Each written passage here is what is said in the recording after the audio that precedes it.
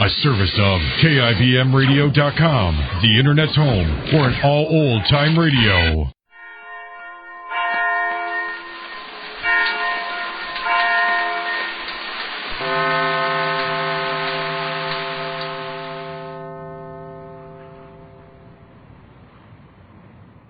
Well, Mr. and Mrs. Marsh apologized to the Aces for involving them in the stolen bracelet episode.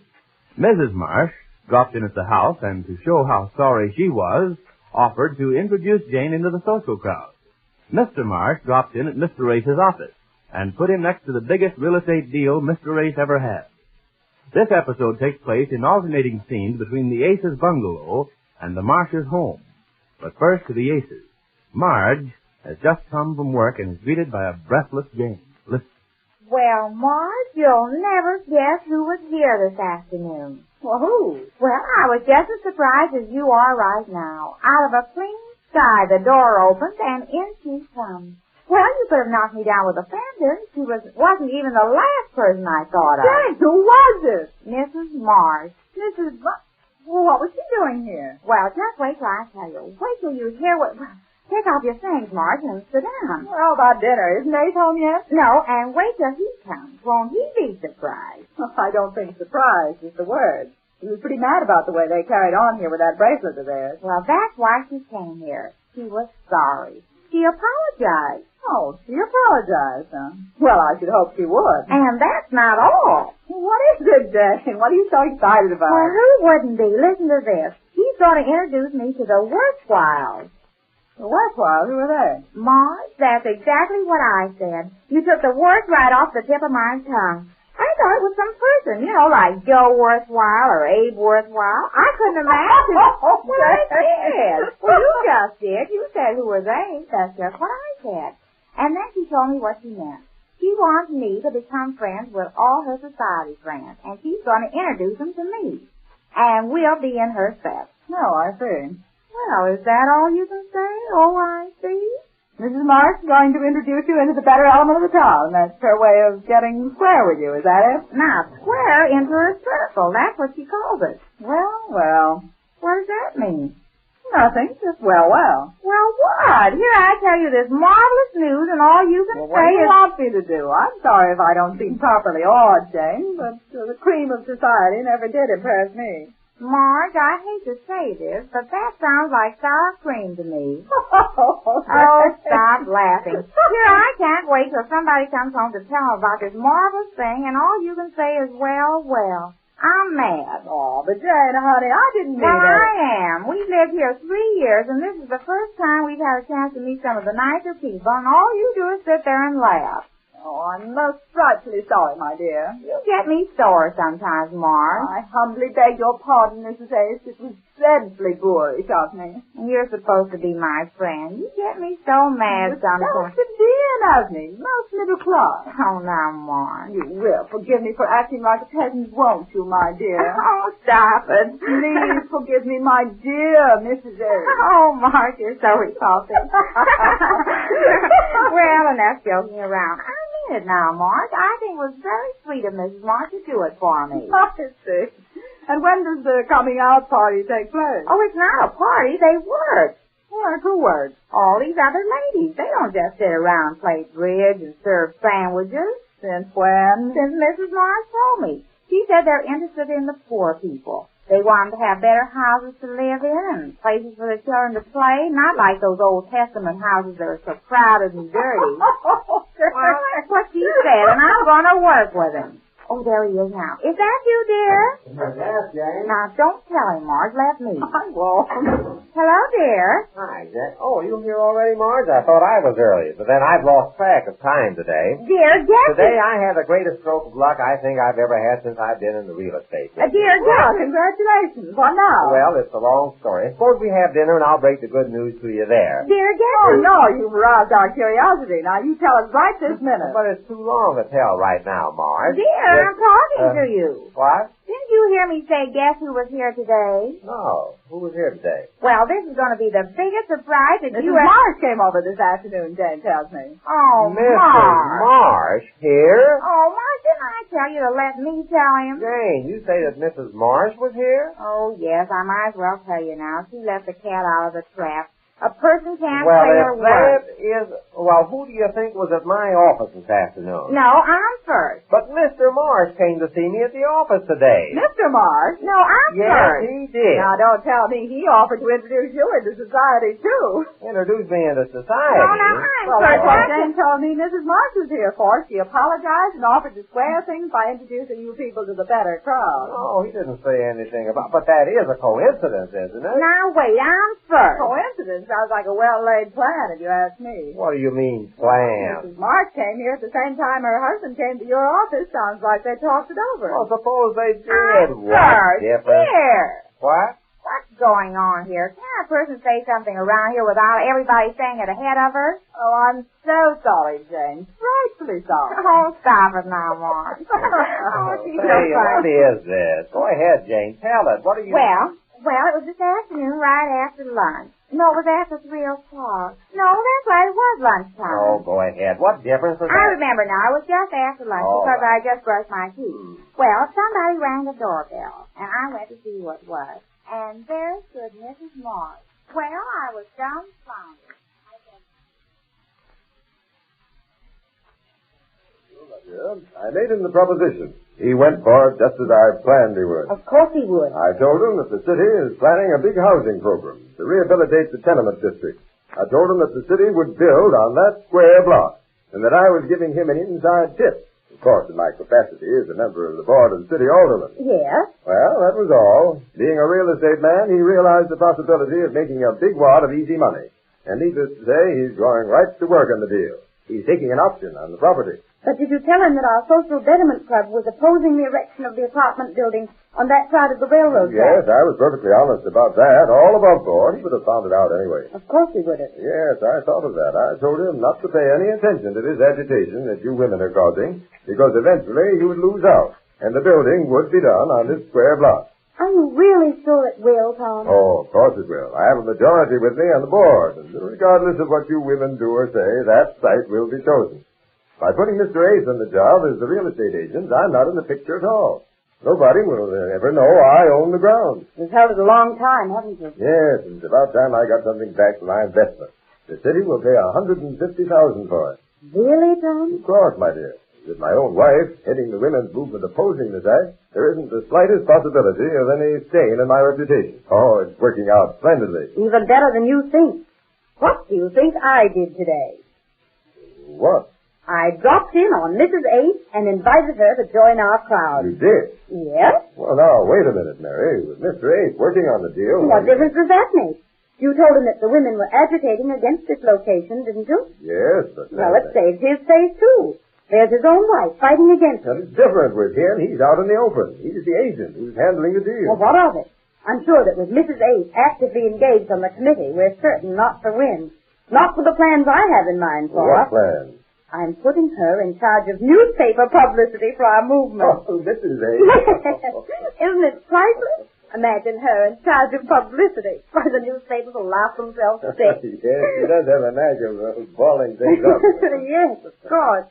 And she went in for it just as your Mr. Ace went in for this real estate deal. Oh, it's going to work out perfectly. Yes, I guess you're right. Of course, Mr. Ace is going to make quite a sum of money when the property's sold, about $25,000. Really? Oh, yes, easily that. And of course, if I wanted to take this picture chance and handle it alone, I could save that much myself. I think it's worth that much to play safe. This way, they won't suspect I have the slightest interest in the location. You told him to keep your name out of Oh, it. yes, of course. He understands that this is an inside tip.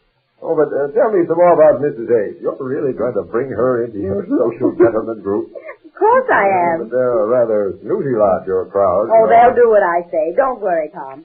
You just leave Mrs. Ace to me. I'll take care of that. That the people we know aren't the right people. They're all right in their place, he said, but she's going to take me and introduce me to all her crowd. And then later on, I'll introduce you too, dear. Well, that's certainly big of you, Jane. Well, I can't get over it. Now, don't tell me you're going daffy over this society crowd of the Marshes, Oh, too. no, it's not that, but I think they're really sincerely sorry about all the inconvenience that they caused us with that stolen bracelet because Mr. Marsh came over and made me the best proposition I ever had. Oh, is that the big deal you were talking about? Yes. Well, what is it, dear? What did Mr. Marsh say? Well, it's a long story, Jane, and rather private, but what I can tell you will keep till dinner. All I can tell you now is that if this thing works out, we're set for life. Really? Is it that big? I tell you, it's the biggest thing that ever came to me. Well, it must be. I never saw you so tickled. How did he happen to be able to throw it your way? Well, that part has to stay a secret. All I can tell you Oh, is... I forgot to tell you the rest of it, dear. The rest of what? The rest of what Mrs. Marsh said. How she's going to let me work with the club she belongs to. What club? It's some social club Mrs. Marsh is interested in. Now, let me tell him. All right, Jane, take it. It's a club that not only Mrs. Marsh is in, but all these other ladies. And I'm going to be in it. Well, that sounds nice. So who are the other ladies, and what's the purpose of the... Well, the others are her crowd, the circle she goes around in. Now, don't you start going around in circles, Jane. Oh, isn't she terrible? Mars, you just don't understand. If you had your way, we'd still be going with the same people all the time. Mrs. Benton and all those now, others. what's the matter with them? Oh, I don't mean there's anything the matter with them. They're all right, but they don't count. They don't count as much money as the Marshes and their crowd do. Is that what you mean? Count money? What do you mean? Well, how is Mrs. Marsh so sure she can get you into her crowd? Suppose she does introduce you. She can't make those other women accept you. Yes, they're the wives of some pretty prominent men in this town. But I guess if Mrs. Marsh has any control over those wives, I guess those wives will do what she says. Well, I'm glad you're so sure. Listen, a hint to the wives will be sufficient. A hint to the wives? Yes. Well, come on, let's have dinner. And so, as Mr. Race goes into the biggest deal of his career, Jane unwittingly goes into social work to try to squelch that deal. But Mrs. Marsh feels pretty sure that with Jane on the job, Mr. Marsh's project can't lose. We'll learn more about that when next we meet the Easy Aces. Colgate Dental Cream to clean your breath while you clean your teeth and help stop tooth decay, and Luster Cream Shampoo for soft, glamorous, caressable hair bring you Our Miss Brooks, starring Eve Arden.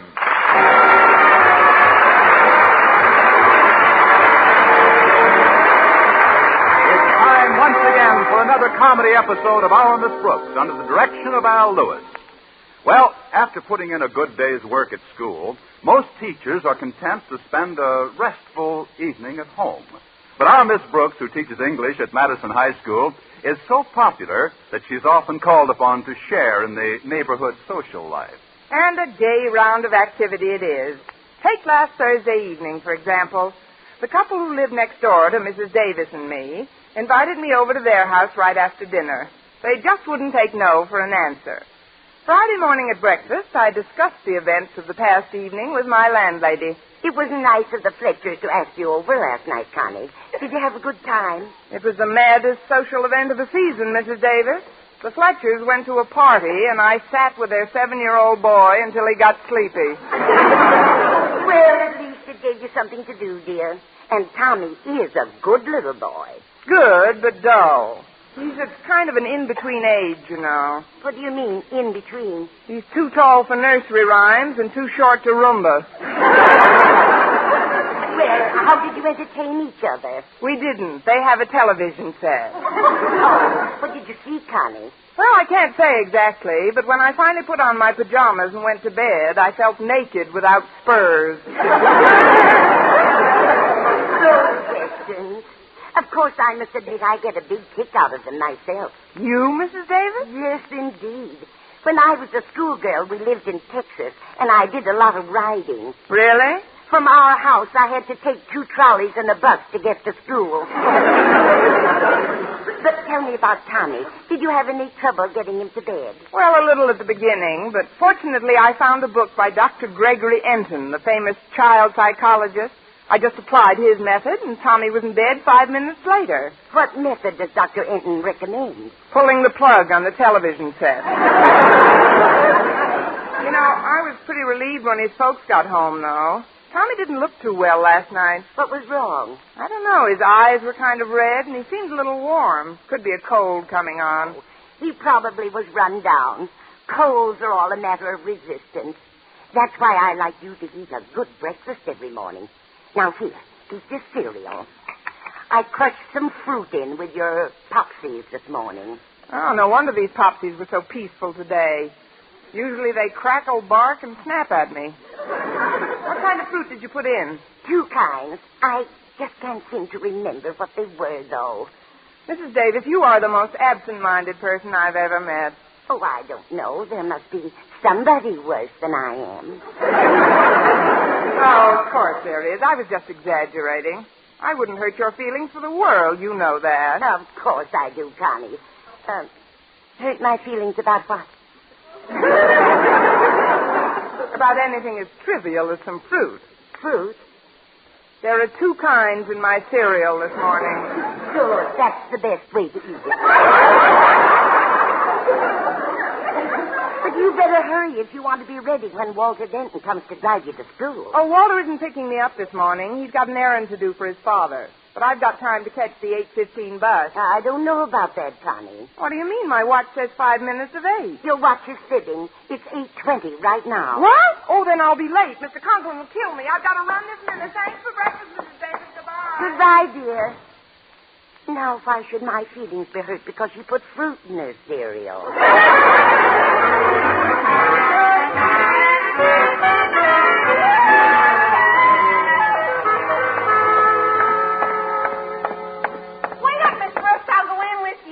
Oh, Walter, why are you coming to school so late? Oh, I might ask you the same question. Well, don't. Besides, I've got a good excuse. I can blame it all on the 8:15 bus. Well, what happened to it? It was on time. They'll do that every now and then. But I'm afraid you won't be able to kid old Marblehead out of... Mr. Conklin's a bug on punctuality. I hope he doesn't catch you. Catch me? What about you? You're just as late as I am. Over 2 minutes. Yeah, I know. I had a flat. Well, let's get going, Miss Brooks. We might as well march to the guillotine together. Fine. We couldn't ask for a nicer day for a double-header. Now, just be as quiet as possible after we get up the steps. Let's go in, Miss Brooks. Now, if we can just sneak past Mr. Conklin's office. Yeah, here it is. Let's tippy-toe. Right. I'm sure I'm scared to death. Oh, relax, Walter. We're only a couple of minutes late. That could happen to anybody. You certainly are calm in our time of danger, Miss Brooks. Well, it's the only way to be, Walter. There's no sense in getting panicky. But what if Mr. Conklin comes out of his office? If Mr. Conklin comes out, I'll merely smile and say, "Good morning, Mr. Conklin." Well. Good morning, Mr. Conklin!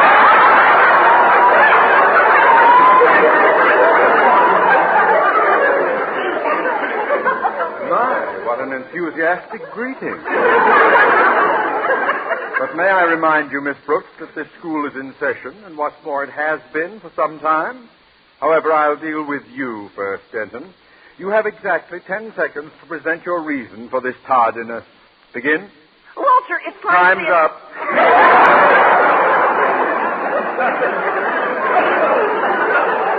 Now that you've had a fair trial, I'll mete out your punishment. You, sir, will report to the athletic field after school today, and you will bring with you a long plank and a penknife. What are they for? You're going to fill the high jump pit with shavings. The hard way.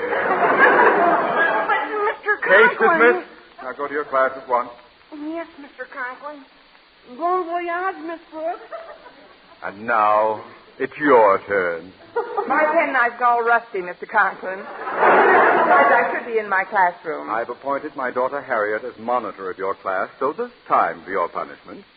Miss Brooks, by a rare coincidence, I've written in longhand a 10-page speech entitled The Early Bird. You will type it up neatly in triplicate and have it on my desk by noon today. You want me to type 10 pages in triplicate? I don't chew my cabbage twice. Me either. If it's cooked enough once, there's usually plenty. Please, pay attention, Miss Brooks. At 12:30 today, I am addressing the Goodfellows Monthly Luncheon, a group of which I have recently been elected Best Fellow. Oh, congratulations, Mr. Conklin. It isn't every fellow who can be elected Best Fellow of the Goodfellows.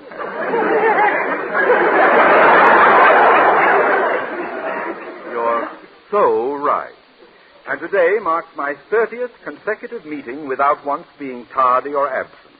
This breaks the former attendance record of 29 consecutive luncheons and makes me the new champion. I'd give anything to see you crowned. I'd like to be there when you read your speech. I'm afraid that's impossible. It's just for good fellows. But if you can keep a secret, I will let you in on something. They are presenting me with a solid gold pocket watch today. How do you know, Mr. Conklin? It was suggested at the last meeting. And I'm happy to say my motion was almost unanimously cast. Now then, here are the pages I want to type, Miss Brooks. I've got to get back into my office. Yes, Mr. Conklin, I'll do the best I can. Remember, Miss Brooks, by noon sharp, those papers must be on my desk. And let this be a lesson to you. Good morning. It's a dandy. Oh, hello, Miss Brooks. Hello, Mr. Boynton. Now, I just stepped out of the lab to get some things in the supply room. Did you just step out of your class? No, I haven't stepped in yet. I was a little late today, and Mr. Conklin just caught me arriving. Well, what did he say? Quite a bit. But boiled down to an hour, it adds up to my having to type a 10-page speech for him in triplicate. He's got to read it at his club meeting today. Well, that isn't fair. I don't approve of disciplinary measures that relieve him of work that's rightfully his. I agree that it's a great imposition, but there's nothing I can do about it. Well, it certainly is an imposition. My goodness, I've got some biology papers that have to be typed by tomorrow morning, and I'm a poor typist. I wouldn't think of asking anyone to do it for me. Huh? It wouldn't be fair for me to expect another teacher to stay after school and work with me on my notes in the biology lab. Of course it would. In fact, it would be an imposition for you not to expect someone to help you. But you just said... Who are you going to believe, what I just said or me? Mr. Boynton, I know of a teacher who'd love to type those notes for you. But it would mean staying here quite late. Uh-huh. Well, the office in my lab is terribly small. I hear you talking. Oh, we'd be jammed in there for hours, and the lighting is pretty bad, too. Yum, yum. No,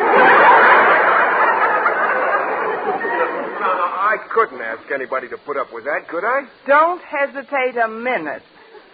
Do you really mean it, Miss Brooks? Do you honestly think I should ask someone to help? Ask. I'll do it. I'll go ask Miss Enright to give me a hand. Oh, Miss Enright can't possibly do any typing. She's letting her fingernails grow. It's for a part in a dramatic club sketch. She's playing the role of Fu Manchu's mother. Well, say, I don't like to mention this, Miss Brooks, but while you were talking, I noticed that your face seems quite flushed. You got several red spots on your neck. Don't tell me I'm blushing in polka dots. I don't want to alarm you, but I'd like to take you to the infirmary right now. Why, Mr. Boynton, this is the first date you've asked me for in weeks. No, I want the nurse to take a look at you. Have you been exposed to anything contagious lately? Just Mr. Conklin. That is, what do you think I've got, Mr. Boynton? Measles. Measles? Where could I possibly catch a childish disease like measles? I haven't been around any kids since last night. Last night? Tommy. Who's Tommy? There's no time for details, but he's the author of Hop Along Brooks, Hops to the Infirmary.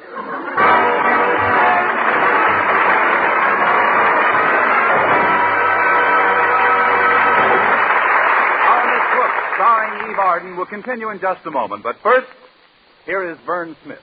Reader's Digest reports the results of one of the most expensive experiments in dentifrice history. Yes, Reader's Digest reports the very same research which proves brushing teeth right after eating with Colgate Dental Cream stops tooth decay best. And here are additional important facts. Over a 2-year period, the Colgate way stops more decay for more people than ever before reported in dentifrice history. Yes, the Colgate way of brushing teeth right after eating stops tooth decay best. Better than any other home method of oral hygiene. Even more important, there were no new cavities whatever for more than 1 out of 3 who used Colgates as directed. No other dentifrice, ammoniated or not, has proof of such results. The best results ever reported for a dentifrice of any type. And you should know that Colgate Dental Cream, while not mentioned by name, was the only toothpaste used in the research reported in July Reader's Digest. Yes, Colgate Dental Cream, and only Colgate Dental Cream, was used in this research. So always use Colgate to clean your breath while you clean your teeth. And when you follow the Colgate way, Colgate Dental Cream stops tooth decay best. Well,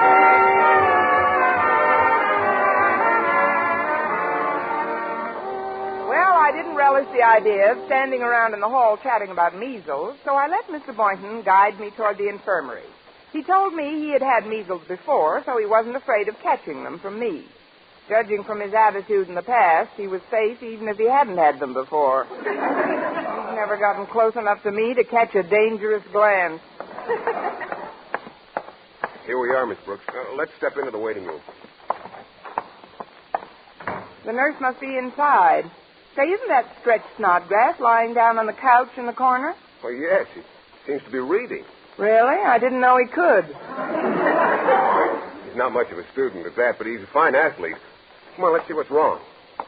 Hi, Stretch, old boy. What are you doing on that couch? I'm lying on it.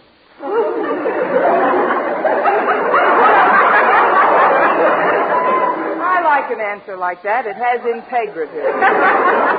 Where's the nurse, Stretch?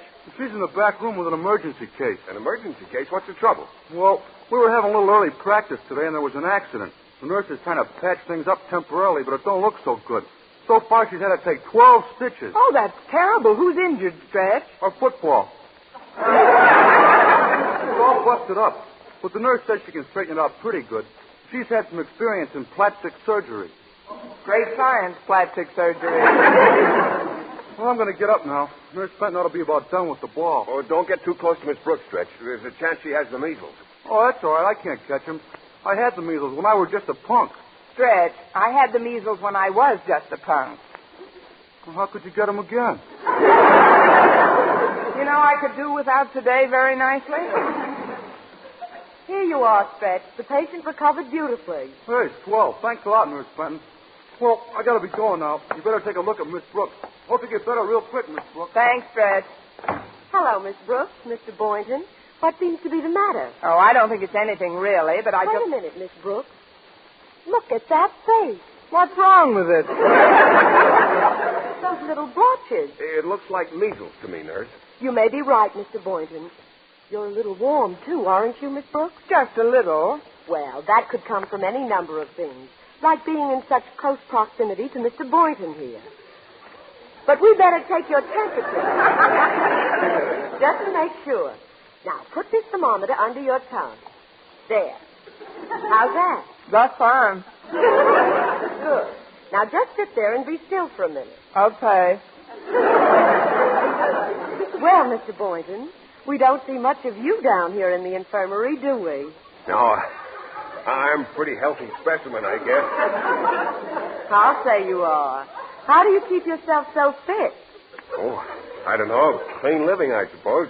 And considerable exercise. I play badminton whenever I get the chance. Do you really? Now, isn't that funny? I just adore badminton. You do? I love badminton, too.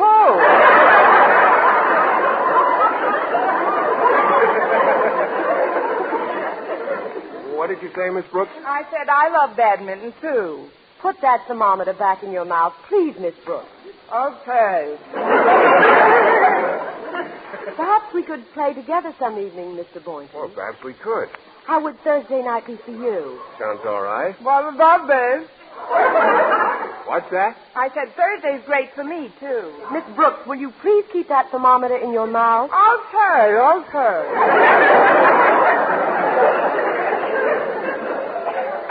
I'll tell you what, Mr. Boynton. Why don't you come over to my place for dinner Thursday evening? Oh, I'm sure I'd enjoy that very much. About what time? How's 6:30? 6:35 for me. Quiet, please. I'm sure we'll have a nice time, Mr. Boynton. I've been wanting you to meet my husband. Hot dog. What's that thermometer? Oh, I'm terribly sorry. At the word husband, it just flew out of my mouth. Miss Brooks, we'd better not take a chance. If there is any contagion, the students mustn't be exposed to it. Now go right home and get into bed. Bed? I'll see that the board sends the doctor over. And meanwhile, be sure to keep your room nice and dark. It's very important with measles. I still don't see how I could catch anything like that. After all, I'm a semi-grown woman.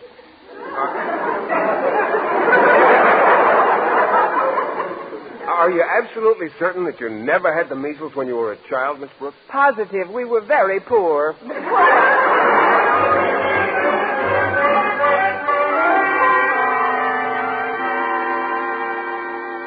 Here, Miss Brooks. Let me slip another pillow behind you. Thanks, Harriet. It was nice of you and Walter to bring me home. Oh, don't give it a thought, Miss Brooks. If he's staying in school. And don't you worry about your condition, Miss Brooks. There's nothing to it. I had measles when I was a kid. Thanks, Granny. I brought you a box of marshmallows. It's just something to keep you company while you're in bed. That's nice, Mrs. Davis. We'll chat for hours. Before we go, Miss Brooks, I want you to know that the whole class chipped in to buy you a little present. Oh, they shouldn't have done it, Walter. Wasn't that sweet, Mrs. Davis? What did they get me? The afternoon papers. That's what I've always wanted. I'm afraid Miss Brooks won't be doing any reading for a while.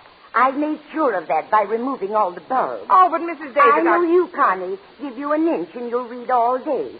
Harriet, please pull that window shade down. All right, Mrs. Davis.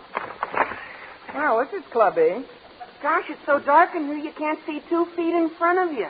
So what? Who wants to sit around looking at feet all day? I'll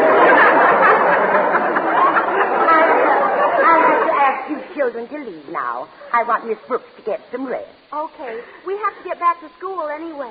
Hurry up and get well, Miss Brooks. Goodbye, Miss Brooks. Goodbye, kids, and thanks again for everything. It certainly was thoughtful of them to bring you the newspapers, wasn't it, Connie? Yes, it was. Do you think I could just light a match and see what Terry and the pirates are doing? Absolutely not, Connie.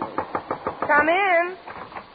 Oh, it's Mr. Boynton. Oh, hello, Mrs. Davis. Hello, Miss Brooks. Hello, Mr. Boynton. Goodbye, Mrs. Davis. You just must excuse me, folks. I've got some things on the stove. Oh, certainly, dear. Sit down, Mr. Boynton. Oh, thank you. I'll close this door first. We don't want any light to get in, do we? Now I can find a chair and... Here's one. Say, this is comfortable.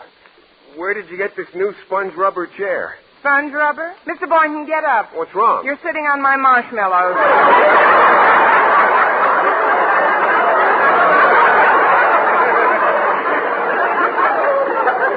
All right. There's no damage done. They're wrapped in cellophane.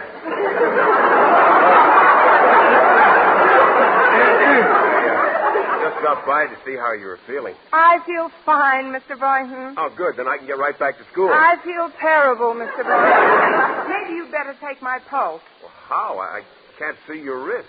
Wait, I'll send up a flare.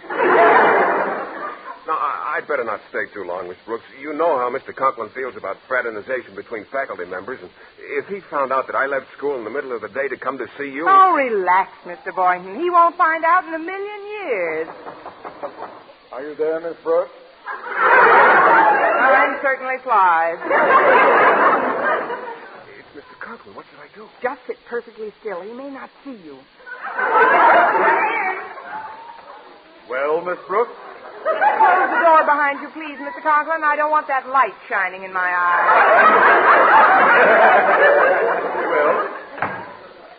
Now then, Miss Brooks, how do you expect me to make a speech without my notes? Oh, dear. I brought them home with me, but I didn't get a chance to type them up. You see, Then, for heaven's sake, give me back the papers I gave you. I've only 5 minutes to get to that luncheon. Let's see. I put them right on my nightstand. Here they are. Just reach out, Mr. Conklin. All right. Confounded, I can't find your hand. Where's your hand, Miss Brooks? Try lower down on my arm.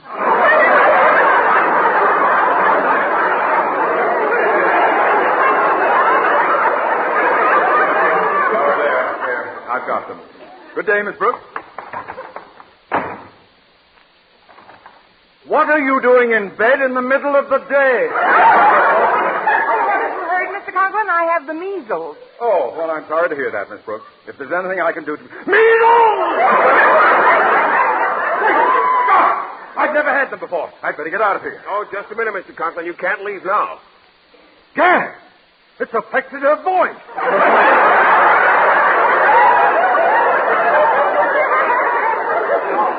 It's me, sir, Mr. Boynton. At the risk of incurring your displeasure, I must request that you don't leave the premises. Now, I'd better close this door. What's that? Well, you see, if you've never had the measles before, you might have contracted them just now. You mean Miss Brooks might have given me the measles? It's entirely possible, Mr. Conklin. She wouldn't dare.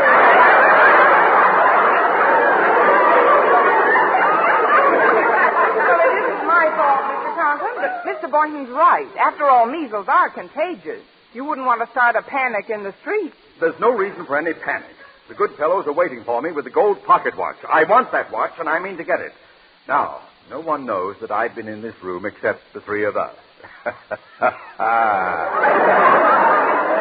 glad he doesn't hold my mortgage. Now, look, Mr. Conklin, just to get a little gold watch, you wouldn't want your fellow good fellows to get the measles from you. Boynton, no one has ever gotten anything from me. You can say that again.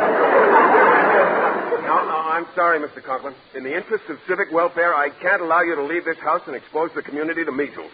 Old man, how would you like a brand new Bunsen burner for your biology laboratory? Careful, Mr. Boynton. He sounds like he's edging toward the door. Yes, sir. A nice new Bunsen burner, eh? Sorry, Mr. Conklin. I advise you not to try to leave here until... He got away. I don't think he'll get very far. He ran into my closet.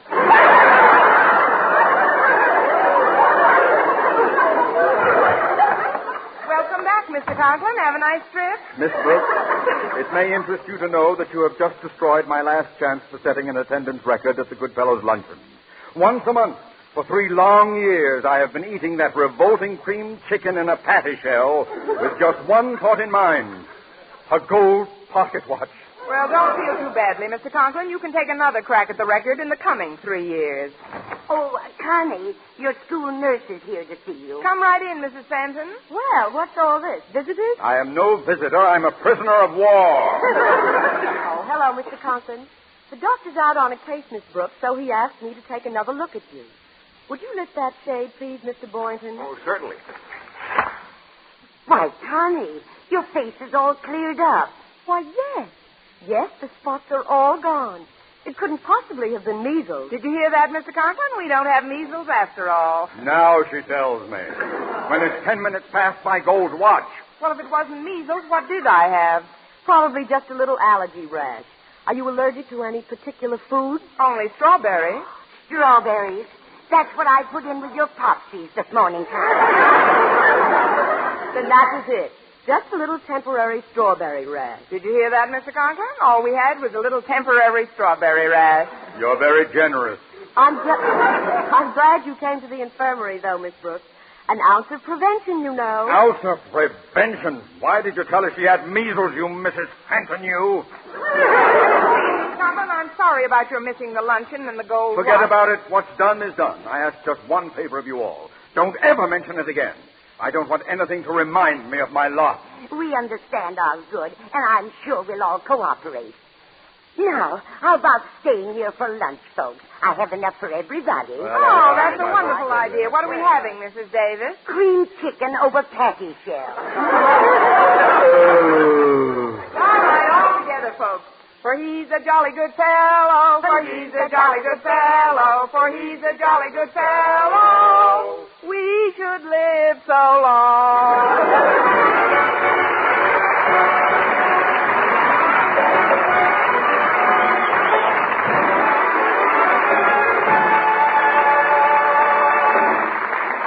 Our Miss Brooks returns in just a moment, but first...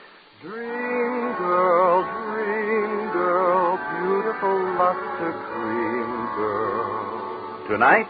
Yes, tonight. Show him how much lovelier your hair can look after a Luster Cream shampoo. Luster Cream, world's finest shampoo. No other shampoo in the world gives you Kay Duma's magic blend of secret ingredients plus gentle lanolin. Better than a soap, better than a liquid, Luster Cream is a dainty cream shampoo. Leaves hair 3 ways lovelier, fragrantly clean, free of loose dandruff, glistening with sheen, soft, manageable. Even in hardest water, Luster Cream lathers instantly. No special rinse needed after a Luster Cream shampoo. So gentle, Luster Cream is wonderful even for children's hair. Tonight, yes, tonight, try Luster Cream shampoo. Dream girl, beautiful Luster Cream girl, you owe your crowning glory to a Luster Cream shampoo. And now, once again, here is our Miss Brooks. Well, we all had lunch and were just finishing our coffee when Mrs. Fenton put down her cup and leaned toward Mr. Conklin. Pardon me, Mr. Conklin, but there seems to be several small blotches on your face and neck. Blotches? What kind of blotches? Big red ones like I had. Correction, Miss Brooks, like you have. They seem to have come back. Come back? Mrs. Davis, were there any strawberries in that cream chicken? Oh, this is absurd. I've never been allergic to anything in my life. Well, you're never too old to start out good. It might have been those patty shells. I'll get it. This thing has me worried. Some of my friends have allergies, but nothing like this has ever happened to me. I don't know why I should... Hello? Yes, this is Miss Brooks. What? Oh, I see. Well, thanks for calling. Well, we don't have to worry about any allergies, Mr. Conklin. We don't? No, sir. The lady next door just called to tell me that the little boy I sat with last night is in bed with a bad case of measles. Next week, here's to another Our Miss Brooks show brought to you by Luster Cream Shampoo for soft, glamorous, caressable hair and Colgate Dental Cream to clean your breath while you clean your teeth and help stop tooth decay. Our Miss Brooks, starring Eve Arden, is produced by Larry Burns, written by Al Lewis, with music by Wilbur Hatch. Doctors prove palm olive soap can bring you a lovelier complexion in 14 days. Yes, 36 leading skin specialists proved in tests on 1,285 different women that palm olive soap facial, using nothing but palm olive, brought new complexion beauty to 2 women out of 3. Just wash your face 3 times daily with palm olive soap, each time for 60 seconds, massaging palm olive's beauty lather onto your skin. Then rinse and pat dry. So start your palm olive facials today. Remember, doctors prove palm olive soap can bring you a lovelier complexion in 14 days. Be with us again next week at the same time for another comedy episode of Our Miss Brooks. Bob Lamont speaking. This is CBS, the Columbia Broadcasting System.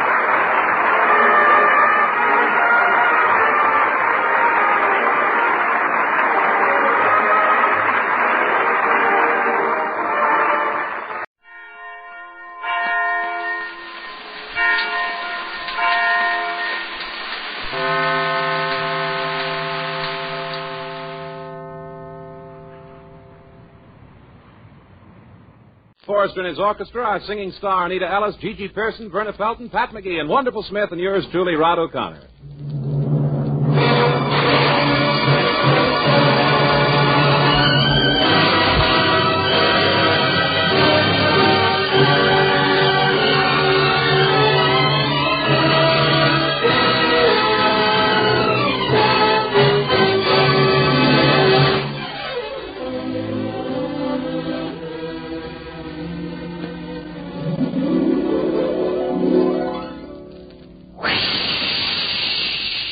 It's Moisturize, the new, all-new Rolly 903 cigarette. Listen. That jet of fresh, pure moisture stands for the new, different, moisturized Rolly 903. You blend, you taste, new freshness. It's the new, all-new, moisturized Rolly 903.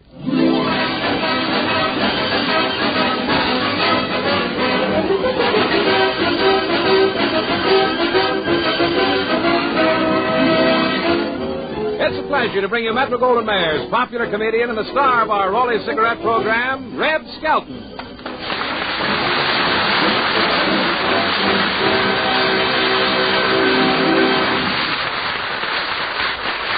Thank you very much, and good evening, ladies and gentlemen. Hey, Mr. Raleigh walked in tonight, and he's got a towel over his arm, and I says, "What's that for?" He says, "Everybody I meet says, 'How are you?'"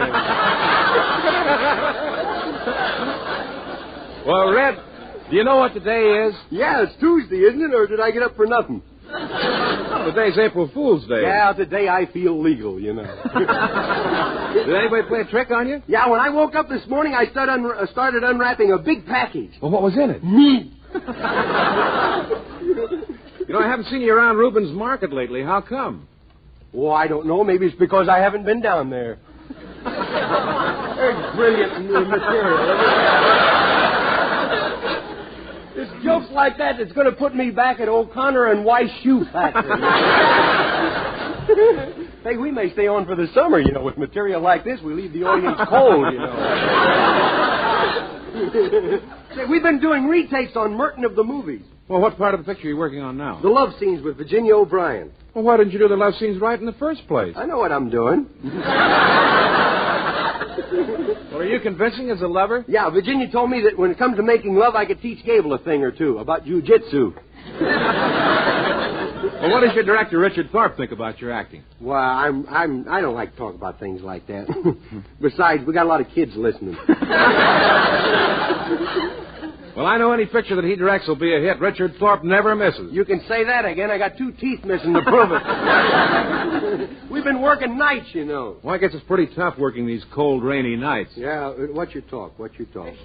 We never say rain out here. It's merely California shedding a few tears for the bad weather that Florida is having.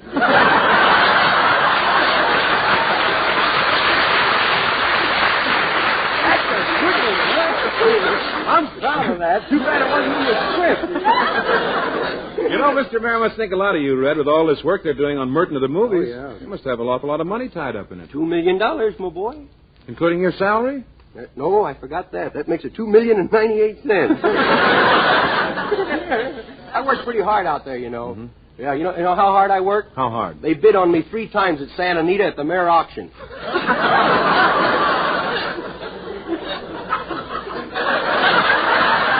Well, they previewed that picture once. What happened? Wasn't it funny? Funny? My next-door neighbor saw it and he almost died. Really? Yep. Some popcorn stuck in her throat. Thank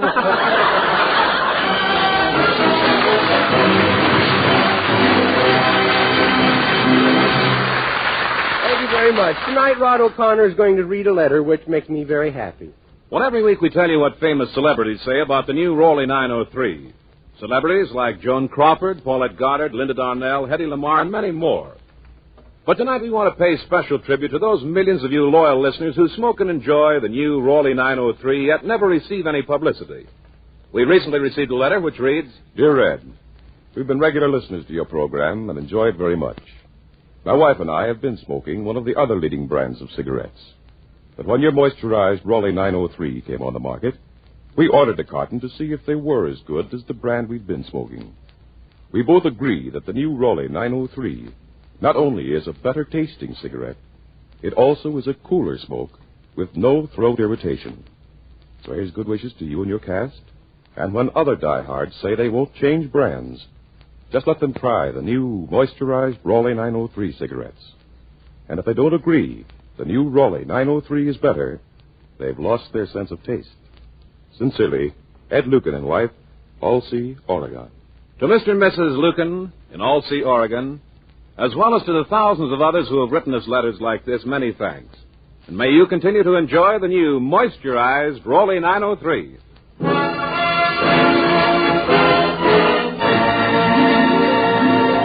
Anita Ellis sings Sunday Kind of Love.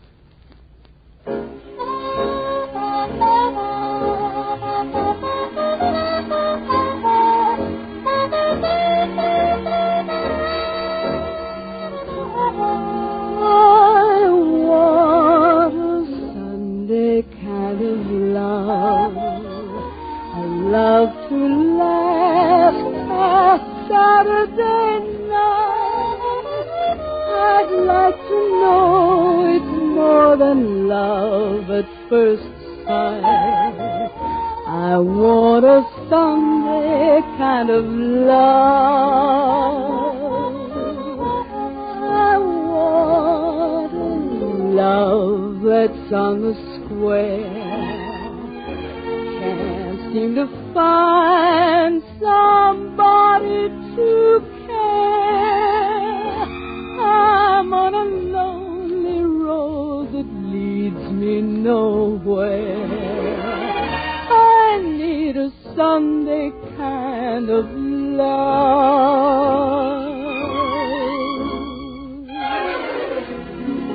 I do my Sunday dreaming and all my Sunday scheming every minute, every hour, every day. I'm hoping to discover a certain kind of love who will show me the way. My arms need someone to enfold, to keep me warm when Mondays are cold. A love for all my life to have and to hold. I want a Sunday kind of love.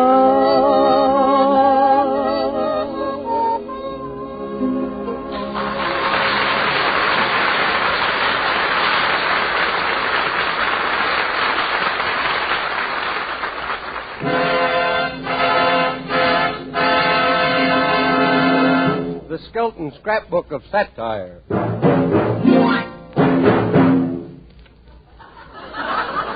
You got something on Petrillo that he let you get away with that? Chapter 1 is entitled Willie Lump Lump in the Traffic Court.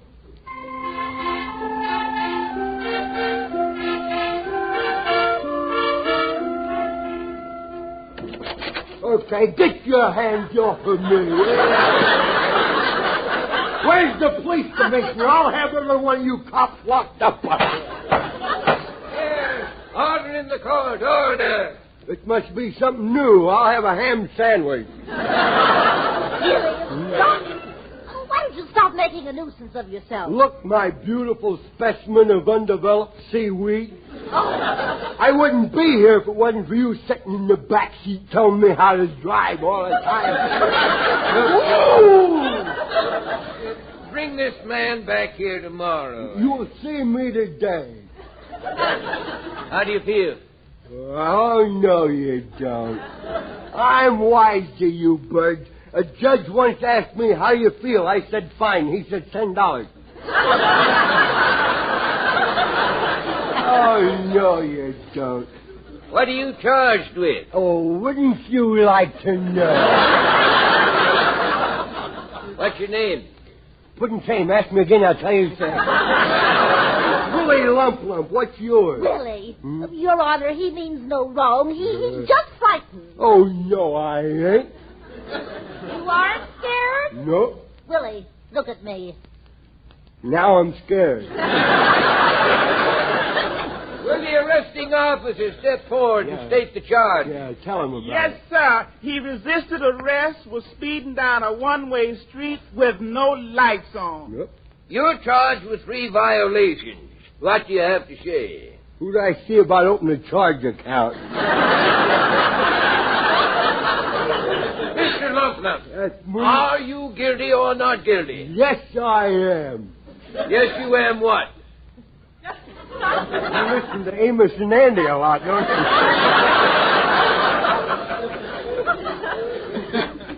I'm either guilty or not guilty. Figure it out for yourself. I ain't no stool pigeon here. Just pick up any line and start reading. Well, which are you, guilty or not guilty? I think that's a rather personal question, if you ask me. How fast was he driving, officer? Tell him, blabbermouth. 76. That's the spirit. Look, if I was speeding, so was you. Otherwise, you would have never caught me. Now, work your way out of that one. Look, you forget your charges against me, and I'll do the same for you, and I'll be on my way. Willie, shall I call your lawyer, Frank Belcher? You will not.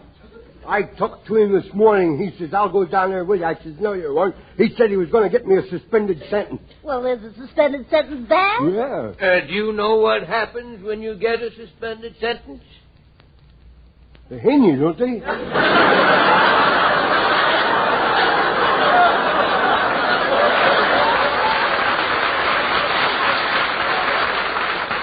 Boy, that's what I like, is a courtroom that will applaud. Oh, please, Your Honor. Well,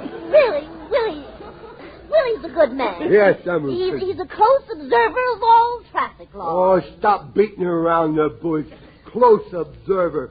Why don't you come right out and tell the man I'm nearsighted and get it over with? You're nearsighted and you drive without glasses, eh? Yep. Now, how far can you see? Pretty good. On a clear day, I can see the sun.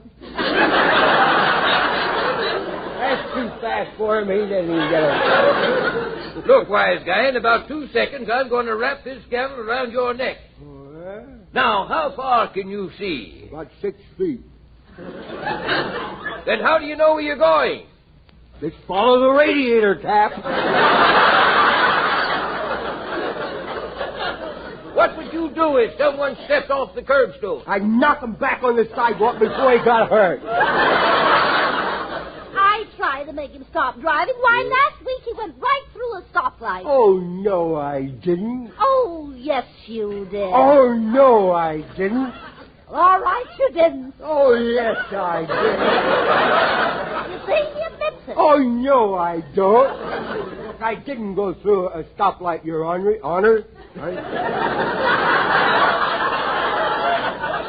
I stopped dead the minute I hit it. You mean you wrecked your car? Not exactly. I always drive around with a motor in my lap. Well, I fine you $100 and sentence you to 90 days in jail. You're pretty liberal with other people's time, ain't you, old boy? Next case. Well, Willie, it's your own fault. Yeah, I know, but I had it coming to me. If I'd have been that judge, you know what I would have done? I'd have sentenced a thoughtless offender like me for a year. You know, I just happened to realize something. I could have been killed. Or I could have killed somebody. You know, driving carelessly and not obeying the laws that protect safety of the lives of other people and your own makes you the same as a criminal that carries a gun and goes out with the intent to kill. And it's the little laws that we break that contribute to the overthrow of our American way of life. I had it coming down.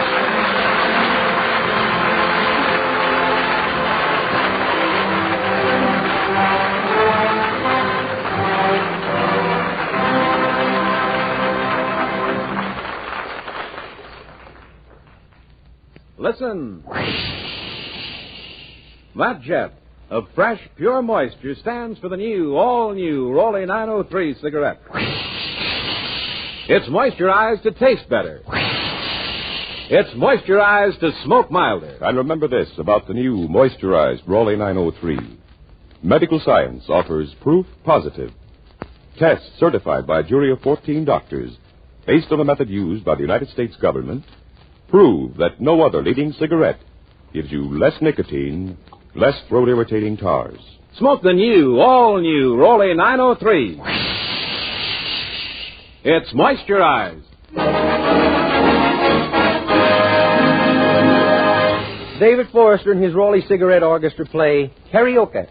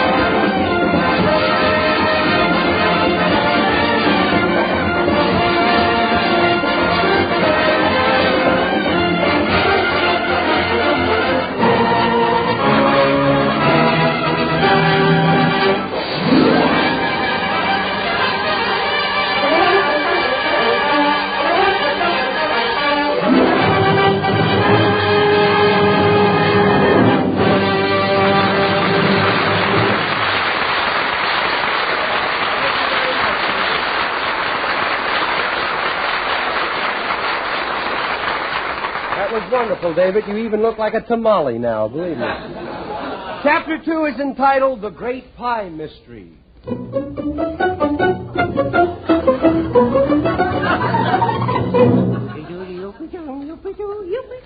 Well, there's nobody around. Here I is, all alone. The stage is set for catastrophe. I know what I'm going to do. I'm going to call up somebody on the telephone. I'm going to call on the telephone. Hello? Hello? Operator. Give me, nothing. Why, that's your own number. Well, naturally, I don't want to talk to strangers, you know. What number do you wish, sir?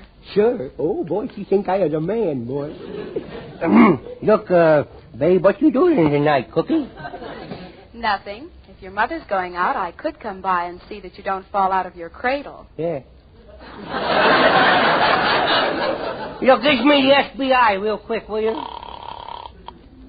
Hello, this is the office of the FBI. Well, look, I as an honest citizen, I want to tell you where you can lay your hands on a whole lot of crooks, a whole gang of criminals. Yes? Where about? Alcatraz. Goodbye. Now back to me, fleet of boats in the bathtub. I'm going to sail me boats in the bathtub. Who left that bar of soap on the floor? Uh-oh. The voice of doomsday is here I is, kiddo. What are you up to? Up to me neck. I'm sitting in the bathtub. I'm sailing me boat. Junior, have you seen my new shoes? You mean the submarine? Junior! Those things at the bottom of the tub look like my shoes. Well, give them a couple of minutes. They won't. My Easter shoes are ruined. Oh. Get out of that water. Oh, you've got your clothes on. Well, naturally. We get dirty together. We just well get clean together. And besides, I got to wear my clothes. You always sneaking in unexpectedly. Goodness. Well, what is this bottle of mercurochrome doing out of the medicine cabinet? I poured it in the tub. I'm sailing on the Red Sea today. Oh, I've never... Come here to me. No, if I don't... You'll get a whipping. And if I do, I get a whipping. Look, kiddo, you're going to have to entice me with a better bargain than that, believe me. Get out of that tub. No. I'm going to have to spank you. Now, look, Grandma, you spank me, I cry, and then you feel sorry for me, and then you give me a cookie, and I eat it. But right now, I is full. So let's just forget the whole thing. Here, get out of those wet clothes. Yes? What's this in your back pocket? The snake. Ooh! Your grandfather's electric razor. Now, snake. what were you doing with that? I'm not going to tell you what I've been doing with the razor. But that naked cat is the weirdest looking thing.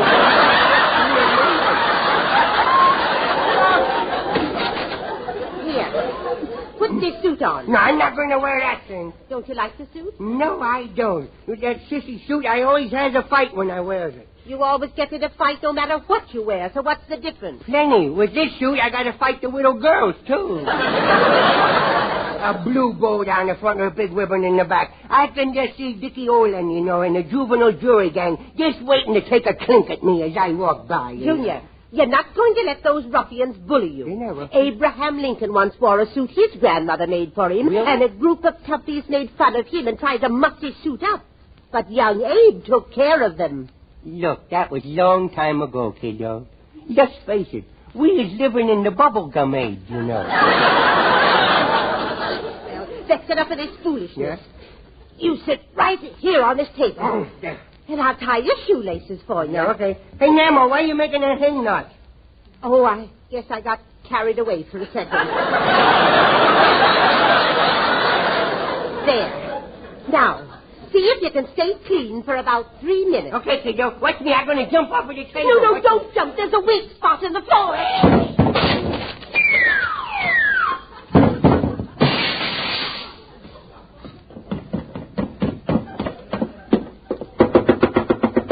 Nemo, open the cellar door. Are you all right? No, Now, don't make a fuss. Oh, dear. Now, You could don't- have fallen in the hot furnace. No, don't get... I don't care. I wish I had, boy. I would just sit there and barbecue myself, you know. I'd just sit and baste myself with hot coals, you know. Spit on me to hear me sizzle, you know I would. And I would wither up and I would... Oh, no! What's wrong? I scared me, Bless his little heart. Yeah, bless his little heart.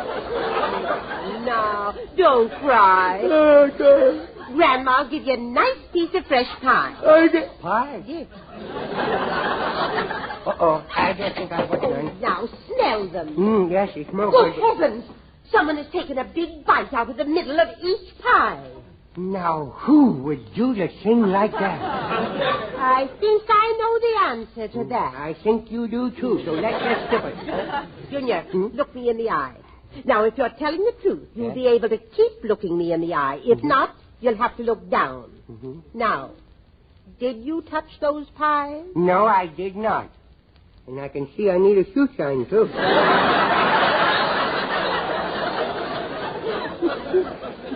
Now, look, Grandma. Now, it must have been an inside job. Look, you better look for some fingerprints. Look for footprints. No, there aren't any footprints, but there are fingerprints. Well, there couldn't be. I wore my catcher's mitts. What did you say? I mean, look, them pies with the middles, I look like catcher's mitts. Look. Well, if you didn't eat the pies, you're probably hungry for some pie. No, not... So I'll give you a big hunk. A big hunk? Mm-hmm. Maybe tomorrow, huh? Yeah. Hmm? Why is your face so green? Watch out, Tommy. Don't give me away, will you? Look, I think I'm going to go outside and Here play. you are. It's rather big, isn't it? What's wrong? Hmm? Why do you just stand there looking at it? You know, if whoever ate all that pie was to eat more on top of it, it would make them sick, wouldn't it? It would help. And here's the milk. Milk? Oh, no, take it away, take it away. It looks like bleached castor oil. And I don't think I want it. You I don't... think it. Milk makes strong teeth. Well, if milk makes teeth strong, why does Gran put his in water every night? Yeah, but what time did old lower plate wobble stagger in last night, huh? You know them lower for them teeth of his? That lower plate wobble is affecting his whole body. He just wobble Well, you stop stalling and eat the pie. Okay. Boy, that's good, eh? Yum, yum. Junior, you've got your mouth full. Now swallow. I did, but this is as far as it goes. And stop eating with your mouth open. I gotta get air, don't I? Junior, you're not eating that pie. Now eat it so I can get you another big piece. Another piece? Why don't you eat? I'm just not hungry, I guess. Why, Junior? Don't stand so close to me, Grandma. Hey, why are you looking at me like that? Junior, Yeah? eat all of that pie. I don't want to. You make me eat that pie, I'm going to tell you. You're going to tell what? I will tell everybody that you used to be Tricky Finger Felton, the shoplifter. Ooh, that was no such thing. Oh, no. Hey, Tricky Finger, nobody's looking. Grab that vase over there. You grab it. I'm loaded.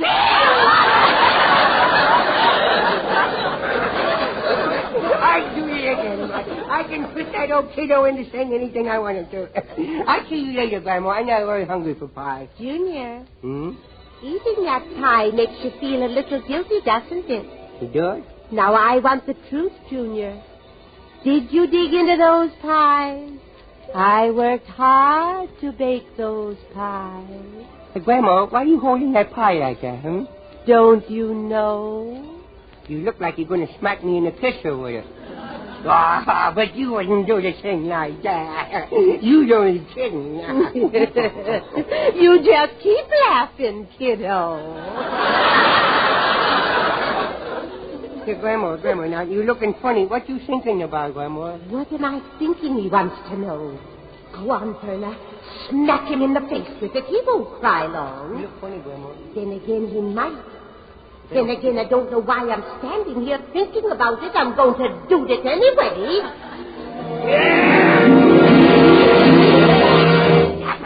Put me down! What's the matter with you? goodness, you had to bleed on me. You was about 2 inches ready to smack me right in the picture with that pie. And you had to suck. Goodness, isn't it awful the way the grown-ups pick up things we kids do? We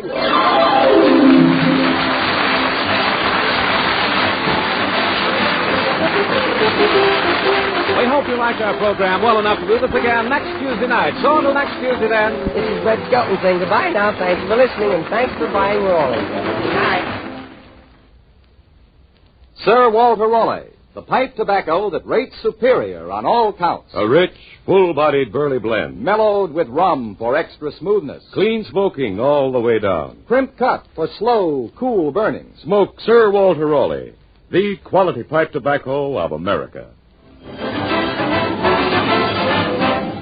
Remember, folks, the Greek War Relief is worthy of your support. Brown and Williamson invite you to other good listening during the week. Listen to People Are Funny with Art Linkletter next Friday night, and join us again with Red Skelton next Tuesday. Red Skelton is heard on this program through the courtesy of Metro Goldwyn Mayer. Red Skelton is brought to you by the makers of Raleigh cigarettes.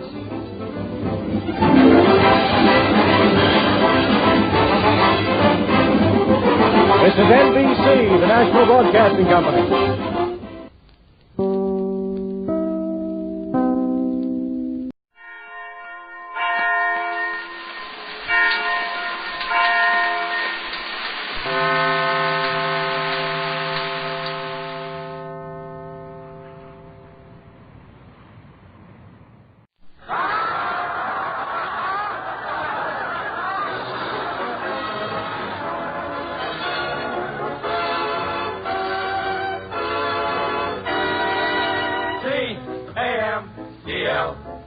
That's right, folks. C for comedy, A for Abbott, M for Maxwell, E for Ennis, L for Lou Costello. Put them all together and they spell Camel. Experience is the best teacher. Try a Camel. Let your own experience tell you why more people are smoking Camels than ever before. And draw up a chair for tonight's Camel Show starring Bud Abbott and Lou Costello.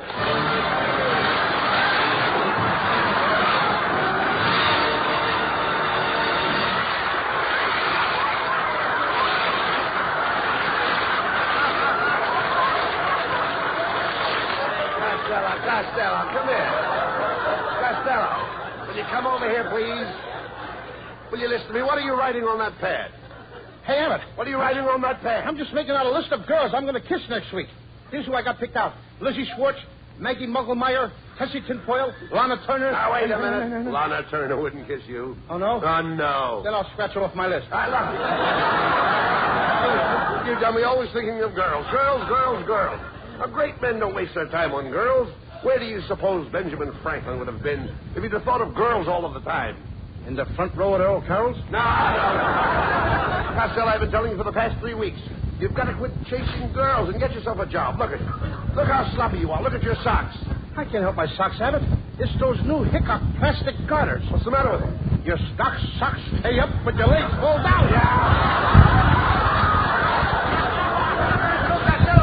Luke Costello. Here, boy. Out of the way, Paso. I'm looking for Luke Costello. Boy, he is Luke Costello. The famous Luke Costello. The one and only Luke Costello. Yes. That's me. Gee, I listen to you on the radio every Thursday night. You break me up when you say, how do you do? Wait a minute. That ain't me. That's the Mad Russian. You're saying? Who's going to take this telegram? I'll take it. It's collect. $14. He'll take it. Don't give it to me. Here, boy. Hey, Costello. This telegram is from Joe DiMaggio. Listen to this. Dear Lou, as you know, I am recovering from a foot operation. I would appreciate you taking my place. Appreciate you taking my place on the New York Yankees until I recover. Please report to the Yankee Stadium immediately. Signed, Joe DiMaggio. Abbott. Hey, that's wonderful. That's the news I've been waiting for. I'm going to be a big league ball player. Yes. DiMaggio probably heard about my playing with the Cucamonga Wildcats last year. You a ball player? I don't believe it, Costello. You know nothing about ball. Oh, no, I eat baseball. I live baseball. All night when I'm asleep, I dream about baseball. Don't you ever dream about girls? What, and Miss might turn up at bat? Oh! What's the matter with you? Yes. And another thing, Abbott. What page are you on? Never mind what page you're on. And another thing, Abbott. Not only that, in Paterson, New Jersey, I worked out with a baseball team. I used to stay out till 4 o'clock in the morning. Why did you stay out till 4 o'clock in the morning? This was a girls' baseball team. Costello, if you're going to play with the New York Yankees, you really have to know something about big league baseball, Lou. I know all about baseball. All right, suppose there's a left-handed pitcher pitching. What do? I put in a right-handed batter. Now, suppose there's a right-handed pitcher pitching. I put in a left-handed batter. But now I trick you. I take out the right-handed pitcher and put in a left-handed pitcher. Then I double-cross you. I take out my left-handed batter and put in a right-handed batter. Now, wait a minute. Where are you getting all those right-handed batters? The same place where you're getting all those left-handed pitchers. Oh. Hello, Bud. Hello, Louis, honey. It's Marilyn Maxwell.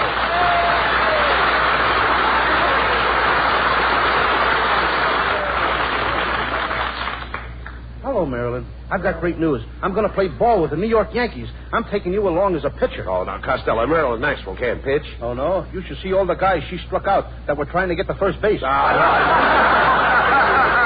This kid has got some nice curves. Oh, Louis, you're so sweet. But I do hope you be careful. You know big league baseball is a very dangerous game. Oh, what's dangerous about baseball, Marilyn? Well, I read in the paper this morning that in the opening game in Boston, 5 players died on base.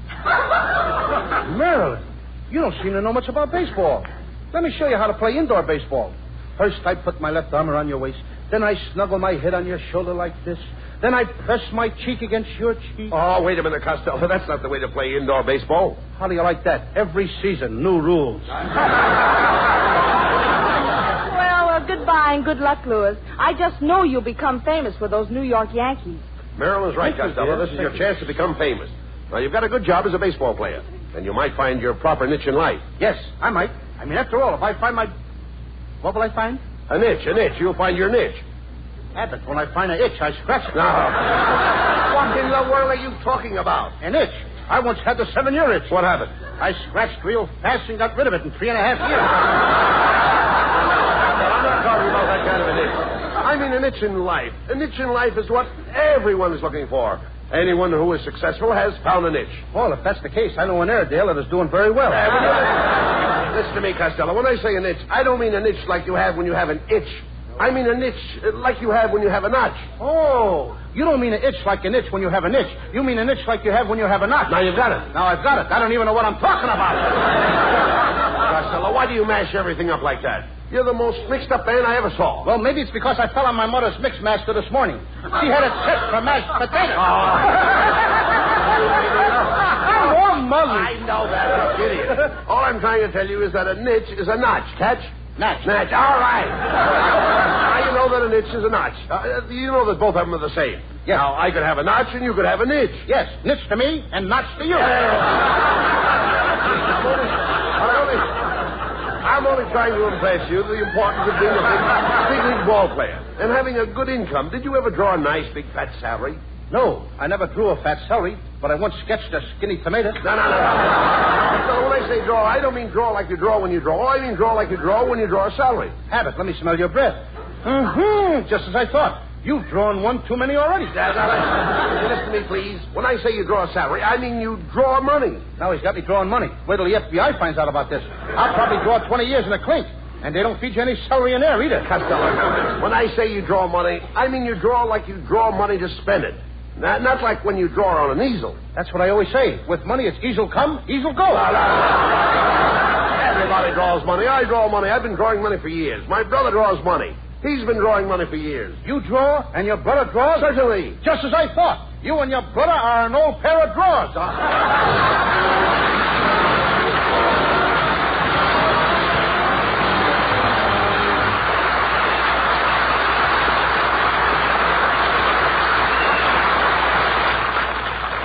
Experience is the best teacher. It happened shortly after the end of the war. 2 cigarettes glow in the dusk on the veranda of a country house as a man and woman are chatting. The woman remarks, Robert, you've changed your cigarette brand. This is a Camel. I can tell without even looking. Yes, I have changed my brand. You know how we smoked whatever cigarettes we could get during the war? Don't I? Yes, I must have tried all the brands during that shortage. That's when I found I liked Camels best. And weren't you right? Yes, experience is the best teacher. During the wartime shortage, people smoked whatever cigarettes they could get. It was this experience that taught millions the differences in cigarette quality. As smokers tried cigarette after cigarette on their T-zones, that's T for taste and T for throat, it was Camel's rich, full flavor and cool mildness that stood out from all the others.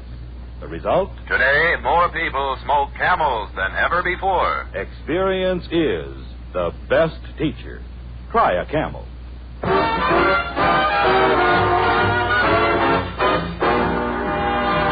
And while you light up a Camel, here's Skinny Ennis with Linda.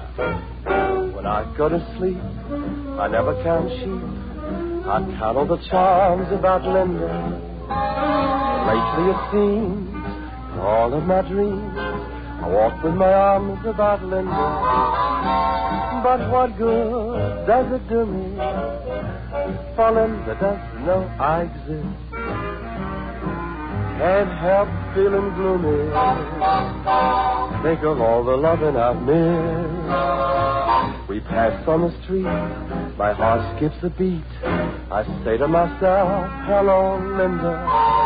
If only she'd smile, I'd stop her a while, and then I would get to know Linda. But miracles still happen, and when my lucky star begins to shine, with one lucky break, I'll make Linda mine.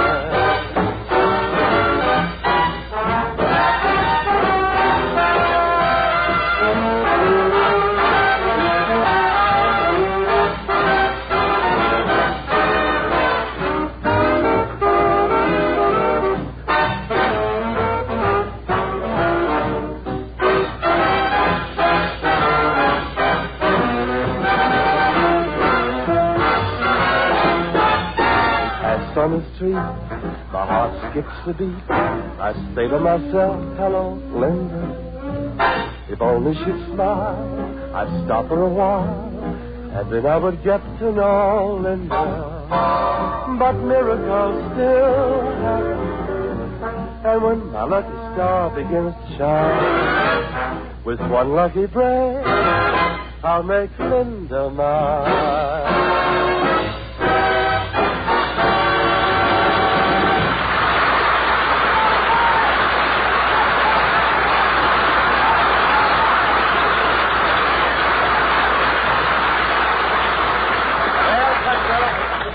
Be a big league ball player, you've got to get yourself in shape. Now, from 8 a.m. to 9 a.m., you lift weights. From 9 to 10, deep knee bends. 10 to 11, skip rope. 11 to 12, run 5 miles. 12 to 1, I'll never make it. Hey, look. You idiot, you'll never be a ball player. Staying up late and going to nightclubs, eating rich food, running around with beautiful girls. Do you know what can happen to you? Yes, I can become manager of the Brooklyn Dodgers.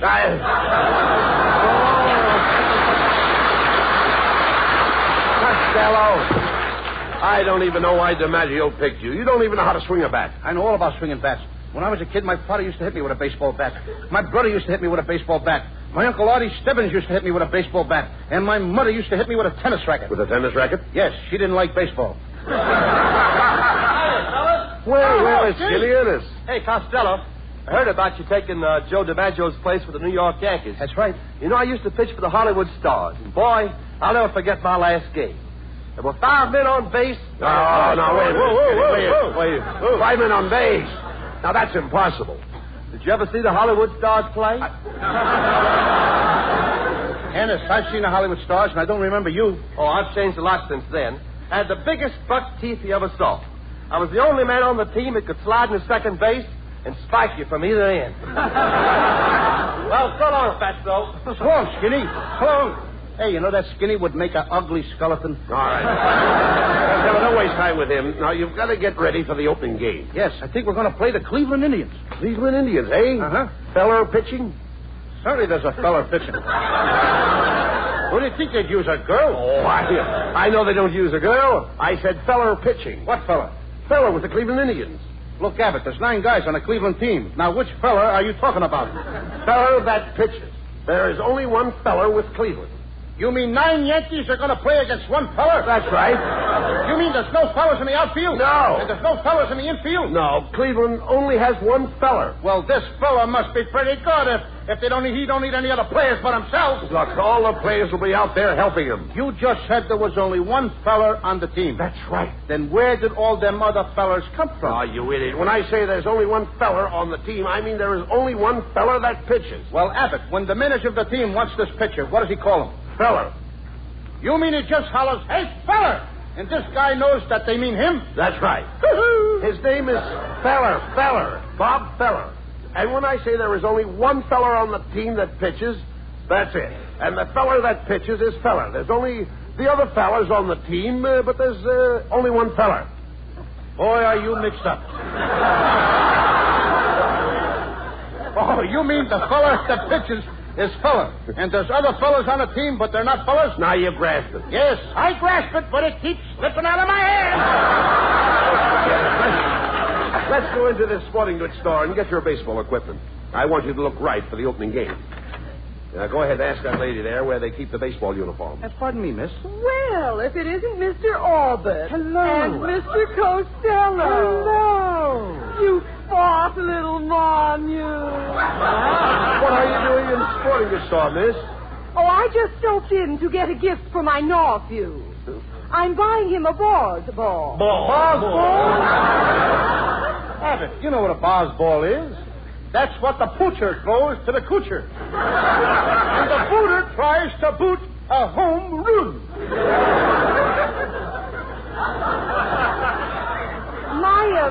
My nephew is just a lotto trope, but his ambition is to be a Brooklyn Dodger catcher.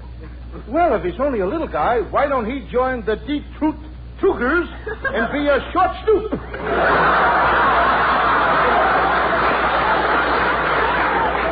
Be going. As we say in Chinese, eat your gooey hot gooey on for you. And a dish of gooey chop suey and a push for you, too. Hey, look, that fella. They come some sales for now.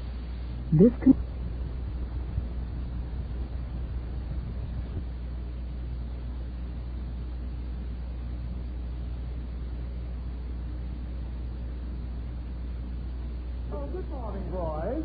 As Johnny Weissfellow said to Buster Crab, what dive did you come out of? Well, my friend and I are here to get some baseball equipment. I'd like to see a baseball uniform that would fit Costello. So would I.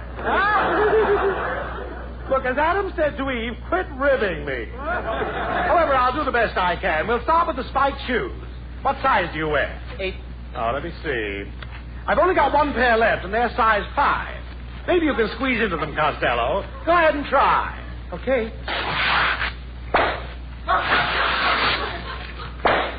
What do you know?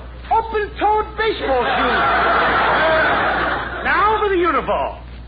My, you're certainly a pudgy little rascal, aren't you? Mm-hmm. Aren't you overweight?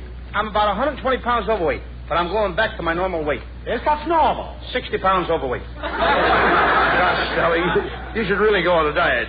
Yeah, of course you know what a diet is, don't you? Oh, sure. That's where you can eat all you want of everything you don't like. Young man, if you really want to reduce, why don't you exercise with a couple of dumbbells? Okay, I'm ready whenever you and Abbott are. All right. Now, we've got to get your baseball equipment. Mister, do you have any bats? Oh, certainly. Here's a fine bat. Autographed by Slaughter of the Cardinals. This bat was made for Slaughter. Ain't you got one that was made for baseball? When he says Slaughter, he means Slaughter, the baseball player. Slaughter, the baseball player? With that bet, you could slaughter anybody. No, Costello. I'm talking about Slaughter. Everybody knows Slaughter. He knows Slaughter. Well, maybe he knows Slaughter, but I don't know him. You idiot. Everybody knows Slaughter, the baseball player. Slaughter is the man's last name. What's his first name? He knows. Now, there's a clever guy. He knows his first name. Oh, forget about the bat. Look, mister, do you have a baseball cap that will fit Costello's head? What size pencil sharpener does he wear? Oh, a baseball cap. Oh, yes, here's a dandy. This is the kind fella wears. What fella? The fella with the Cleveland Indians. There's 9 players with the Cleveland Indians. Which fella are you talking about? Oh, young man, when I say fella with the Cleveland Indians, I am only referring to one fella. The fellow that pitches with the Cleveland Indians. When you say the fellow with the Cleveland Indians, you're only referring to one fella. The fellow that pitches for the Cleveland Indians. Yeah. As Orville said to Wilbur, you're right. How do you like that? Now they're doing our routines in sporting goods stores. Oh, forget about him, Costello. Hey, wait a minute. I've got an idea. Mrs. Wetwash's late husband used to be a big league ball player. Now, he was a home run king, in other words. Now, maybe she'll give you one of his bats for good luck. Let's go over to her house and ask her. Oh, okay. I'll go right over now, huh? You're right, Abbott. As John Adams said to Henry Wadsworth Longfellow. How do you like that? I forgot what John Adams said to Henry Wadsworth Longfellow.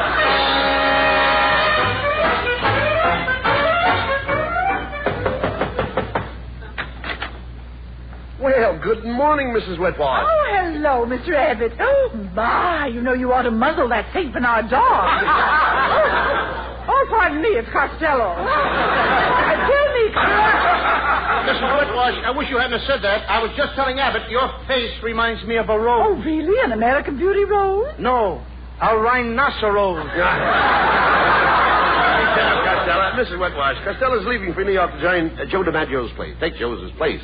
Isn't that wonderful? He's going to play with the Yanks. Oh, I can't believe it. Yes? What do those big Yanks want with a little jerk like him? Mrs. Wetwash, that was an insult. I'll have you know that beautiful women find me irresistible. I don't find you irresistible. And I don't find you beautiful. Quiet, Costello. Ask her for those baseball bats her husband left her. Okay. Mrs. Wetwash, I understand when your husband was alive, he had a lot of old bats. That's a lie. He never went out with anybody but me. Mrs. Wetwash. Costello means your husband's baseball bats. You see, he thought you might give him one of them. Yes, that's right, Mrs. Wetwash. You see, I need a good bat. Oh, you need a good bat. I'll be glad to help you out. Can I have the bat right now? Right now.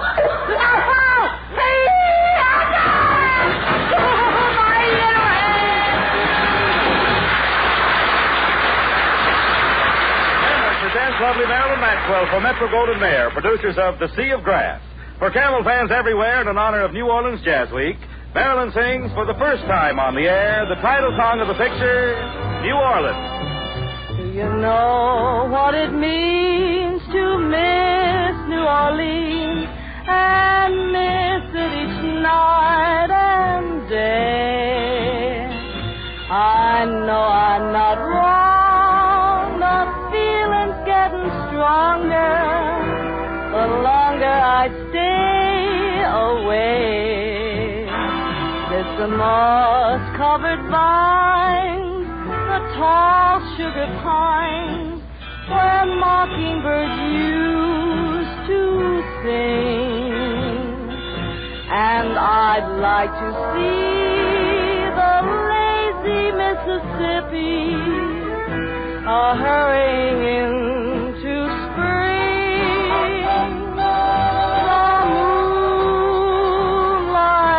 The bayou, a Creole tune that fills the air.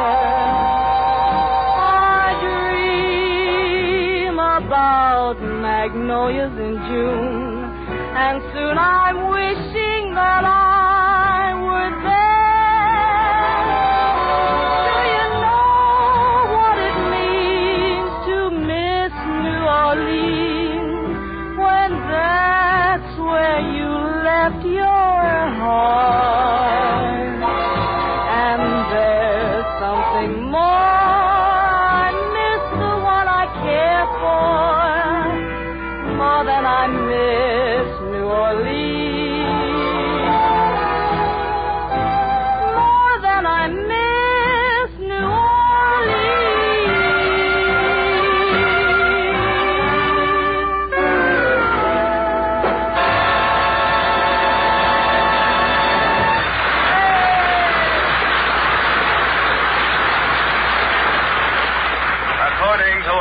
Nationwide survey, more doctors smoke Camels than any other cigarette.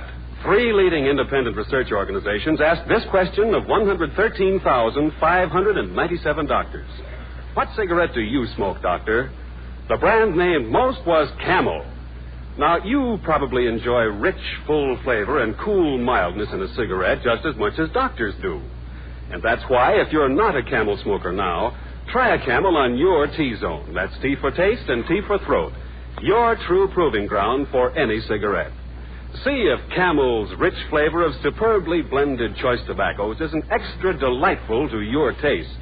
See if Camel's cool mildness isn't in harmony with your throat. See if you, too, don't say, Camels suit my T-zone to a T.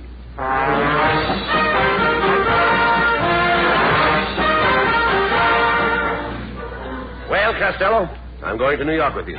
You know, Bucky Harris, the Yanks manager, gave me a job as coach for as long as you're on the team. Look, Abbott, if you're the coach, you must know all the players. I certainly do. Well, you know, I never met the guys, so you'll have to tell me their names, and then I'll know who's playing on the team. Oh, I'll tell you their names, but you know, strange it may seem, they give these ball players nowadays very peculiar names. Funny names? Strange names, pet names, like Dizzy Dean and... His brother Duffy. Daffy Dean. And their French cousin. French? Gouffet. Gouffet Dean, oh, I see. Well, let's see, we have on the bags, we have who's on first, what's on second, I don't know who's on third. That's what I want to find out. I say, who's on first, what's on second, I don't know who's on third. Are you the manager? Yes. You going to be the coach, too? Yes. And you know the fellow's name? Well, I should. Well, then who's on first? Yes. I mean the fellow's name. Who? The guy on first. Who? The first baseman. Who? The guy playing Who first. is on first? I'm asking you who's on first. That's the man's name. That's whose name? Yes. Well, go ahead and tell me. That's it. That's who? Yes.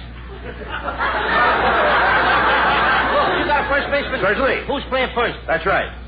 When you pay off the first baseman every month, who gets the money? Every dollar of it.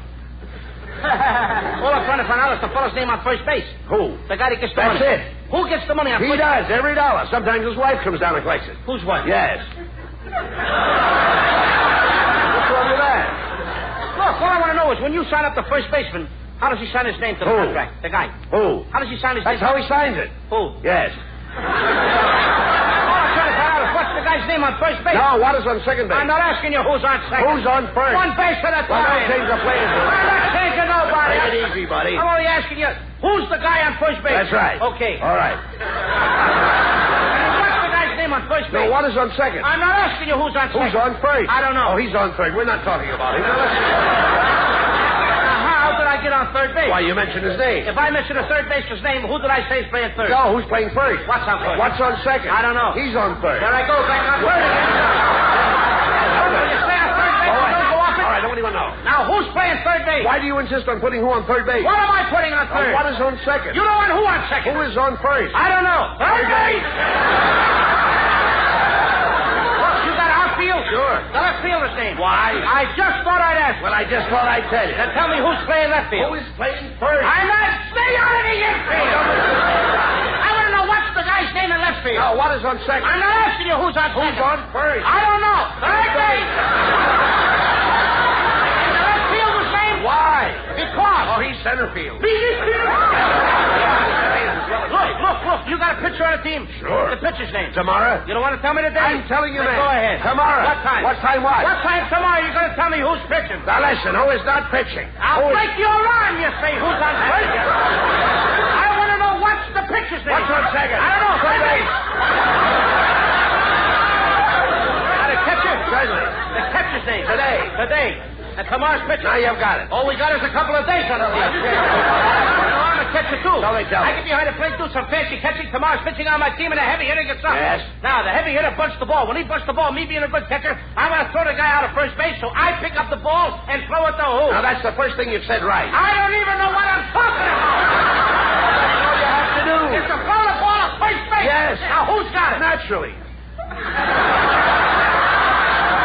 Look, if I throw the ball at first base, somebody's got to get it. Now, who has it? Naturally. Who? Naturally.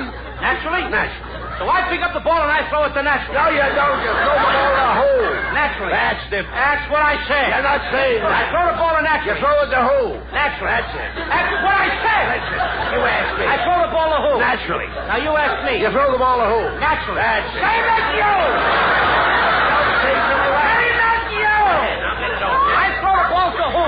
Whoever it is drops the ball and the guy runs to second. Yes. Who picks up the ball and throws it to what? What throws it to? I don't know. Throws it back to tomorrow. Triple play. Yes. Another guy gets up and it's a long fly ball to because. Why? I don't know. He's on third and I don't give a darn. Well, what? I said I don't give a darn. Oh, that's our shortstop. I'm an idiot.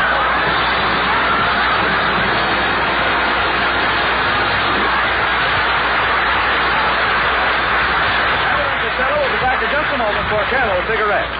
During the war, the makers of Camel cigarettes sent a total of more than 150 million free Camels to our fighting men overseas. Now free Camels are sent to servicemen's hospitals instead. This week, the Camels go to Veterans Hospital, Fort Lyon, Colorado, USAF Station Hospital, Davis-Monthan Field, Tucson, Arizona, U.S. Naval Hospital, Quantico, Virginia, U.S. Marine Hospital, Baltimore, Maryland, and Veterans Hospital, Palo Alto, California. Camel broadcasts go out to the United States 3 times a week. Are rebroadcast to practically every area in the world where men are still stationed, and to our good neighbors in Central and South America. And now back to Bud Abbott and Lou Costello. What is that, Lou? You've got in your hand there. Another telegram? Hey, Abbott, look, I just got a telegram from Joe DiMaggio. Well, go ahead and read it. Okay. Dear Lou, just heard your show. I think you have the makings of the world's greatest natural ball player. You have spiked teeth, a club head, and you've been off your base for years. Good night, folks. Good night, everybody, and a special good night to Joe DiMaggio. Get well quick, Joe.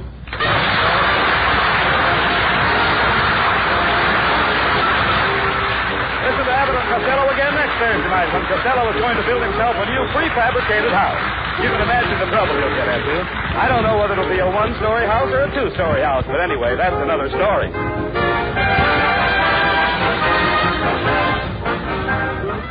Prince Albert Pipe Appeal. They're one and the same thing. Any tobacco burns, makes smoke, but where else can you find the tobacco that has the pipe appeal of Prince Albert? The coolness, mildness, the rich, full flavor. Prince Albert is specially treated to ensure against tongue bite. Trim cut to smoke slow and cool. So pack your pipe with mellow, rich PA. Enjoy Pipe Appeal with Prince Albert. And while we're speaking of enjoying yourself, be sure to tune in on Grand Ole Opry on NBC Saturday night. You all know and love the songs of America, but this week you have something extra special in store for you. Red Foley and his guests, Ernest Tubb and Roy Acuff. Grand Ole Opry Saturday night on NBC.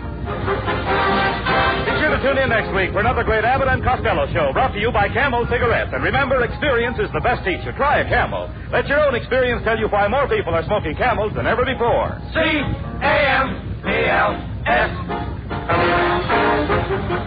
Abbott and Costello's famous baseball routine, Who's on First, is now available at Phonograph Records. This is Michael Roy in Hollywood wishing you all a pleasant good night.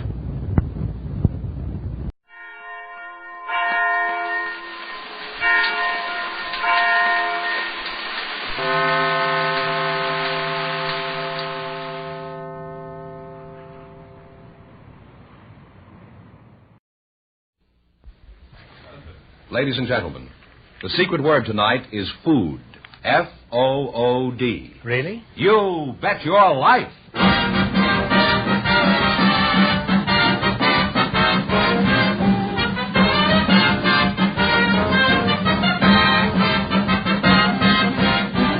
The more than 3,000 DeSoto Plymouth dealers of America present Groucho Marx in You Bet Your Life, the comedy quiz series produced and transcribed from Hollywood.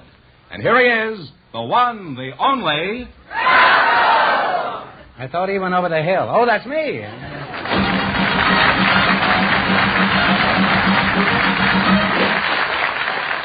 Well, here I am again with $2,000 for one of our couples. We invited some high school students to the program tonight, Groucho, and just before we went on the air, our studio audience selected Carol Junkie and Robert Kemp. And here they are. Kids, come on in and meet Groucho Marx. Welcome, kids, to You Bet Your Life. Say the secret word and divide $100. It's a common word, something you see every day. High school students, Carol Junkie and Robert Camp. Junkie. Well, you don't look very junky. You look cutest looking piece of junk I've seen in a long time. What's your hometown, Carol? I was born in Oakland, California. In Oakland, huh? Yes, uh-huh. Well, you're a very good advertisement for Northern California. Thank you. How old are you? 15. You're very well preserved for your age, Carol. And I say that without equivocation. I went to school, too, you know.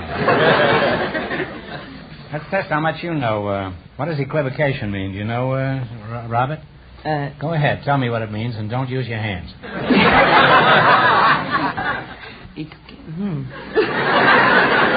Robert, you've been sleeping in your English class again. And I say that without equivocation. How old are you, my lad? 17. 17, huh? Well, you don't look it. Are you from Oakland, too? No, I'm from London. London? Yes. Oh, I thought you were about 32 years old. You say you were born in London? Yes. Oh. What sort of work does your father do? He's a chef. He's a chef? Mm-hmm. Well, don't ever lose him. Don't give up the chef. Remember that. Well, it's nice to know what your father does. When somebody asks my little girl what her father does, she covers her face and runs for the cellar. What school do you go to, Bob? Hollywood High. And you go to Hollywood High, too? No, I go to Hamilton High. You go to Hamilton High. Mm-hmm. Somebody out there from Bayonne, New Jersey. Hamilton High, isn't that the one they named after Benjamin Franklin, isn't it? No, after Alexander Hamilton. Oh, yeah, that's right. Mm-hmm. And he was named after Benjamin Franklin. What are you laughing at? You didn't even know what equivocation was.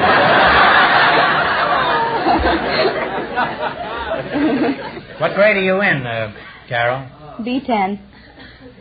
B10? Well, do you always roll your eyes when you say B10? No. And how much forward progression have you achieved in your academic curriculum? I'm in the B11. Hey, he understands English. I doubt if anything embarrassing ever happens to a high school boy, but have you ever had any close calls, Bob? Oh, let's see. Once I did, when I was in the theater. I'd done a show with my mother, and she'd gone ahead of me. And I walked down the aisle, and I sat down, and I started helping myself to some popcorn. And whose popcorn was it? It wasn't my mother's. Some lady beside me, she says, have you had enough?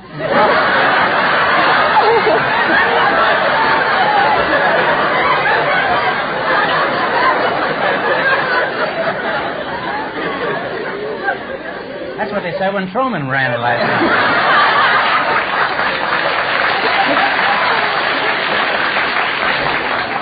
They also said it about Thomas Jefferson, too.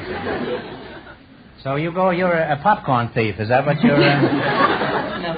What is your ambition when you graduate from school, if you ever do? I'd like to be an actor. Well, who wouldn't? What makes you think you'd like to be an actor? Well, it seems like an easy life. Is that so? Really? Is that a fact? Huh? Yeah, I guess it's high pay. And it's glamorous. And the hours are good, I think. And it's nice to be in front of an audience and, bring them up to a certain pitch. Stuff. I guess that's what I should have been, an actor. Are you studying to be an actor in some school? I take drama at Hollywood. In addition to popcorn, is that? You taking this in high school? Yes. What do they teach you in school about acting? Diction, voice projection, and staging, direction, blocking. Blocking? Yeah. Are you on the football team, too? No. See, the director gives you the business, and then you block it out. And then you give the director the business. Do they teach you how to sneak your trunk out of a rooming house? No, not yet. Well, that's one of the important qualifications. Now, you mentioned diction. Could you give us an example of how you learn diction? Well, they give you voice exercises. Let's see. One of them is, I have to laugh when I walk down the path for an hour and a half when I take a bath. You have to go down the path to take a bath? What's the matter with the shower? Is there another actor in there? By the way, Barrymore, what do you think of my diction? After all, I'd like to think I'm something of an actor. Would you say I have good diction? Well, yes, but I notice you drop your NGs once in a while. I guess I'll have to start wearing suspenders and a belt.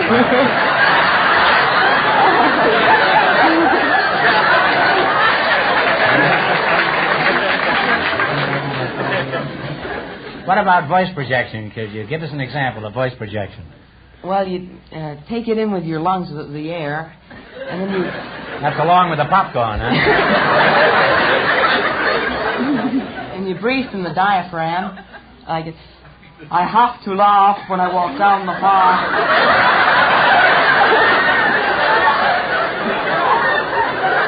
He may not be the best actor in town, but he's certainly going to be the cleanest.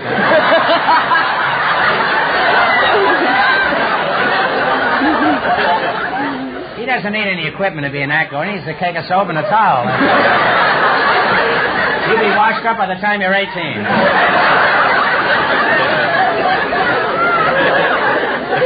What about you, Carol? Do you engage in any underground activity at school? Like the drama?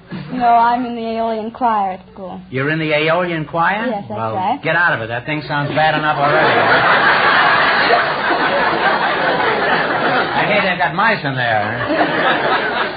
Now, just what is the Aeolian choir? You just made this up. Well, it's a musical organization. That's your story, huh? No. What are some of the songs you sing in this? Oh, we sing such songs as Stout-Hearted Men. As what? Stout-Hearted Men. You're pretty young for that, aren't you? And rounds. Rounds? Yes. What's a round besides Fenneman? Well, let's He's use... always around, huh? Let's use... The only square that's always around. What is a round? Well, let's What, say... you go 10 rounds? No. Let's use, for Pretty example... cute, Carol. Let's use, for example, the song Row, Row, Row Your Boat. Yeah. The first group will start Row, Row, Row Your Boat. Don't you need any oars or anything for this? No, just... And then the second group will come in, Row, Row, Row Your Boat. I see. And then the third. And it goes on like that until somebody... Well, good. Let us do it, huh? All I right. used to sing, too. How about you, Bob? Can you sing, huh? A little. Well, you with your clear diction. Let Carol start off, and then you chime in, and then I'll come in later, huh? Okay. Okay. Row, row, row your boat gently down the stream. Row your boat gently down the stream. Merrily, merrily, merrily, merrily, gently down the stream. My object all sublime, I shall achieve in time. So let the punishment fit the crime, the punishment fit the crime.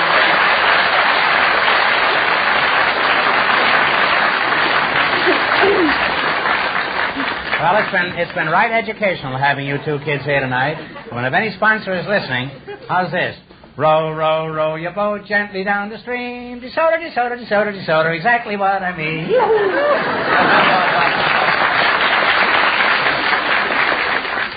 I don't get fired for that. Nothing will do it.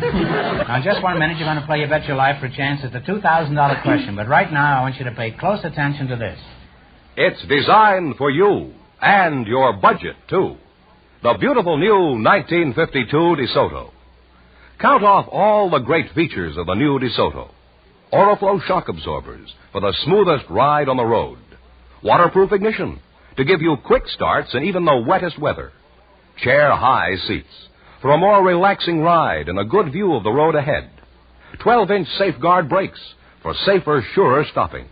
An independent handbrake that gives you 3 times the braking power of ordinary hand brakes.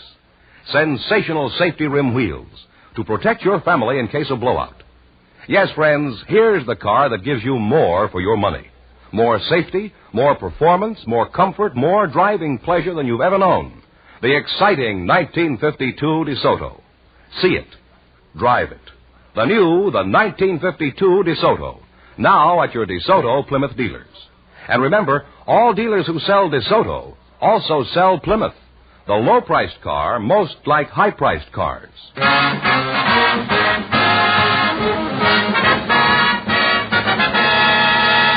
All right, now let's see how you work together as a team. George, explain the rules, huh? You bet as much of your $20 as you want on each of 4 questions, and the couple that earns the most money gets a chance at the DeSoto Plymouth $2,000 question later in the show. Here we go. Let's see how high you can build your $20. You selected popular songs as your category. Here's your first question. How much of the 20 will you bet? 16. 16. Sweet 16, huh? All right. Mm-hmm. Give me the title of this popular song. Oh, Jerry, let it go. Cold, cold heart. Cold, cold heart.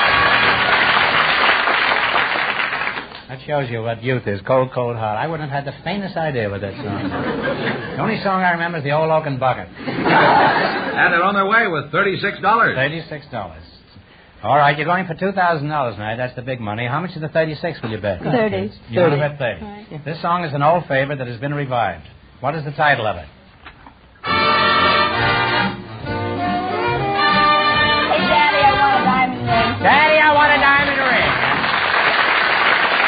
You kids are really climbing. You have $66. You wouldn't settle for less, huh, Carol? Here's your third question. How much of the 66 will you bet? 50. Okay. How much? 63. How much? Really gold tonight. 63. 63. Play it, Jerry. I get ideas. I get ideas. Adios, muchacha. Now they have $129. Here's your last chance to beat the other couples. How much will you bet? Oh. You got 129 smackers. See if you can identify this one. 120. 120. Okay, Jerry. Because of you. Oh, they don't give you a chance. That's it, Bobby. And you wind up with $249. $249. Good luck from the DeSoto Plymouth dealers. They're really cute, those kids, weren't they? Folks, several weeks ago, Tom and Nadine Snodgrass were contestants on our show. I'm sure many of you remember them. They were the young couple that went broke in the quiz because they didn't know the location of the resort city of Sarasota. Well, since then, there have been some developments, so we invited them back here again tonight. And here they are, Mr. and Mrs. Tom Snodgrass.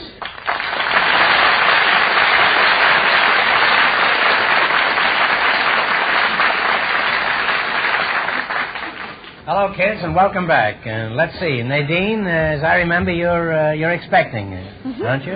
When is the date again? April. April. Well, how do you feel? Just fine, thank you. Good. Well, you look great. Thank you. Tom, you know, we never had anyone back again once they've been up here, and I'm curious, what were some of the reactions to your appearance on the show? We really had a good time. All the friends phoned us up, told us. Did you have any after you'd appeared on the show? Oh, yeah. Well, then you're quite a celebrity now, huh? You and the missus, huh? I think the nicest thing that happened was that my mother hadn't seen me for 5 years, and she'd never met Tom. She saw us on television and said it was just like seeing us in person.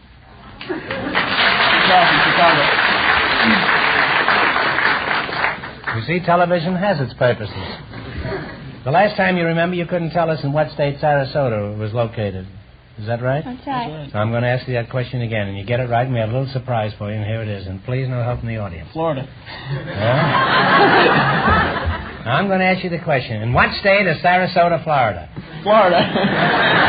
Florida's right, and now for the interesting part. I got a letter here from Todd Swan, manager of the Sarasota Chamber of Commerce, and this is what he wrote. He says, just so you'll always know where we are, the city of Sarasota, Florida, invites you to be our guest for a 1-week, all-expense vacation, including round-trip air transportation. You'll visit the Ringling Brothers and Barnum and Bailey Circus winter quarters and the Sarasota Jungle Gardens. And during your stay, you'll have at your disposal a personal automobile, DeSoto, of course, compliments of the local DeSoto Plymouth dealer.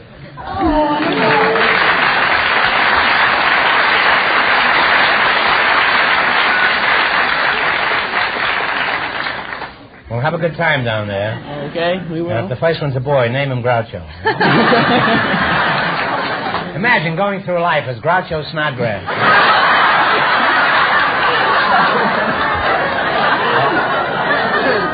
Congratulations, kids, from the DeSoto Plymouth dealer. Thank you very much. Thank you very much. Have a nice time.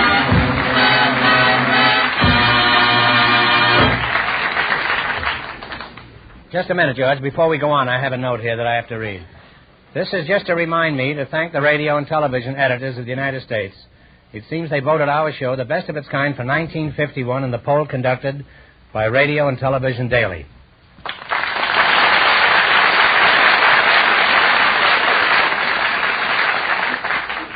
We looked through our audience tonight, Groucho, You for... did? Yes, for... That's a very interesting item. While we were looking... Did you get any wallets? No, I'll tell you, we used to be a sneak thief. I forgot to tell you.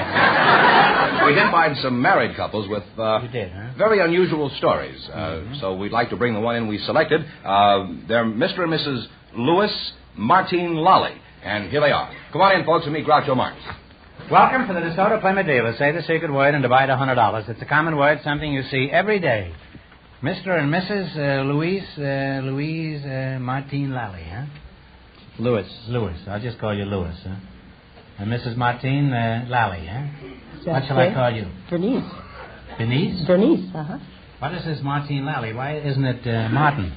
Well, it is Martin, except it has an E added to make it Martine. Why don't you add an olive and make it martini? I hadn't thought of it. Where are you from, Lou? Well, I was born in Vancouver, Washington. How old are you? 44, sir. And you, Bernice? We're the same age. And where's your hometown, Bernice? London, Kentucky. London is in Kentucky now? Those English, they're exporting everything. I remember when London was in the tight little isle. Where's London, Kentucky? Oh, it's probably in Virginia. It's in southeastern Kentucky, sir. It's in Kentucky? Oh, yes. Well, that's surprising. It's about halfway between the bluegrass and the mountains. How did you two meet? Well, chasing you through the bluegrass? Well, we were both in the Army. You were in the Army? Yes, I was a captain, and he was a private.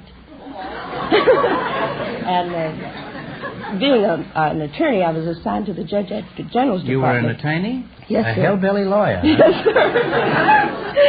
I was a legal assistance officer, and he came in my office for legal advice.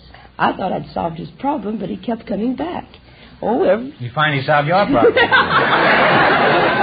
times a week for about 5 months. And so finally he asked me for a date, and I accepted. And then the first night he proposed.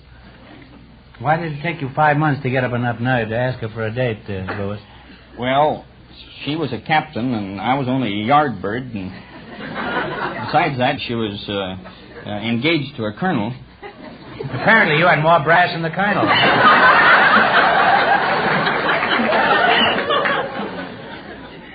What sort of work do you do, Louis? Well, before the war, I was an electrical engineer, and then when I married a lawyer, I went to law school after getting out of the Army so I could get a law degree and win some of the arguments. And then I was a manager of some of the governorship and the senatorial campaigns for the Democrats up in the state of Oregon. Well, what are you doing now, Louis?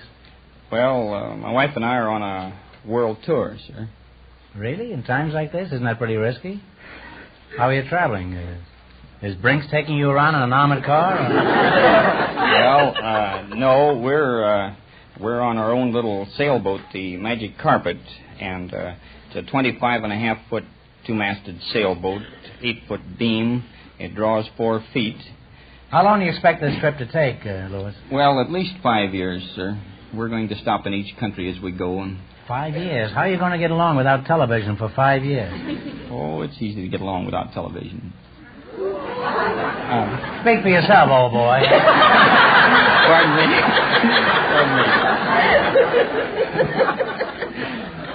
I'll take the food right out of my mouth. How are you financing this trip? Well, we're working in each port as we go along, and we're... You sing, row, row, row your boat gently down the stream.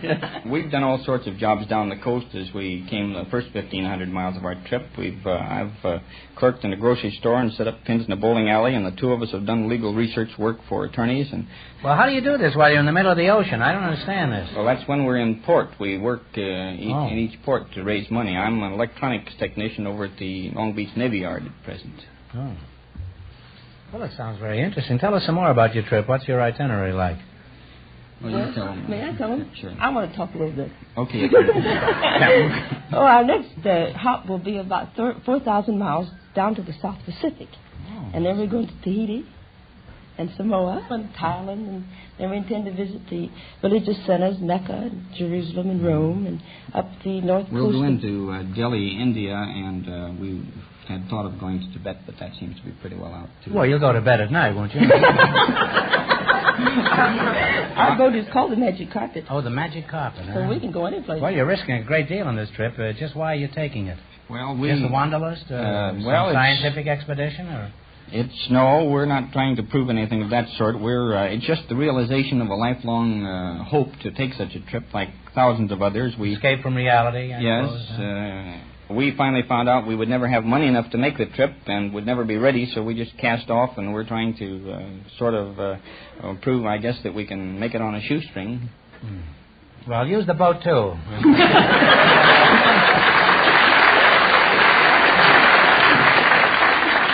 Well, you're a couple of free souls, and you deserve great admiration for what you're doing. Thank you, sir. And I'm sure we all wish you the best of luck, and maybe when you come back, you can come and see us again and tell us about your trip. Yes, we will. We will. It's people like you who made Columbus what he is today. Really. third largest city in Ohio. Now you're going to play You Bet Your Life for a chance at the $2,000. And if you win, that'll be a big help in your trip. Now, you just run your $20 no more than our other couples. I can't tell you how much you have to win, but George is going to remind our listeners. The high school students won $249, and the secret word is still food. Here we go. Let's see how high I can build you $20. You selected papers and documents. Here's your first question. How much will you bet? About $16. $16, all right. What do you call the card that employers punch indicating their arrival and departure from work? Time card. Time card is right. On their way, they have $36. All right, you're going for $2,000 tonight. How much of the $36 will you bet on your second question? 36. 36. You don't ask the CO at all anymore, huh? You're at C now, and you're the boss, huh? Completely. Yeah, that's rather good, Louis. Huh? What do you call the paper that indicates the stock quotations? Ticker tape. Ticker tape is right. You now have $72. Here's your third question. How much will you bet? 73. I mean, 72. 73, and you can owe me $1. What do you call the written direction for the preparation of medicine? Prescription. Prescription is right. You now have $144. And here's your last chance to beat the other couples. How much of the 144 you bet? It's all yours, sir. No, it's all yours. 144? Right. Yes, sir. What do you call the paper that is a written acknowledgement that you have received something? A receipt. A receipt is right. And you'll wind up with $288, and that means that you people get the chance at the DeSoto Plymouth $2,000 question in just 1 minute. Thank you, sir.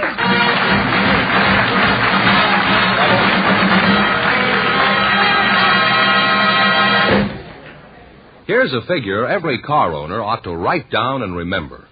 85%. Because 85% of all car repairs are caused by either faulty lubrication or no lubrication at all.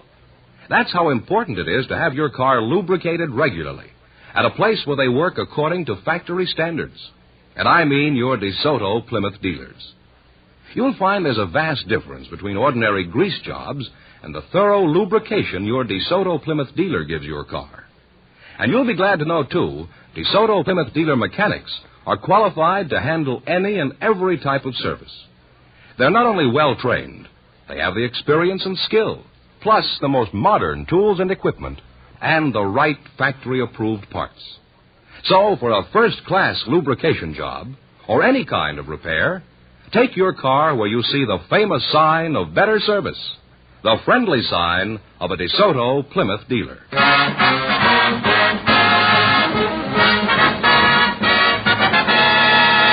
And now here are the Martine Lollies, the winning couple, all set for the DeSoto Plymouth $2,000 question, Groucho. Well, here's your chance for a free trip around the world.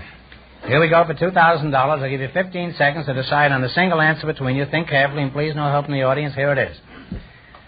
One of the most important tasks in geographic exploration was completed in 1905 when a famous Norwegian explorer sailed a small ship from the Atlantic to the Pacific through the Northwest Passage. This is like a one-act play. The first man to do it for $2,000, what was this great explorer's name? Who was the first man to do it? Sail the boat? Sailed a small ship from the Atlantic to the Pacific through the Northwest Passage.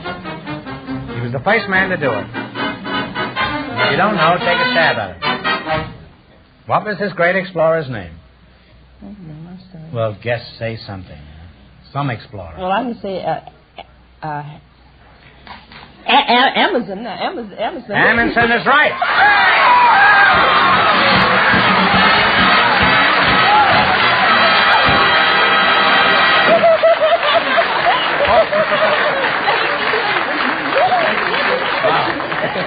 Rel Amundsen is right. You win $2,000. Plus, how much did they win in the quiz, George? They won $288 in the quiz. Well, you win $2,288. Now you don't have to make that trip around the world. Now we can make it. Well, it couldn't happen to a nicer couple. Congratulations from the more than 3,000 DeSoto Plymouth dealers from coast to coast. You bet your life. Thank you very much, sir.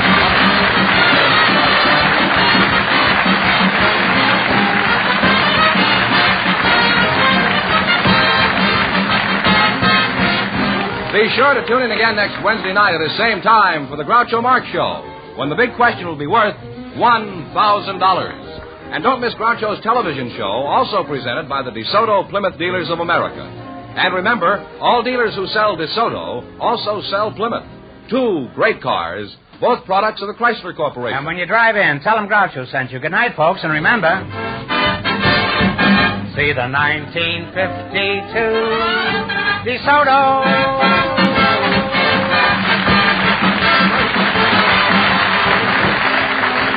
Folks, here's a reminder from the National Safety Council. Caution, control, and courtesy are the ingredients that add up to traffic safety. You Bet Your Life, transcribed from Hollywood, is produced by John Goodell, directed by Robert Dwan and Bernie Smith, music by Jerry Fielding.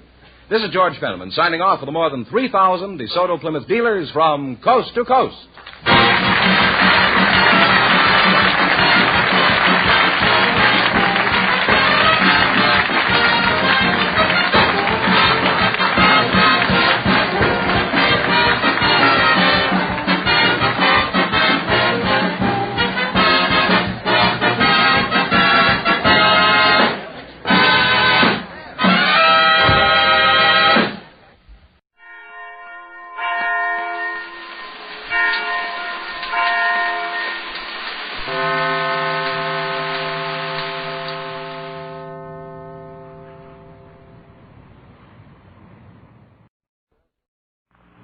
Well, sir, it's early. There's a small house halfway up in the next block now. And here in the living room we find Mr. and Mrs. Victor Gook and young Mr. Rush Gook abiding quietly at home. Vic is stretched full length on the Davenport, a section of the newspaper across his chest. Sade sits sewing in her husband's easy chair. And young Rush at the library table trades punches with his old enemy, algebra. Now this conversation. Listen. Hey, you better get up from there. Who's speak? Come on, before you drop off to sleep. I'm reading the paper. Like fun you're reading the paper. Why did people begrudge me a little comfort? When we got married, you tousled my yellow curls and promised you'd be a sweet, loving wife. And now you lambaste me with your sharp It's only 7:30. If you go to sleep on that Davenport, you'll ruin your night's rest and feel rotten in the bargain. You know how you do. You'll wake up all hot and stuffy and cross as a bear and complain. Telephone history here. I'll bet my last $80 at Bluetooth Johnson. Good old Bluetooth Johnson doing his level best to get in touch with me. Dependable old Bluetooth Johnson. Let your father answer that. Huh? Double see who it is. Hop up from there, mister. May I politely inquire what new wrinkle this is? There's more than one way to pry a fella loose from a Davenport. Jump. I'm pretty sure that's Bluetooth Johnson, ma'am. Will you, father? Find out. I'm apparently the victim. You better hurry. The party's liable to hang up. Later on this evening, I want to pack my valise and buy a ticket for Seattle, Washington. I'm going to Seattle, Washington, and never come back. Answer the phone before you leave. Hello. How about my undershirt? That's Bluetooth Johnson. This is Vic speaking. Go get on the Davenport so your father can't come back and lay down. Who is this, please? I want to find out if this is Bluetooth. No, I don't recognize the voice. It's Vic Gook speaking. Yeah, who is this calling? And I don't care much for guessing names over the telephone, chum. Won't you either state your business or else... Huh? Oh, hi, Rotten. I'm Davis, by George. Don't let him squirt call your father by his first name. Why, I don't know for sure, Rotten. We just finished supper a while ago and haven't as yet formulated any plans for... What? See what Sadie has to say? That little pipsqueak call me Sadie? Probably. I have Mr. Rutten Davis on the wire. Did he say Sadie? Yeah. He's interested in what we're doing this evening. Wants to come over? Yes, being good. Oh, for mercy's sake. Where's he telephoning from, Dobbs? The residence of his lady friend, Miss Ratburn, I believe. I think I heard... He's broke again and got no place to escort her. It's plain as the nose on your face.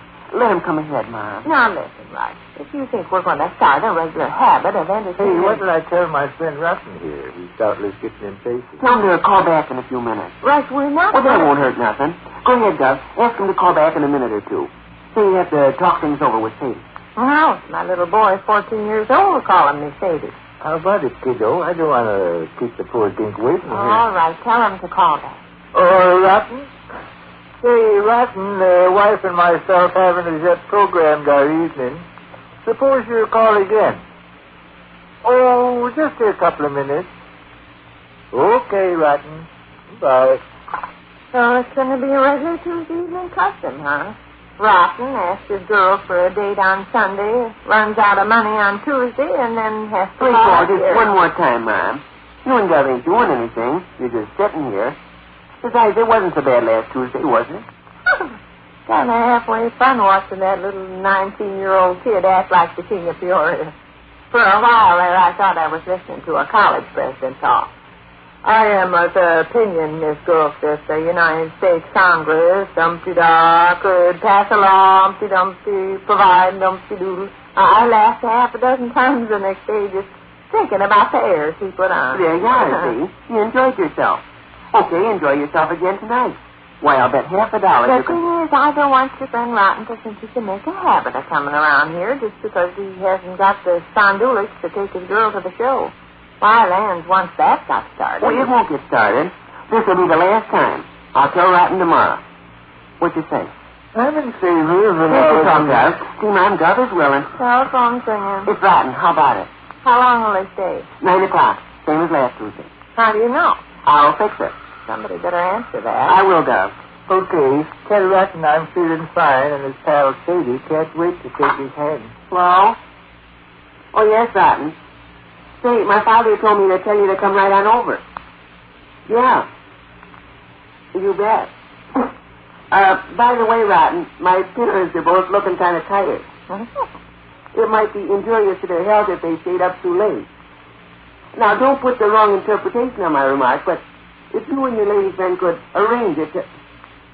What? Yeah. That'd be just fine. You'll take your departure at 9 o'clock or shortly thereafter as conveniently possible. I think we understand each other, Rotten. Yes. My parents will be expecting you then, Rotten. Okay. Goodbye, Rotten. He'll be here in a very few minutes.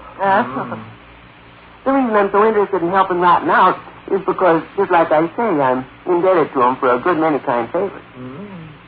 And letting him bring his lady friend here is really returning a favor. Why, just think of the position he's in. He's asked a young lady for the ecstasy of her company tonight and hasn't got the money to escort her to the Bijo or any place else. Probably couldn't even set her up to an ice cream cone. We've saved his life. We've provided him a place to escort his lady friend. Well, we're not going to provide a place for him to escort his lady friend every Tuesday. No, indeed. I'll tip him off tomorrow. What do you say? I'll say, well, something diplomatic. Well, he'll understand. Yeah, I hope so. There's lots of individuals around town make fun of Rotten with his spats and his overcoat that reaches down to his ankles and the chicken feathers sticking in his hat that looks sporty, but he's got a plain smart head on his shoulders, and don't you forget it. And as far as that goes, I bet you people do enjoy yourselves this evening. You haven't seen Rotten stick with the lighted cigar yet, where he lets on like he's swallowing it, and by George, he takes it out of his ear? Ought to be a treat. It is a treat. Your tongue will hang out in amazement. Get him to do it, Dobbs. All right. And another thing, if you tease him long enough, he'll do his stunt where he takes a common, ordinary broom. Telephone is... I'll answer it. Do that, my boy. Probably old Bluetooth Johnson attempting to get in touch with me. Hello? Oh, hello, Miss Bottom. Just fine, thanks. Yes, she is. 1 second. Mom, if they want to play 500, don't forget about Rotten. Oh, the same thing happened last Tuesday. Rotten and his girl come over and Fred Lucy telephoned about 500. History repeats itself. We can do the same thing we done last week, can't we? Start our game after the kids go home at 9 o'clock. Hello there, lady. What's the idea of bothering us while we're eating our supper? I'll say. No, not a thing in the world. Just sitting here with our teeth in our mouth. Oh, he does, huh? So that old Mr. Fred Stambottom wants to play 500, huh? Well, look here, Ruthie. We want to play, too. Yeah. Uh-huh. Well, here's what I was going to say. Remember them two young people you met here last week? Them friends of Rush's? Uh-huh. Well, they're stopping by again this evening, but they're going again at 9 o'clock. Yeah, well, can't we do it just like we done? Sure. Yeah. All right, ladies. All right, that'll be fine. Come along whenever you feel like it. You bet. All right, Ruthie. Goodbye. Sure is history repeating itself. Dove, I wonder if you'd slip on your shoes. Because? For external appearance's sake, to appreciate the angle I'm attempting to put across. History repeating itself again. Last Tuesday, you and your father had that little conversation about him slipping on his shoes for external appearance's sake. Yeah, well, we learned an old saying at school about... Doorbell is ringing. Right, and his lady friend. I'll go. Tell Rotten his old chums, Vic and Sade, are expiring to see his face. Be sure to ask him to do that cigar trick. Oh, what was it Rush told us to say last Tuesday? Well, Rotten, you're looking simply great. Uh-huh. And, by George, Miss Radburn, you got a bloom on your cheek like a 16-year-old. I see what Congress is doing this, that, and other things. Oh, and did you happen to read in the newspaper where it stated something or other? By George, Rotten, I'm nothing but an old fuss button. Father and Mother. Father and Mother. Yes! Mr. Davis and his friend Miss Radburn have come to call. Well, tell him to come right on in. By transcription.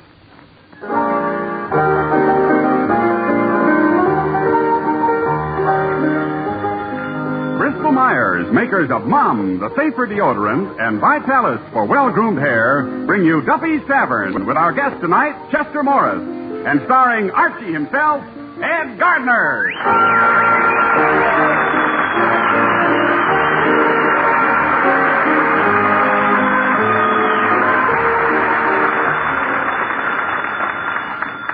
Hello, Duffy's Tavern, where the elite meat eat. Archie the manager speaking. Duffy ain't here.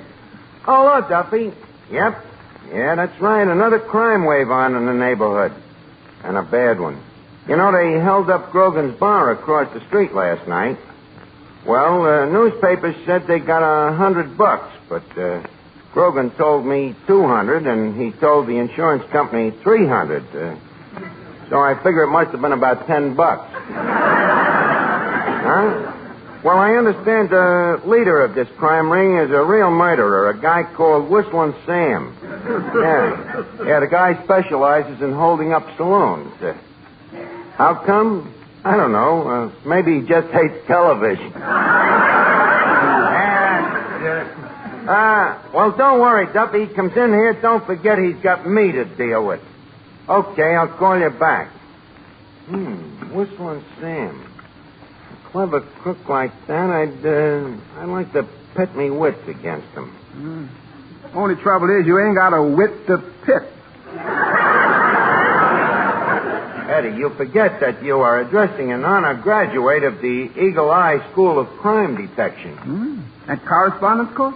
Yeah, too bad I didn't go on with it, you know. The world lost a great detective when I became a bartender. Yeah, but on the other hand, look at the brighter side. It gained a bum bartender. You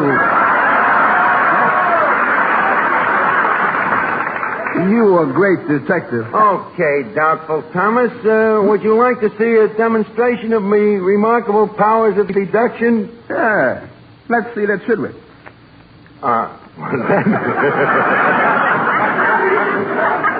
right. Well, as my first deducement, I deduct that you just come out of the kitchen. Amazing. How'd you deduct this deduce? Well, A, your right thumb is still wet from being in the soup. B, you got a cobweb on your left ear. And C, the left leg of your trousers has obviously been nibbled by mice. And D, you just seen me walk out of the kitchen.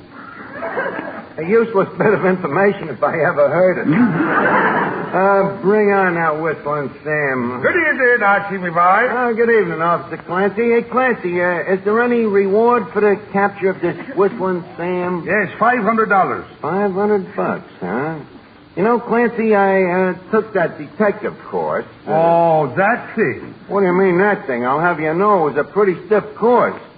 It took a 75% average to graduate. What was your average? 38. Then how come you passed? Well, I was especially good at lesson number 3. What was that? Bribery. So somehow or other the teacher passed me. Yeah. Yes, sir. Yeah, I'd like to tangle up with that whistling Sam, all right? Hey, Officer Clancy. Oh, yes, Miss Duffy. I wish you could do something about this crime wave. A girl isn't safe on the street anymore. What are you doing? Complaining or hoping? Why they call this guy Whistling Sam? Quite simple, Eddie. It's short for Whistling Samuel. Well, the way I heard it, he always whistles while he works. Some tune called Coming Through the... Right? Thank you. I'd make it a double. Which again? Well, thanks for the drink. Good night, Harry. Good night, Eddie. Hey, did you hear that? $500 reward. Yeah, if you live to collect. But don't forget. Don't forget this Whistling Sam is a killer. Whistling Sam is a willer. He's a willer.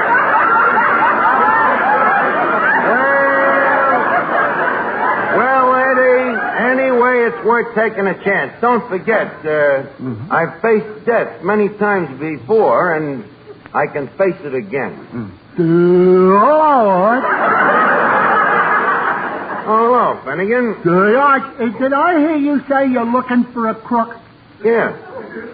Why did you lose him? I didn't lose him. I'm trying to find him. What does he look like? Well, he's got a dark complexion and beady eyes, and a lopsided mouth, and a low forehead.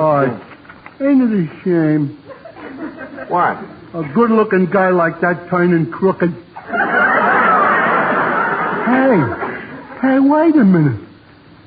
I wonder if that's the guy that just held me up on the way down here. You mean you were stuck up? I'm never stuck up. As I was saying, this guy sticks a gun in me, Richie, and he says, your money or your life. So I reach in me pocket for me money. He thinks I'm grabbing me gun, and suddenly he turns a flashlight in me face. Then what happened? He screamed and ran away.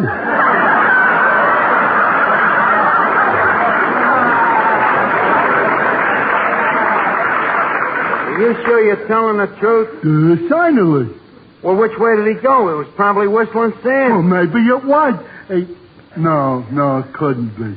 Why not? I just remembered this guy had a high forehead. How could anybody with a high forehead hold up a jerk like you?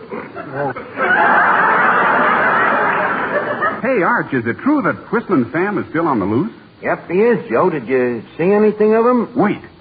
Does he have a low forehead, beady eyes? Yeah. A broken nose, a lopsided mouth, a dry, unruly hair? That's the guy. Oh, Arch, isn't it a shame? What? A good-looking guy like that with dry, unruly hair. I should have told him about Vitalis. I should have kept my big mouth shut. I'm only kidding, Arch. But the fact still remains that anybody with dry, unruly hair should use Vitalis, particularly if you're troubled with hair that's been dried out by sun, wind, and water. Why, no other hair preparation can give your scalp and hair better protection than Vitalis and the 60-second workout. For the Vitalis formula contains 2 of the same ingredients that many skin specialists prescribe for dry, flaky scalps, plus all the other extras that make your hair more handsome, more healthy looking. So try the Vitalis 60-second workout. Let it prevent scalp and hair dryness. rout flaky dandruff and give you the best-looking, healthiest-looking head of hair you ever had. You'll look your best tomorrow if you get a bottle of Vitalis today.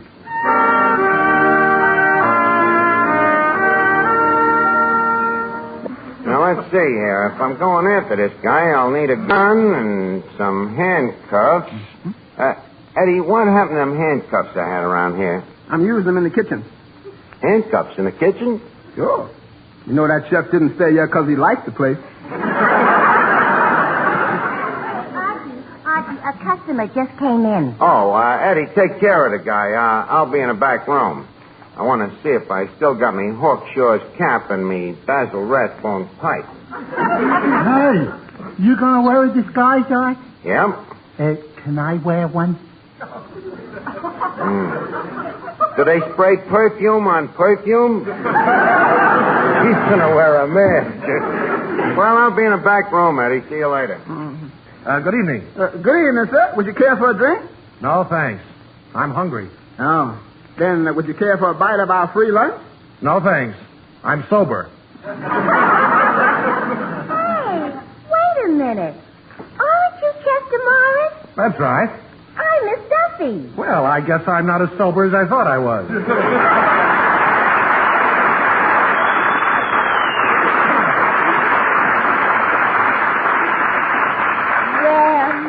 Well, Chester Morris. Imagine us meeting in the flesh.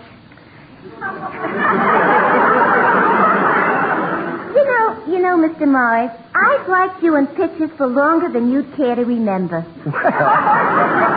Thank you, Miss Duffy. I'm president of the Tyrone Power Fan Club. The Tyrone Power Fan Club, huh? Yeah. Well, that's a relief.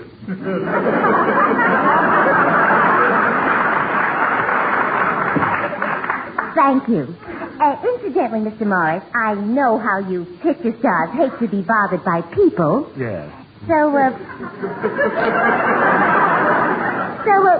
would you like a little privacy? Yes, I'd appreciate it. Okay, let's you and me go over in the corner and sit in the booth. Oh, that darn phone. Men all the time. Hello? Miss Duffy speaking. Who's this? Guest? Well, let's see. Is it Harry? Is it George? Herman? Oh! It's my girlfriend, Katrinka Yarbot.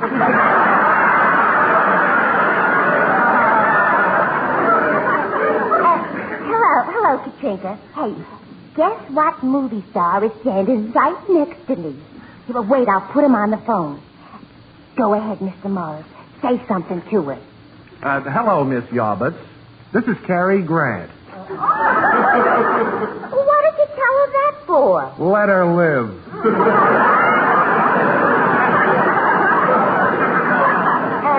Hello, Katrinka. Huh? You're going to take a cab and come right over to meet him? Yeah, give me that phone. Now, hello, Katrinka. Listen, save your money. It's only Chester Morris. That's telling her.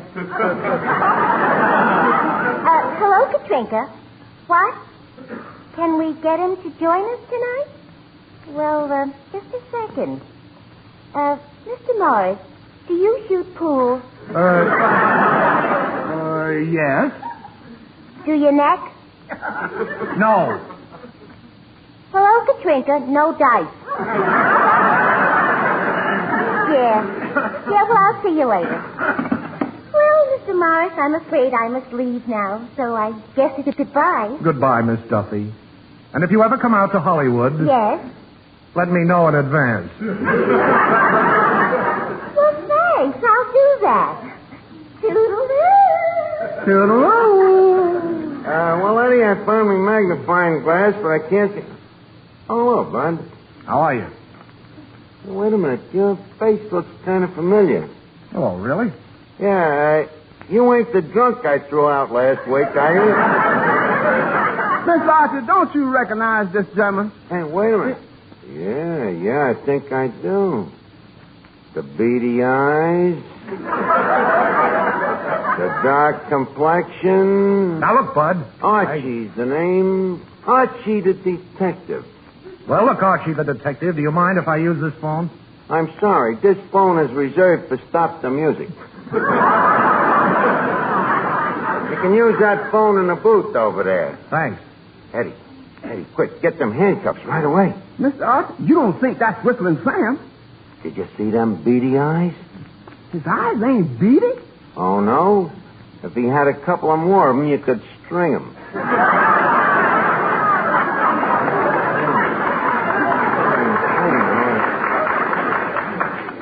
The guy ain't got a low forehead. But it probably is just a trick to put me off the trail. Eddie, it looks like I'm going to get that $500. Hey, Bud, come here a minute, will you? Oh, he wants to talk to me. Eddie, while I'm walking over to the phone booth, keep me covered. Bud, did you say you wanted to talk to me? Yeah, I'm out of nickels here. Have you got a slug? Sorry, at Duffy's Tavern, we don't use slugs. However, I might let you use our house nickel with the string on it.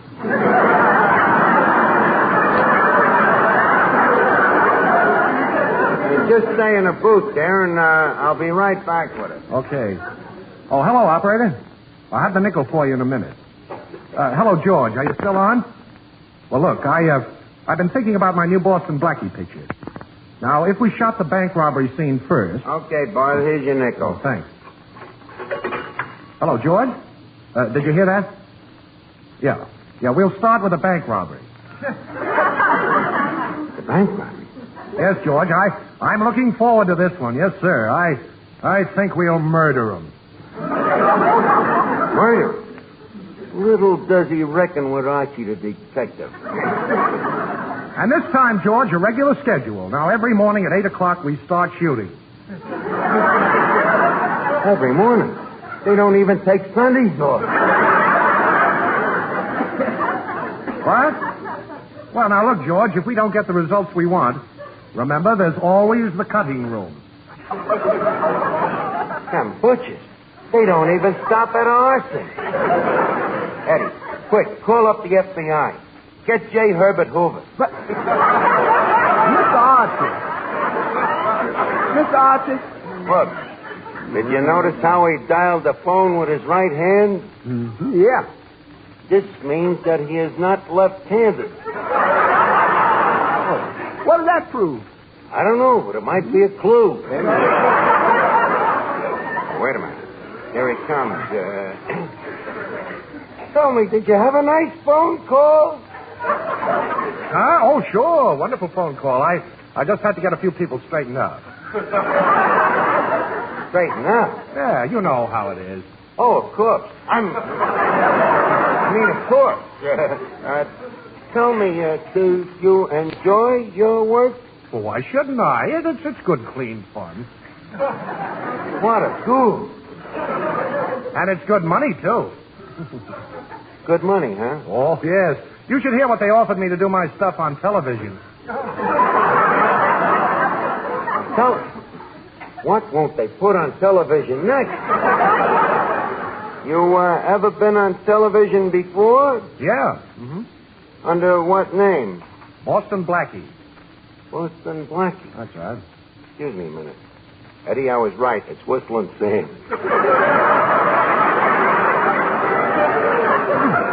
Boston Blackie is William Sam? Don't you get it, Eddie? Boston is in Massachusetts, right? Right.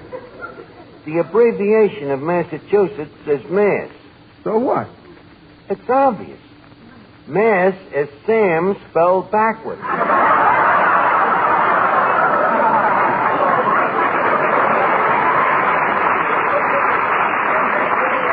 Now, just a minute. The word mass has 2 S's in it.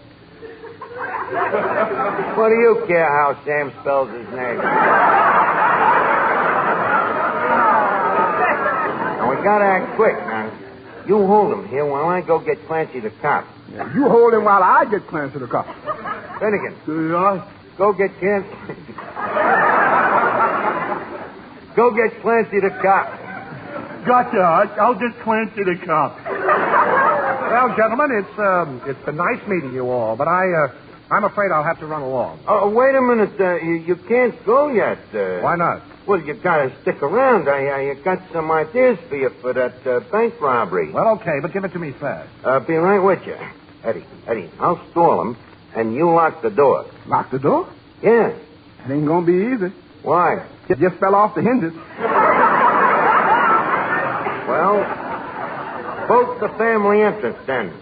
Throw a dragon around the place. Whistling Sam must pay his debt to society.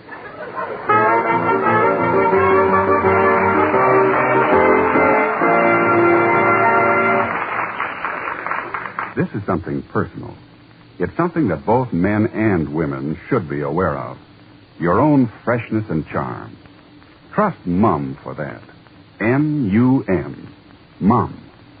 For Mum is the underarm deodorant with a unique cream formula that protects freshness all day, all evening. Protects you from ever knowing that left-out feeling. Mum smooths on in the jiffy. It's gentle.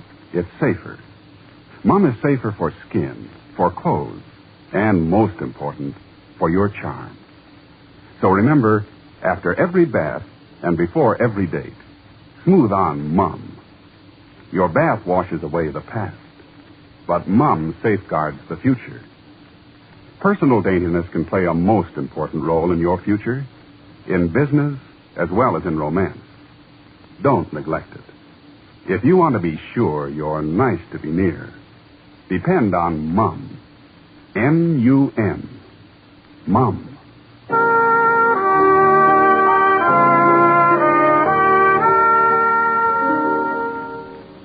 Finnegan, did you find Clancy the cop? Yeah, he's coming right down. Good. Now, look, Mr. Archie, I've been trying to tell you for half an hour. You got the wrong guy. Oh, yeah? Well, we'll soon find out. Finnegan, I want you to help me grill the guy. Oh, boy, a barbecue.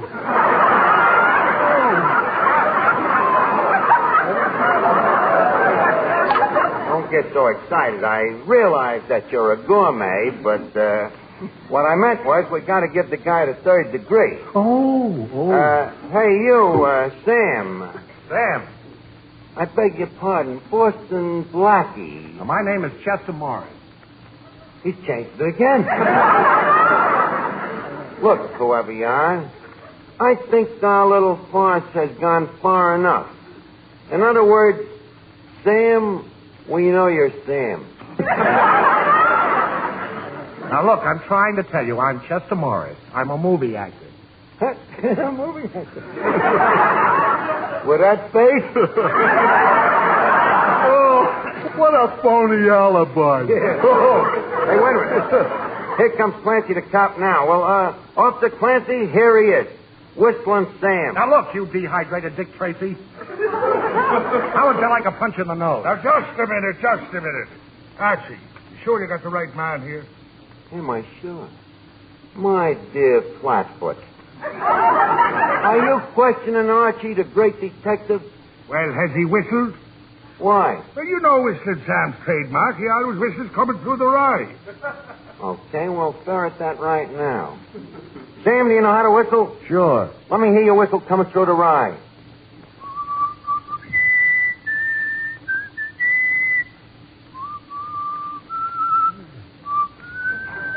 There you are, Clancy. The case of Whistling Sam is closed. Come along, you. Yeah, but, officer. Come along. Take your hands off me. I'll go quietly.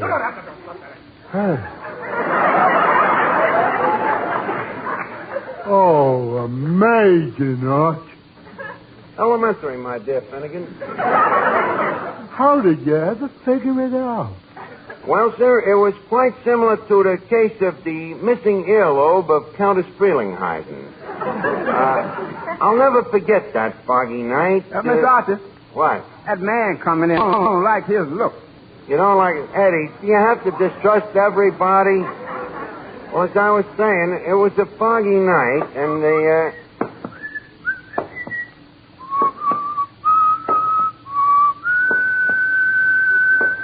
Eddie, what's the name of the song that guy is whistling? It ain't Margie. Let me out of here.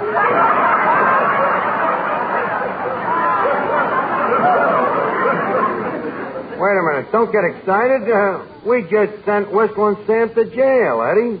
Oh, you sent Whistling Sam to jail, eh? Yeah, that's why it was such a funny coincidence, you know. Right after the cops take him out, you come in whistling his song.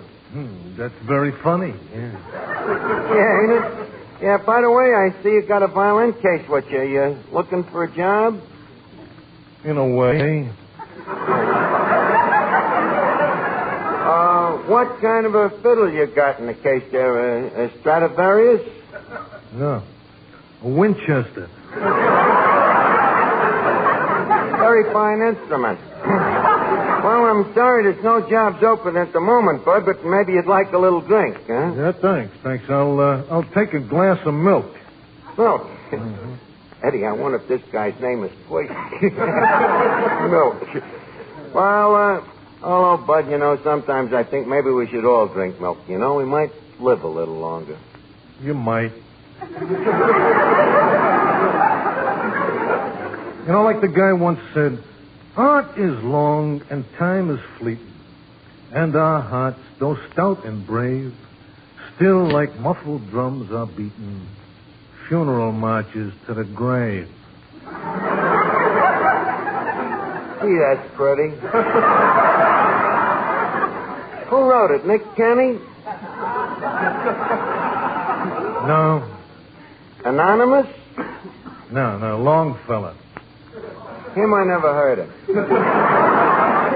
By the way, do you mind if I put the radio on? You know, I just captured a criminal, and I'm expecting him to mention me name over the air. Oh, that's nice. Yeah, Eddie, turn the radio on, see if they've reported the capture yet, huh? Okay. That's it. Ladies and gentlemen, a special warning to all residents of 3rd Avenue. Whistling Sam is still at large. Whistling Sam, so called because he is always whistling Coming Through the Rye, was last seen carrying a violin case in his right hand, which incidentally is minus the middle finger.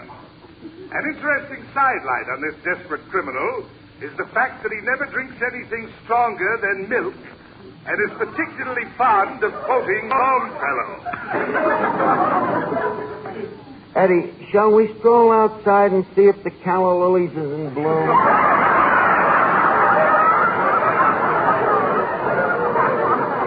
Hey, friend, before you go, where's the milk? You sure you don't like coffee? No. No. But you do like Longfellow? Yeah. What you doing now? Praying for a coincidence. You know, stranger, that fella they was describing on the radio, he sounds a little bit like you.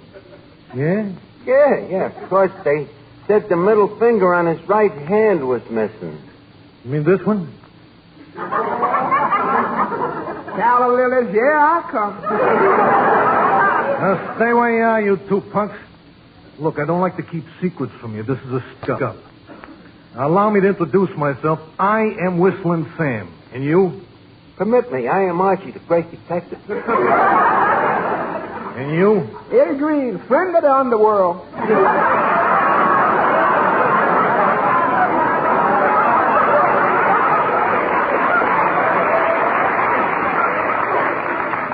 Well, let's get it over with, boys. You, what do you get in your pocket?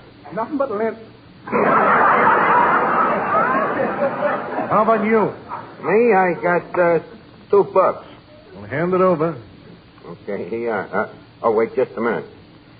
Eddie, here's that $1 I owe you.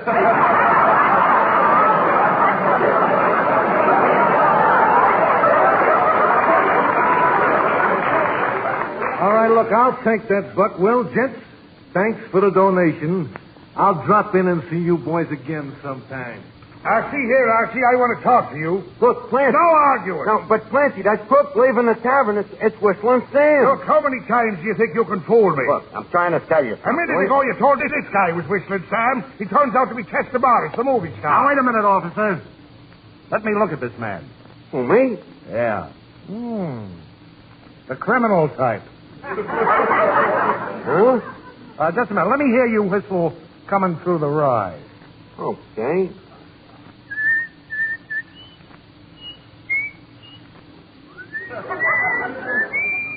Officer Clancy, isn't that the tune Whistling Sam always whistles? Why, sure. What? And notice the beady eyes. The low forehead. The lopsided mouth. By golly, I've known him for years and I never noticed it. Chief, you're under arrest. Now, look, Clancy, you Now, lock can't... him up, officer. Boston Blackie has done it again.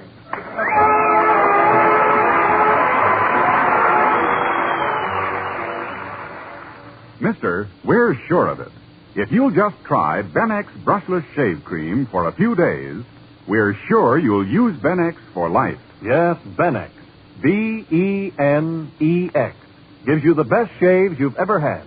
For Benex gives you 3 big extras. First, Benex Brushless gives extra easy shave, thanks to a special beard softening formula. Second, Benex Brushless is extra smooth, lighter. So different it rinses off your razor instantly. Third, Benex Brushless gives you extra comfort. A special after-shaving action leaves your face feeling wonderful. Just try Benex. See for yourself. That's Benex, B-E-N-E-X. Benex Brushless Shave at your nearest drug counter. Get Benex tomorrow.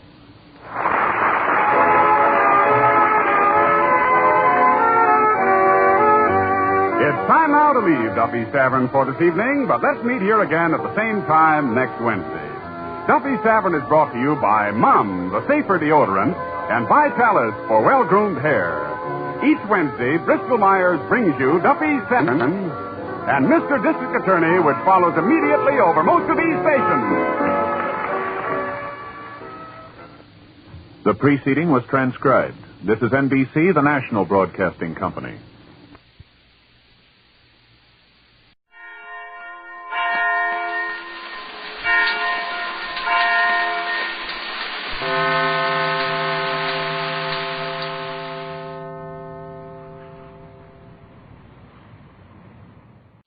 Of Riley, starring William Bendix as Riley.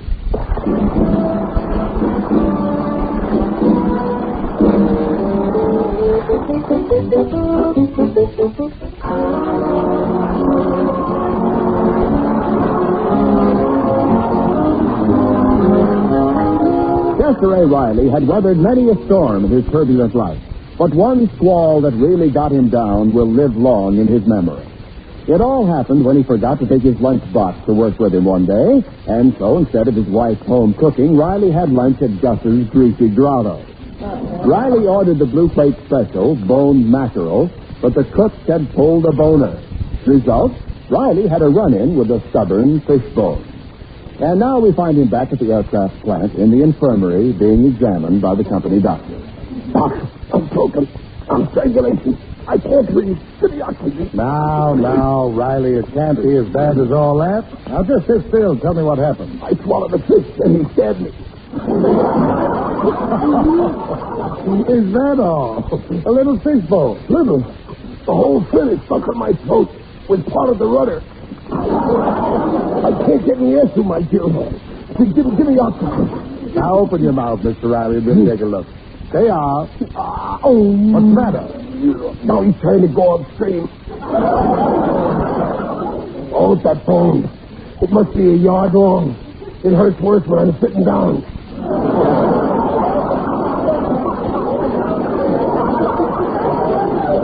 Now relax, Riley. There is no bone lodged in your throat. It only made a little scratch. It'll be all right in a few hours.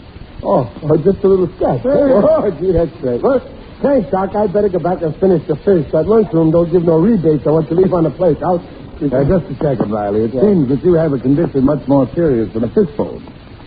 Have? A chicken bone? No. Now open your mouth again, please. There you are. Wider.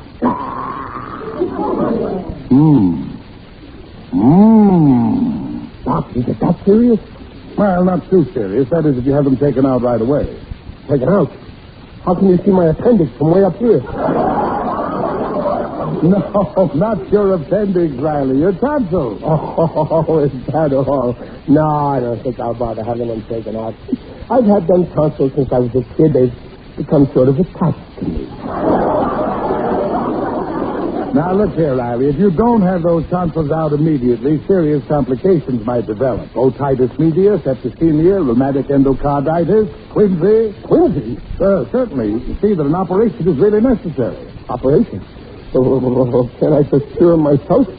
Maybe if I read that book, the Quinsy Report.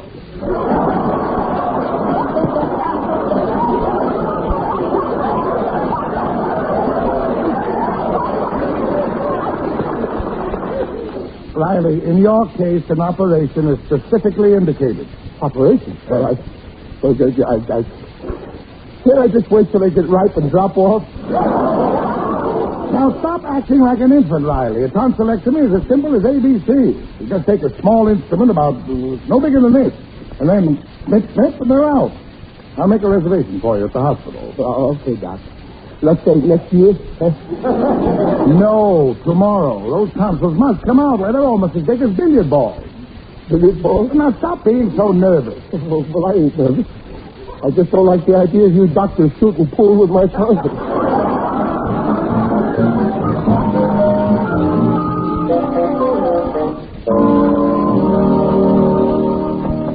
Oh, hello, dear. I'm glad you're home early.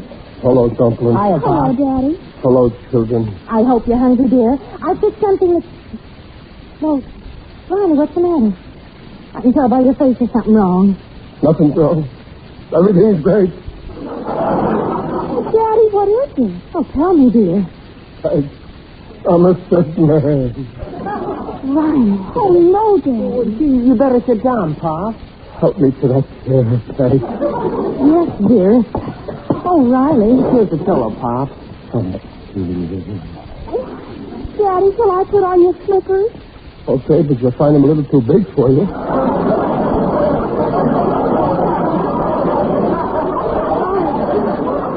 just can't stand it. What happened? I saw the doctor today. The doctor? About what? Now, Peg, you gotta be brave. Prepare yourself for a shock. Oh, sweetheart, what is it? Lots of things. Otitis medium, rheumatic endocarditis, and septemberemia. Oh, right. Daddy. Oh, Riley. That's what I'll get if I don't have my tonsils out.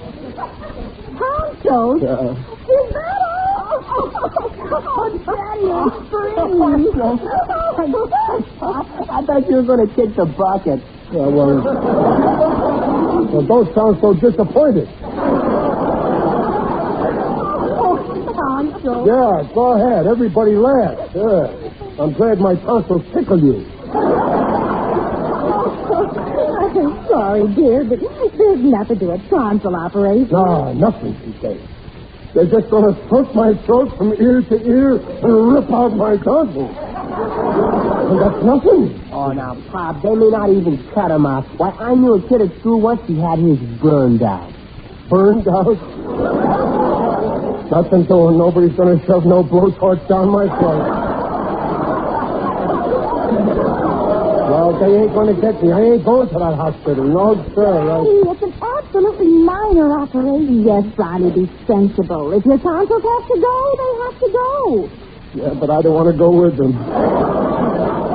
You're just exaggerating things in your mind, Daddy. Gee, Papa, I never thought you'd be a coward. Who's a coward? I'm just scared, that's all. I mean, about your mother and you kids. Here you all are, alone. And tomorrow morning I go to that hospital. Oh, cheer up, Pop. We'll get along without you. What? I mean, till you come home. Of course, dear. Now, don't worry about us. We'll be all right. Okay, I feel better now. You ought to know by now that I'm no coward. I'm not afraid of anything or anybody. Remember the time in Abbott Costello when that big 6-foot umpire got the licking of his life? I was one of the 12 guys that did it. Sure, Pop. I'm sorry. You're no coward. Not sure. After all, what is there to a little tonsil operation? The doc told me exactly how they do it. Of course. There's nothing to worry about. Of course. You see, They just take this knife. It's about as big as from here to where Junior's standing. And they shove it down my throat, and then they chop.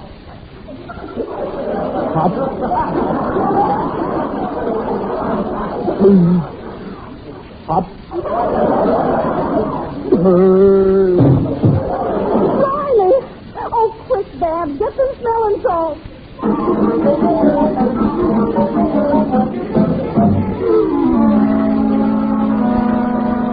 Hiya, Ray. Oh, hello, Gillis. Hey, what happened to you at the plant today? You went off the floor for lunch, you never come back. Yeah, well, it was like this. I was worried. I didn't notice you was missing until suddenly the belt line started going faster. Oh, you see, I had some trouble. Oh, no, don't say that. If Riley, my best pal, is in trouble, that I couldn't stand. I know you got fired. No, I've got worse trouble. I got to go to the hospital tomorrow. Hospital? Yeah. Why, what's the matter, pal? Oh, if anything's wrong with you, you're my best friend. Something incurable?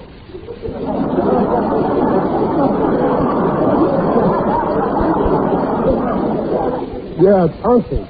Tonsils? That's all? Well, ain't that enough? You got a nerve aggravating me over a couple of measly tonsils. Stop wasting my time. Oh, yeah, you think it's nothing. What do you know about it, Jimmy? I know plenty about surgery. Why, during a day goes by, I donate all the obituary columns. Why, taking out tonsils is a thing. Nothing to it. Any good doctor can perform that operation blindfolded. Blindfolded, huh? Well, if my doctor wants to get paid, he better pay. Hey, you're in bad shape, Riley. Scared stiff. Now relax, pal. There's nothing to it. It's easy for you to say. Did you ever have your tonsils taken out? No, but believe me, I'd be glad to if I had the opportunity. Boy, would I love to go to a hospital and stay overnight.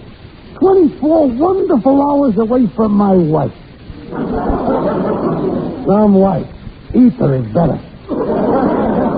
Yeah, well, I like my wife. She's cute. And I like my tonsils, too. They're cute. Riley, turn your head this way. Huh? More. I want to tell you something to your face. You're a coward. Who's a coward? Then stop squawking. If the doctor says you got to do it, you got to do it. The whole thing takes a minute. That's all? Well, sure. They put you to sleep. They open your mouth. They take a very sharp instrument. Down your throat it goes. Very delicate. Slash, slash, rip, rip. It's over.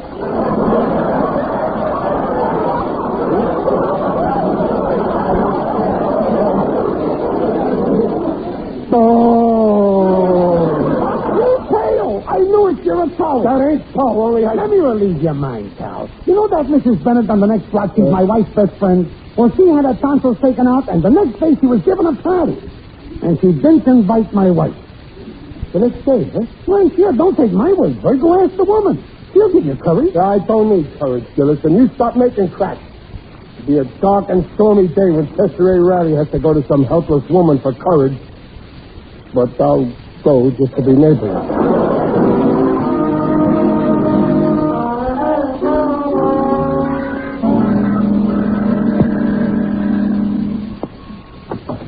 Yes, sir? Is Mrs. Bennett in? Yes, sir. Who shall I say is calling? Riley, Chester A. Riley. I live down the street. Mrs. Bennett was in the hospital, and the same thing is going to happen to me, and, well, you know, I want to give her advice. Oh, I see. Come in, please. Okay. I'll tell Mrs. Bennett you're here. Who's that, Matilda? It's Mr. Riley from down the block, ma'am. He must have heard about you giving birth to the twins, and I think he wants some advice. Oh, I guess his wife is expecting. I guess so, ma'am. Well, then, you better finish feeding the twins, and I'll go see him. I know how nervous the prospective father can be. How do you do, Mr. Riley? Oh, hello, Mrs. Bennett. Oh, please don't get up, Mr. Riley. I realize what a strain you must be going through. Yeah, well, I am kind of worried, but mostly on account of my wife. Oh, well, naturally. After all, it is your wife's problem, too, isn't it? Yeah. Why couldn't this have happened when I was single?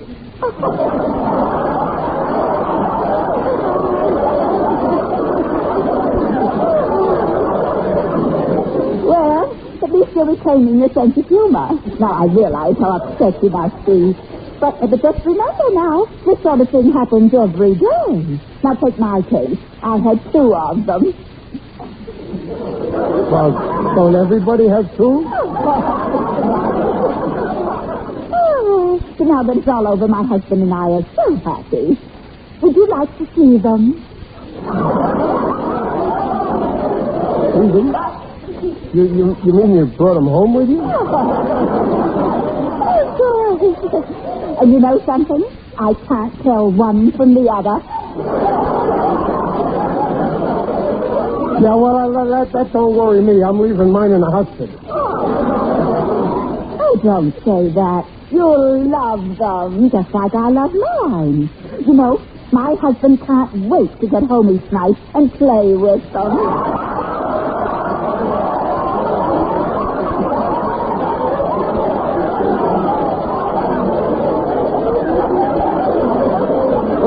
What? What are you going to say? You know what? If you come inside, I'll let you hold one. Hold one? In my bare hand? Oh, you'll have to use both hands, Mr. Riley. They're quite large, you know. Large? How large? Oh, they each weigh 7 pounds. Heavens! I don't believe it. And they eat like little piggies. They eat? Lady, what kind of tonsils did you have? They should be in vaudeville. Tonsils? What are you talking about? I'm talking about my tonsils. I gotta have them taken out. Tonsils? Yeah. Oh, I see. The maid said that, so I thought that... Oh, dear. I had my tonsils out a year ago. I was talking about my 2 baby girls. I just had twins. You had twins? Yes. Congratulations, madam.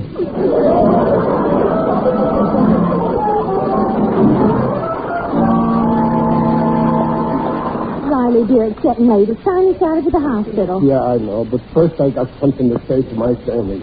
Peg, you sit down here. But you'll be late. Junior, you sit here and Dad, you here. Oh, Daddy, what's this all about? So I got something to read to you. It's in this envelope. It says, Chester A. Riley, his last will and testament. It's to be read after his funeral. So now I'll read it. Oh, Riley. Will you please stop this? It's ridiculous. Sure, but you're not going to kick off. Don't be so pessimistic. Now listen. I, Chester A. Riley, of sound body, do hereby cut up my entire estate to wit and ergo. To Peg, my beloved wife, I leave outright my entire bank account, which has always been in her name. Also, for the past year, I have been kind of holding out a certain sum each week from my salary. Riley? And for emergencies. I want my dear wife to have this $15, which she will find in the radio behind the third tube from the back. Daddy, please. Don't interrupt, Dad. To my beloved son and pal, Junior, I leave my good name. Is that all? Junior. I ain't finished. Also, I leave him my shoe trees that I got for Christmas, which he will find in my sneakers. And to my darling daughter, Beth, who in the years to come won't have her father's protecting hand to guide her when she goes out with boys, I leave these 2 words. Watch out.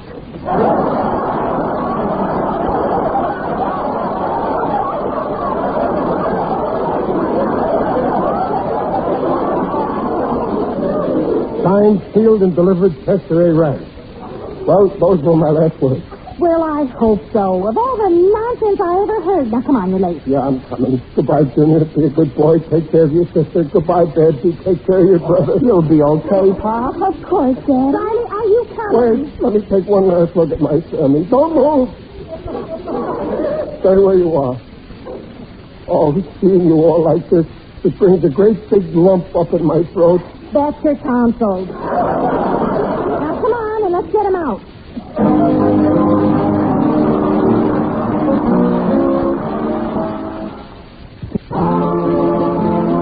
And now back to the life of Riley with William Bendix as Riley. And our brave hero was in the hospital waiting to have a simple tonsil operation. But that's not the way Riley sees it. The way he's acting up, you'd think he was about to undergo the most dangerous operation in the annals of surgery. And right now, our patient is driving his nurse slightly insane. Send me, nurse. Water. Nurse, take my pulse. I just took your pulse, Mr. Riley, and it's normal. Now stop worrying. You're perfectly normal. I am not normal. I know myself better than you do. Oh, why did I ever come here? Why did I ever let that doctor see my tonsils? Next time I'll keep my mouth shut. Now just relax. My goodness, the way you acted since you were going to die. Oh, I like to look ahead. Where's my late wife? She should have been back long ago. She went out for some lunch. She'll be here when you get back from the operating theater. Theater? Nothing doing. They ain't selling tickets to look at me. That's what they call the surgery room. Well, now I better get you ready. Ready? You mean my time has come? I'm going to give you something for your nerves, and you'll feel better. Here, let me have your arm. No, wait a minute. You mean you're going to stab me with that dagger? This is just a hypodermic needle, and it won't hurt a bit. Just turn your head, and it'll be over before you know it. Now close your eyes. Oh! Get back in bed. All I did was swab your arm with alcohol.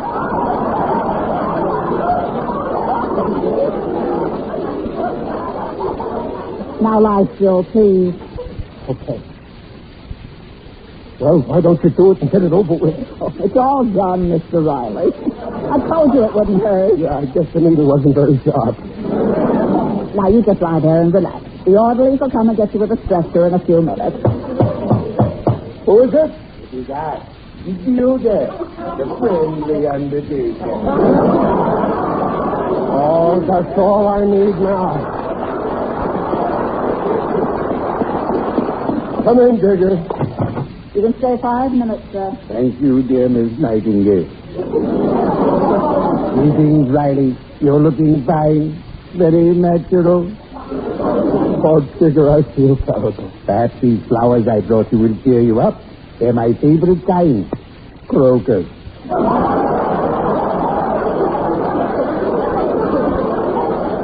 Digger, tell me, do you know anybody who had their tonsils taken out? Oh, yes. A very good friend of mine had his removed some time ago.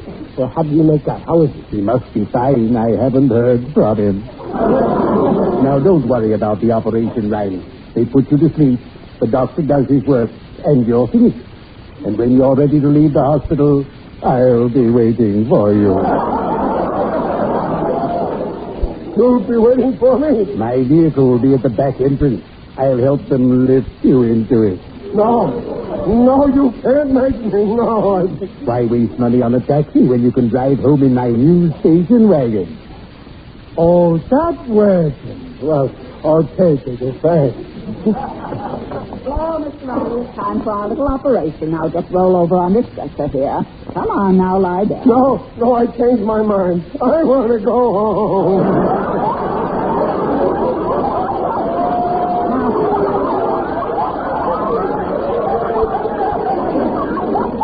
Now stop this nonsense, Mr. Riley. Lie down. Nurse, allow me. If I can't get it to lie down, nobody can.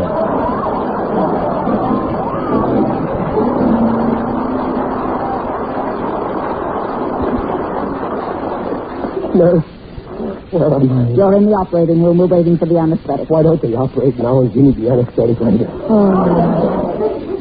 Oh, I had to ask to be transferred to surgery. I wasn't happy in the psychopathic ward. Where's my friend? They're waiting in the green room. Now, please, try to go to sleep. Sleep? Oh, not me. I'm staying awake to make sure that doctor knows what he's doing. I'm taking it easy. Oh, nurse. Yes. Oh, Dr. Olson, are you ready for Mr. Riley? Riley? Yes, this case here. He's asleep. Oh, yes, the tonsilectomy. You know, I've got a serious emergency that just came in. I don't think I'll get to Riley till late this afternoon. Better take him right back to his room. Yes, doctor.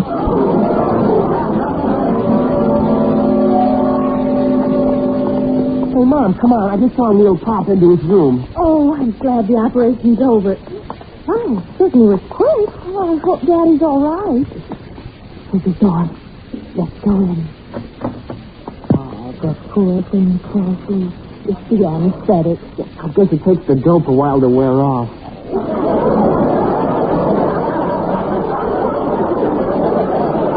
Well, where's the nurse? alone after an operation? Riley, dear, it's me, Peg. Where am I? Back in your room, dear. The operation's all over. It's over. Yeah. How do you feel? Oh, my throat.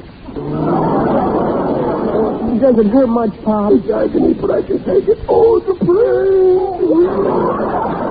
We gotta call the doctor. No, I'll suffer in silence. Oh, the brain! Here, take a sip of this water. No, I can't swallow. Oh, try Poppy's drink. It might help you. Okay, I'll try. Did it hurt? No, it's excruciating. Take another sip. Okay. Hey, now it didn't hurt at all. Oh, you don't sound so hoarse, dear. You sound more like yourself, Daddy. Yeah. Hey, I feel fine. I tell you, this modern surgery is wonderful. Oh, I'm so glad you came through it all right. Now, you see, Peg, you were worried over nothing. What are you for? I don't understand how Now, listen, Peg, about my will, I got I was only kidding about that $15. There ain't any dough on that radio. There isn't now. I've got it right here in my bag. Wait a minute. Hello, Mr. Riley. Oh, hello, Dr. Oates. How are you feeling? Great, Doc, great. You really know your business. Well, thank you. I feel good enough to go home right now. That's fine. All right, orderlies, you can bring that stretcher in now. Hey, Doc, I don't need no stretcher to take me to the bus. You're quite a car. Now, let's go up to the operating room. Operating room? Well, Doc, I thought the operation was all over. I wish it was. I'm so tired I can't see straight. You mean that what a revolting development this is.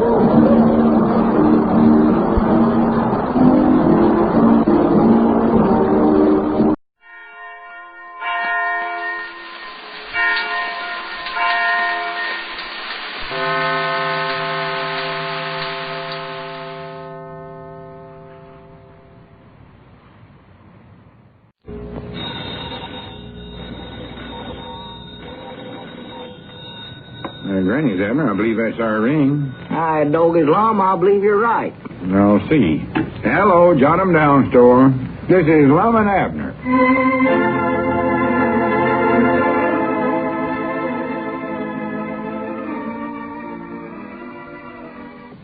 And now, let's see what's going on down in Pine Ridge.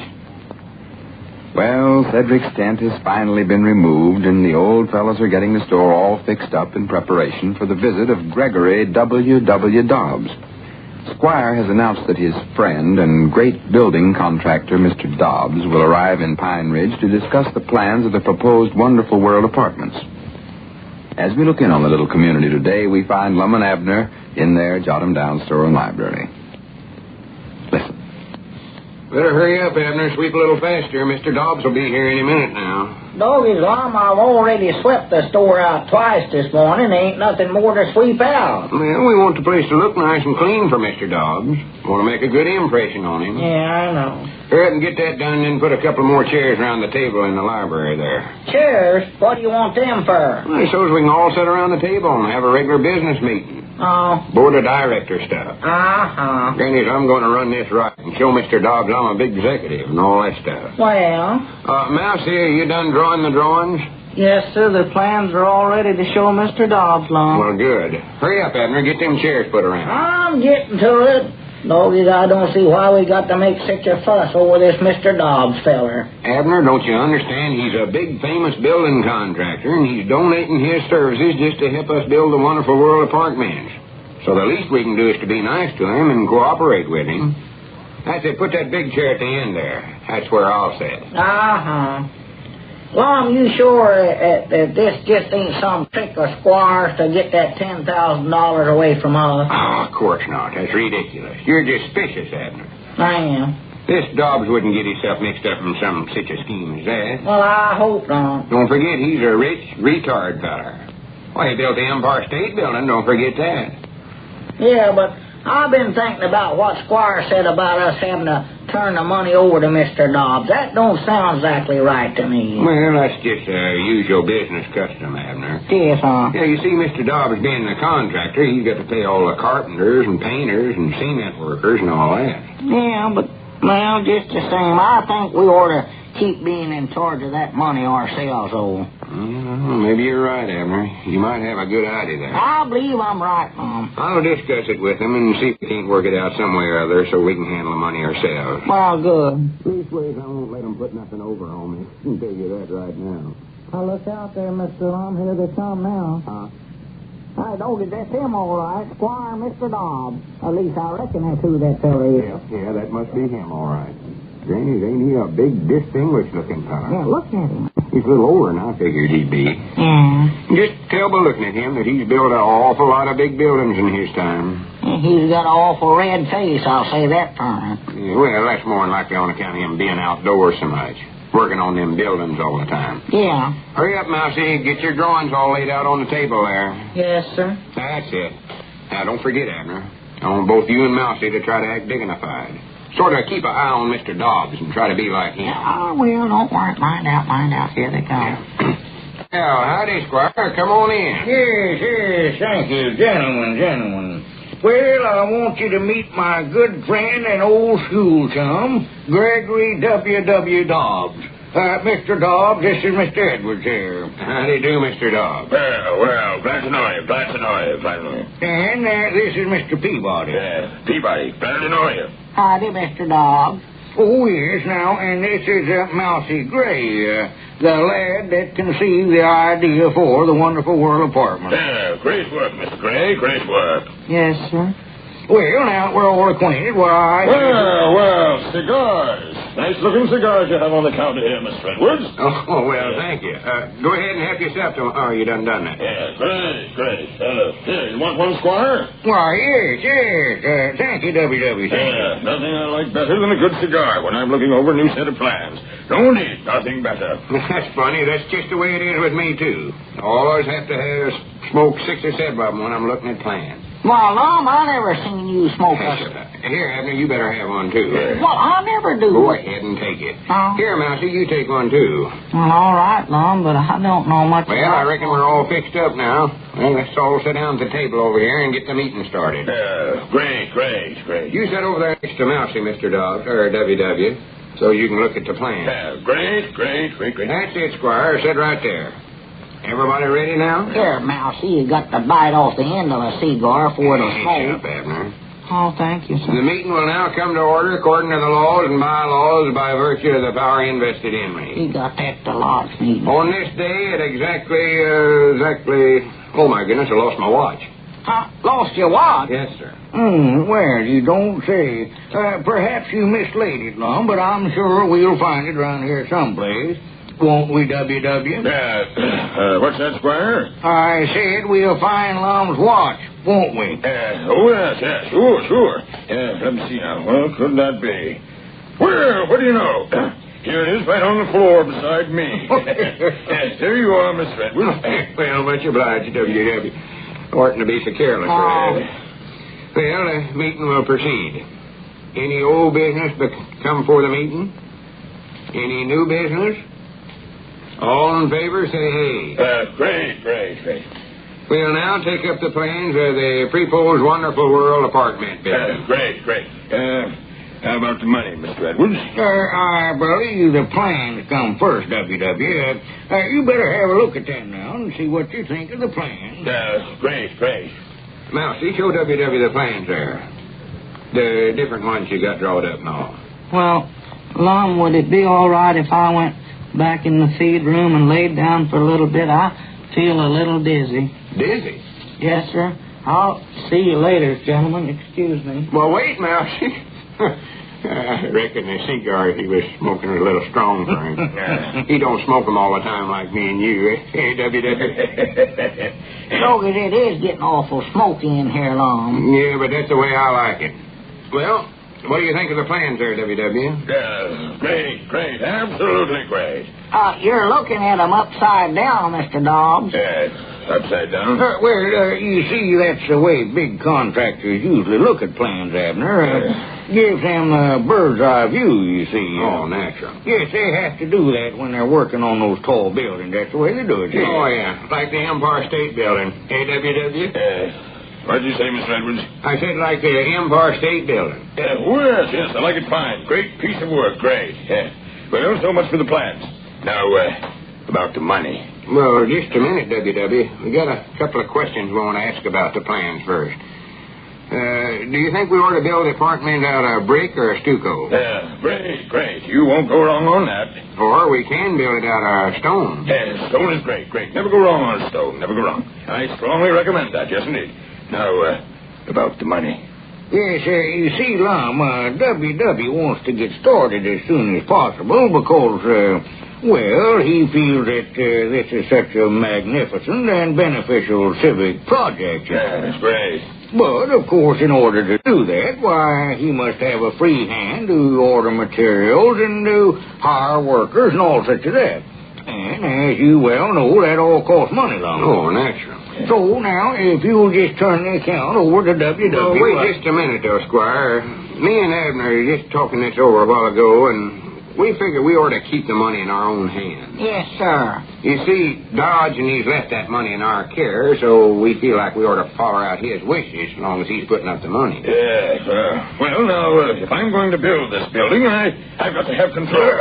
Yes, I agree with WW, yes. Lum ought to keep charge of the money, yes, he should. And I see no reason why it won't work out satisfactorily. Lum can write all the checks, and that way, he can keep an eye on the accounts. Yes, that's a very good plan, Lum. I'm glad you brought that up. Great. Much obliged, Squire. I'm glad you see it my way. Yes, well, now, the first thing to do is for WW to order the lumber. Naturally, he'll have to have money for that. How much do you think you'll need, WW? Just enough for down payment, you know. I don't know. About 20,000, 30,000. Yes, that's about right. Yes, $1,200. Make out a check for that amount, Lum. We'll get this apartment underway right now. Yeah, all right. You reckon that'll be enough lumber? Oh, yes. Well, enough to start anyway. Here's a blank check, and there's my fountain pen. Oh, yeah. You better take this blotter, too, Lum. That pen leaks a little. All right, let's see now. What's the name of the lumber company I'll make this out to? WW probably want to dicker a little, you know, Lum, see where he can get the best price. So, I'd suggest now that you just make it out to him, and then he can endorse it over to whoever gets lumber. Yeah, that's a good idea. Yes. Take it to the order of WW Dobbs. Yes, that's right. That's the thing to do, Lum. Much smoke in here, I can't hardly see. Yes, it is. A little smoky. Great. There. Now, Abner's got to sign it. You see, we got the money in both our names. Oh. For goodness sakes, Abner, what's the matter with you? Sit up straight. I believe I'll go back there in the feed room and lay down for a spell, too. I don't feel very good. Swamp, too, goodness. One little cigar. Well, wait, Abner. Sign this check before you go. I don't think I can. Yes, you can. Here, take this pen. Here's the check. Well, whereabouts? I can't see nothing. Right in front of you there, right by the blotter. Maybe we ought to open a window in here. Well, there. That's his sign, Lum. Yeah, all right, here you are, WW. Great. Well, I'll rush this right to a lumber company. Come on, Squire. I've got to get back to the county seat. Oh, yes. Well, we'll see you later, gentlemen. So long, Lum. Yeah, so long, Squire. Wonderful world. Yes, Granny's Abner, we're in the building business now, sure enough. Wait a minute. Squire forgot his pen and blotter. Well, for goodness sakes, Abner, look what you done. You never signed that check. You signed the blotter.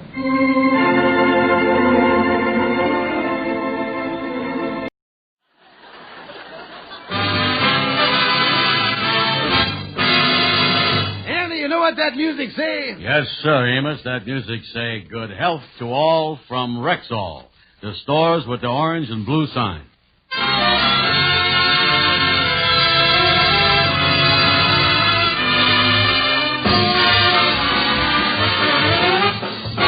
Yes, 10,000 independent Rexall druggists at the stores with the orange and blue sign bring you transcribed The Amos and Andy Show, written by Joe Connolly and Bob Mosher, featuring Ernestine Wade, Johnny Lee, Amanda Randolph, Tommy Moore, Vincent Townsend, Will Wright, Jeff Alexander's music, yours truly, Harlow Wilcox, and starring radio's all-time favorites, Freeman Gosden and Charles Correll, Amos and Andy.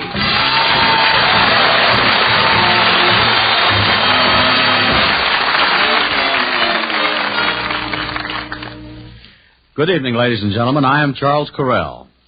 You know, in my family, we regard a doctor's prescription as a pretty important thing. We want to have our prescriptions filled by a druggist we know. That's why we take our prescriptions to our Rexall druggist, a man we always depend on for such important things. And you can do the same.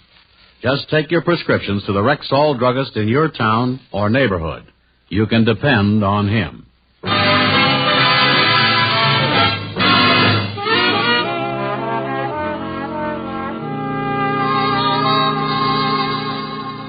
Well, George Kingfish Stevens finally got a break. His wife, Sapphire, and her mother are taking a little trip down to Georgia to visit relatives.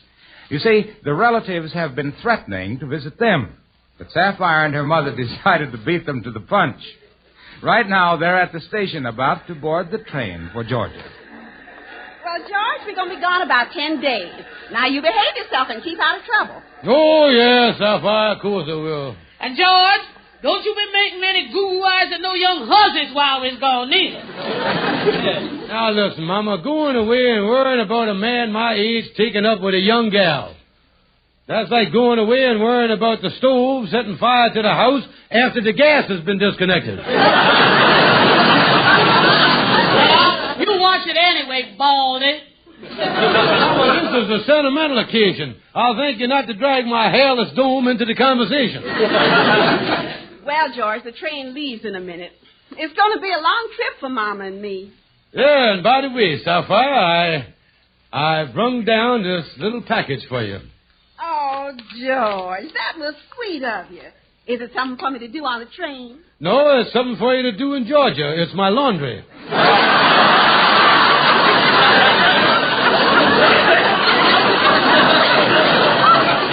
George, you take that back home and wash it yourself. All right. I'll wash it. Don't have to pop me on top of the head with it. That's why we better get on the train. It's leaving now. George, this is goodbye for a while. Yes, honey. I'll be sure and right. Oh, George, you really want me to? Oh, yes, honey. It don't have to be a long letter. Just slip a check or money order in an envelope now and then. Just let me know you're thinking of me. Huh. George Stevens, goodbye. Come on, daughter, get on the train. We don't want to miss it. Well, here we go. So long, Senator. So long, you big fat ox. I say, don't forget that big hat box.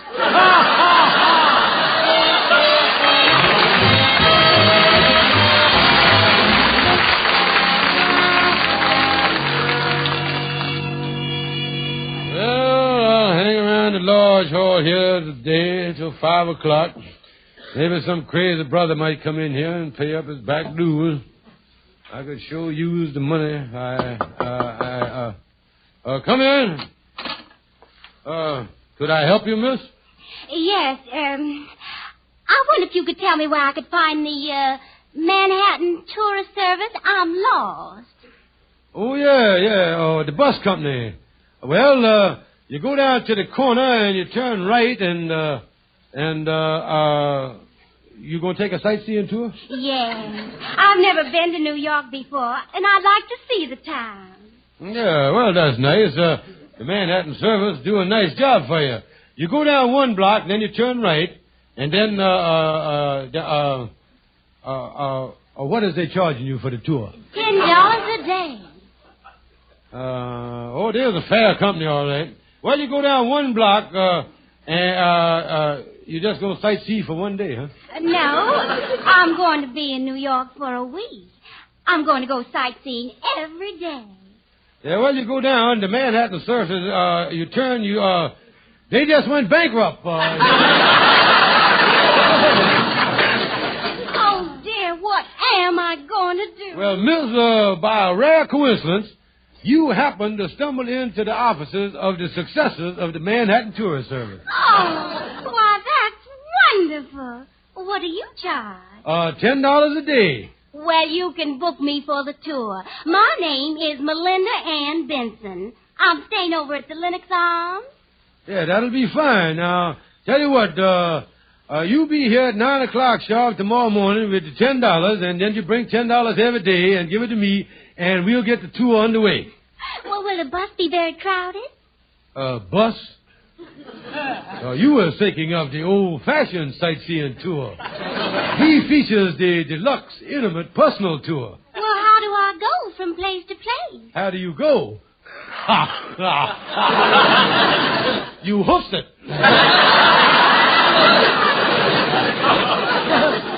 Oh, a walking tour. Mm-hmm. Well, that might be an idea, Sam. Oh, yeah, it's a great thing. Oh, you're going to love it. Flat-footing up the side streets, peeking up the alleys and all that stuff. I'll see you at 9 o'clock in the morning. Goodbye. Goodbye. $10 a day for a week. That's $70. I wish I could get someone to do the walking part for me, though. Hey, wait a minute. That's a young, pretty girl, and all I need is somebody to walk around town. Just thinking here, if I gets the right gimmick, I shouldn't have no trouble converting Andy into a pavement Romeo.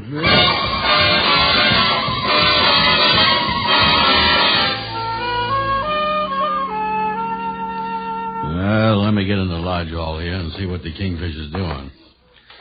I think well, what is this sign on his office door here? Secret FBI Spy Employment Office. Foreign agents keep out. Highest prices paid for foreign jet planes. Well, I better see what's going on here. Hi, Kingfish. What you know better than to walk into a secret government agency without knocking? Is you working for the FBI here? Yeah, real secret stuff, too. I don't even know who my boss is. All I know him by is his code name. J. Edgar Vacuum Cleaner. That's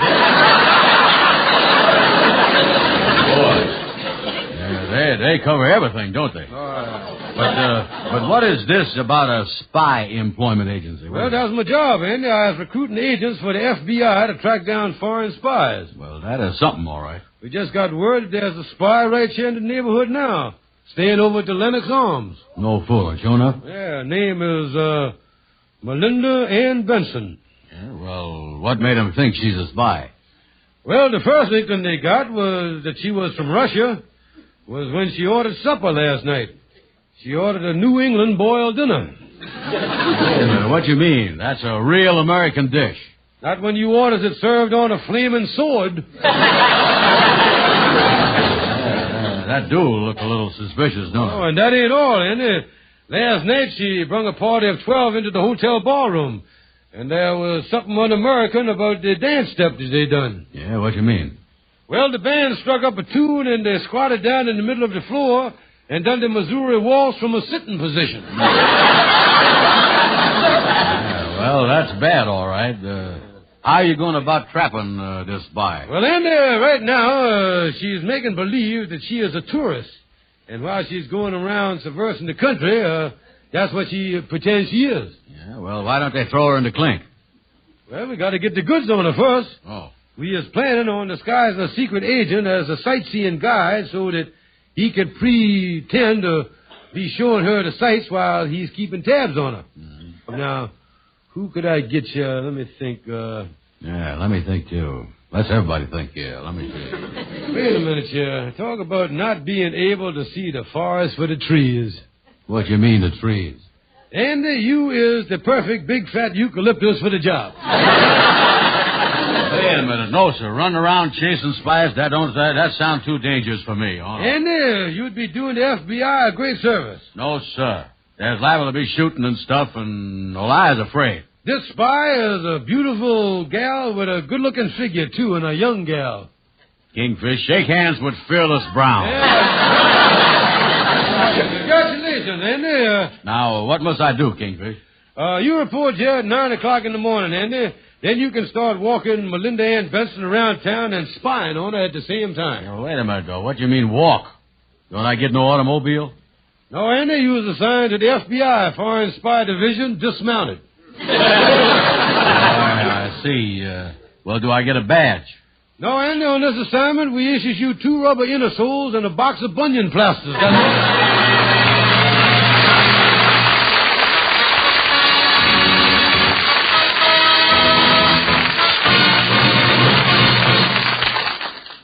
Good evening. This is your Rexall family druggist, one of the 10,000 independent druggists who have made the word Rexall part of our own store names.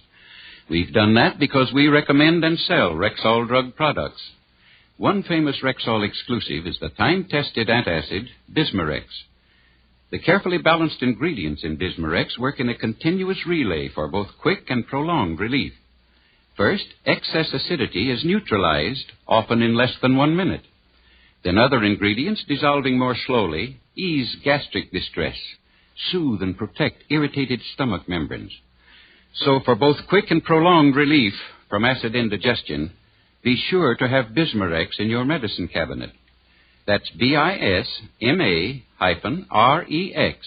Bismarex, at Rexall drug stores everywhere.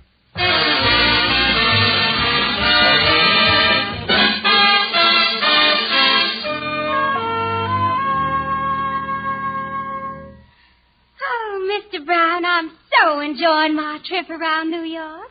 I guess I've seen just everything. Well, Miss Benson, we is covered a lot of territory.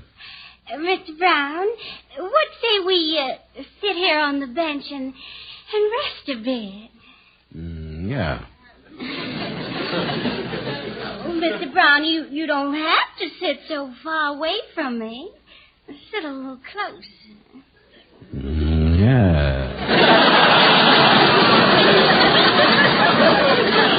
There. Isn't that much more cozy? Yeah. Well, anyway, Mr. Brown, Andy, you're really awfully sweet. I is, huh? You're just one of the cutest men I ever met. I is, huh? About one of the handsomest, darlingest men Hold it. What's the matter? Let's get out of here before I start double-crossing the whole United States government.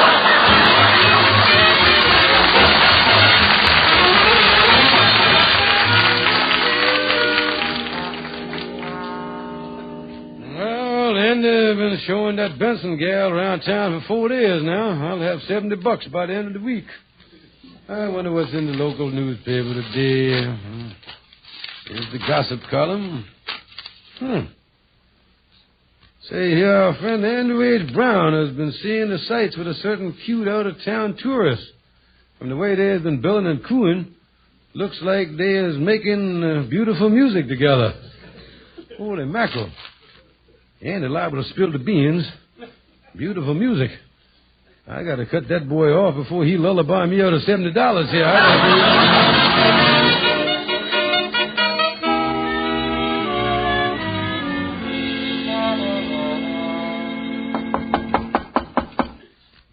Come in. It's open.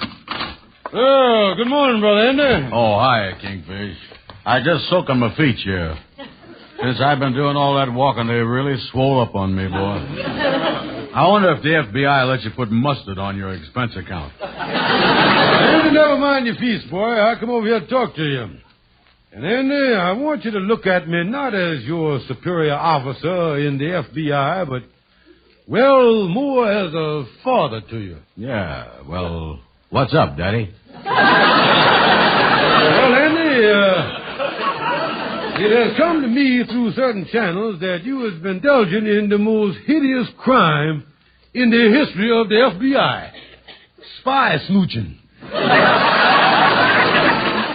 Well, Kingfish, I just can't believe that a sweet gal like Melinda Ann is a spy.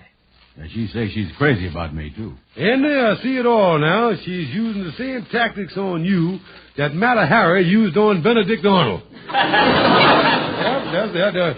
She is using her feminine charm to undermine the country. That is what happened to Benedict Arnold? Oh, yeah, and Mata Hari done turned poor Benny's head. Yeah, she done led him on so much that when the FBI broke in on him, he was proposing marriage to her and giving her state secrets at the same time. And believe me, Andy, the FBI acted right then and there. Yeah? They caught him in the middle of the proposal, huh? Yes, Andy, Benedict Arnold was the only spy in history that was ever hung in a kneeling position.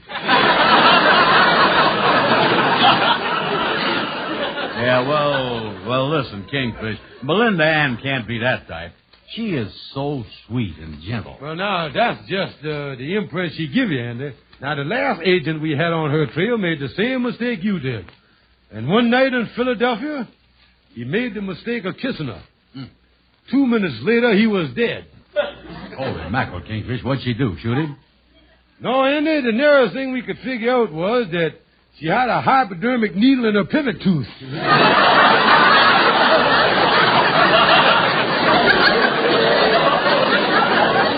Andy. She done fanged the boy into Never Never Land. Holy smokes, Kingfish. I didn't realize that she was that kind of woman. If she do any spying while I'm around, I'm going to turn her right smack over to the police. That's the spirit, Andy. Yes, sir. And if temptation gets too much for me and I feels like smooching with her, I'm going to make her take her bridge work out first.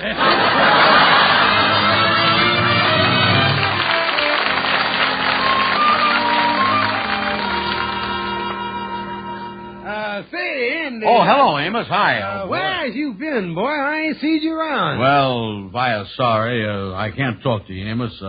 I ain't talked to nobody these days. I don't want to get hung in no kneeling position. Excuse me, Andy. I'm afraid I didn't get the gist of what you just said. You say you didn't want to get put in what kind of... What was that? Look, Amos, stop pumping me. Ain't going to get you nowhere. You ain't supposed to know that I is chasing spies for the FBI. Chasing spies? Yeah, and this one is a real danger spy. She's worse than that other one, that Mattress Harry. Wait a minute here, Andy. You say you was working for the FBI? Yeah. And Amos, if you hear anybody eating breakfast on a flaming sword, let me know.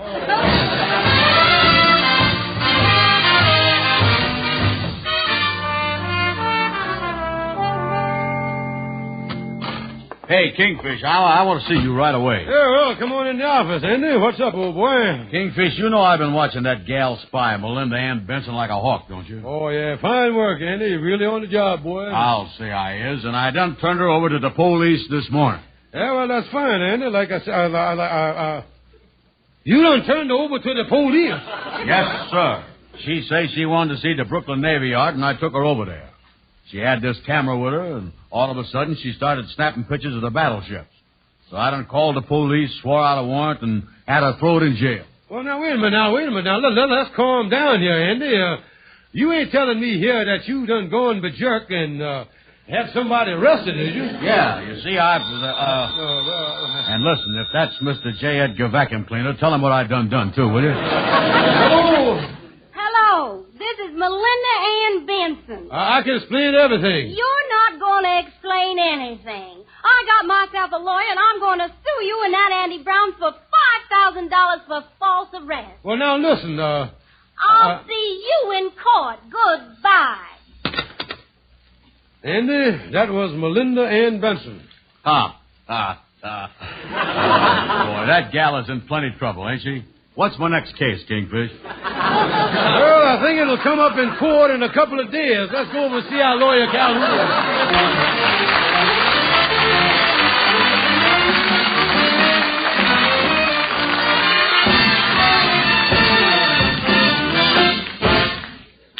And now, here is your Rexall family druggist. During the winter months, I like to remind my customers about a guaranteed Rexall product that can be invaluable in your household. MI-31 is Rexall's famous multi-purpose antiseptic. Valuable in winter as a gargle. MI-31 kills germs on contact when used full strength. Useful the year round as an antiseptic of many purposes. MI-31 is an effective mouthwash, breath deodorant, and first aid dressing. Rexall MI-31 is truly the multi-purpose antiseptic. Yet you get a full pint at the same price as other brands of smaller quantity. So for your family's mouthwash, gargle, and all-round antiseptic, ask for Rexall MI-31. Available at Rexall drugstores everywhere. Remember, friends, you can depend on any product that bears the name Rexall.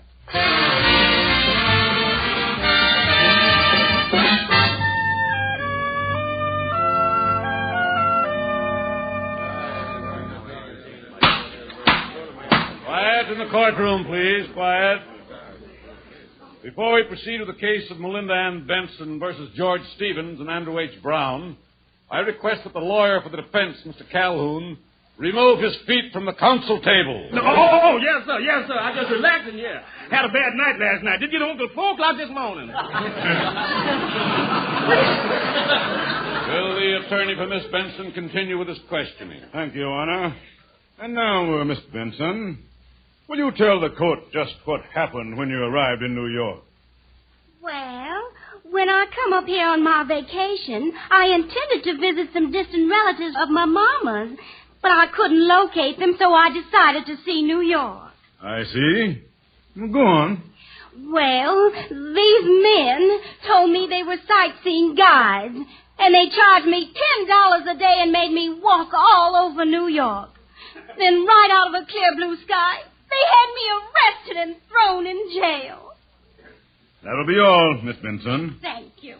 If Mr. Calhoun cares to cross-examine the plaintiff, he may do so. Yes, sir. Yes, sir. Hold everything. Be up there in a minute.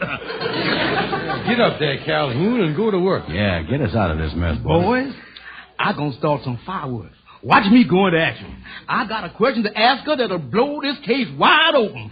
I'll stake my legal reputation on this question. Will the defense attorney please proceed? Yes, sir. Yes, sir. It's right here. Now, Miss Benson, is it not true that under the notorious alias of Two Gun Bronson, you served an 8-year stretch in the Ohio Penitentiary for armed robbery in 1926? I hardly think so. I wasn't born till 1928. Well, there goes my legal reputation. That's all.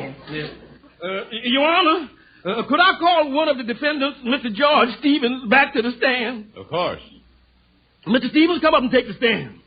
Step up there, bud. Yeah, what you want to ask me, Calhoun? Now, Mr. Stevens, when this poor innocent girl first walked into your office, you had no intentions of frauding her out of her savings, did you? No, sir, I did not. Well, just when did you get the idea of jipping her?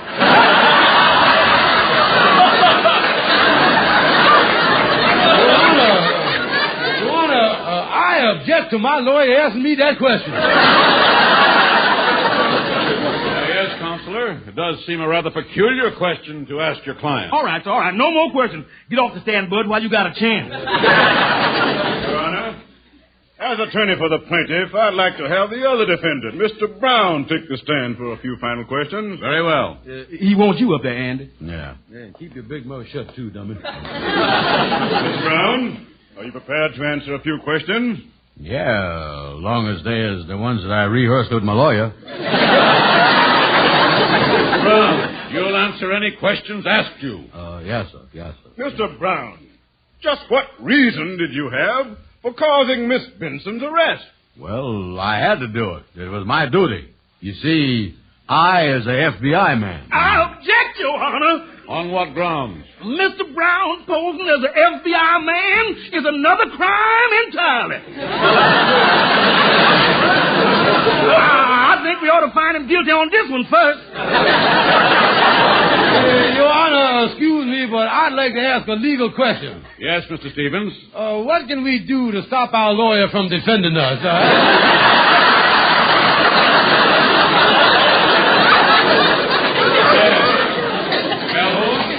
I think to avoid further confusion, it might be advisable if you withdrew from the case. Yes, sir. I'm glad to get out of here.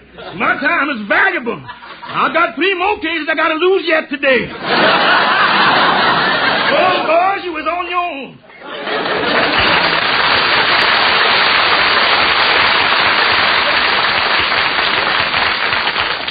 Your Honor, sir, I wonder if me and Mr. Brown, if we got together with Miss Benson, if we could kind of settle this here thing out of court. Well, I'm sure if that's agreeable to Miss Benson and to her attorney, It'd be a much better way of settling this case. Yes, the court hereby orders this case be temporarily suspended until such time as...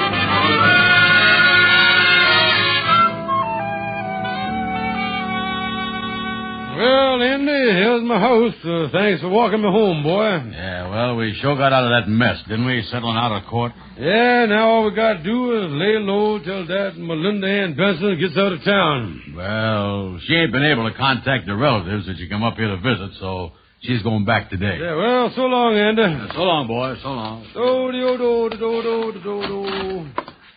Is that you, George? We're home. Why, Sapphire, Mama, when did you get back from Georgia? This morning. Well, did you have a nice trip visiting all your relatives and peoples? Oh, well, George, we were disappointed when we got down there. We was looking forward to seeing my cousin Luella's little girl, but she was away. Oh, is that so? Yes, but, George, we got a wonderful surprise. She done come up here to New York to visit us, and we finally run into her this afternoon at the station. Oh, here she is. George, shake hands with my little cousin from Georgia. How do you... Why, it's that horrible sightseeing man. Melinda Ann Benson, oh, no, hold it.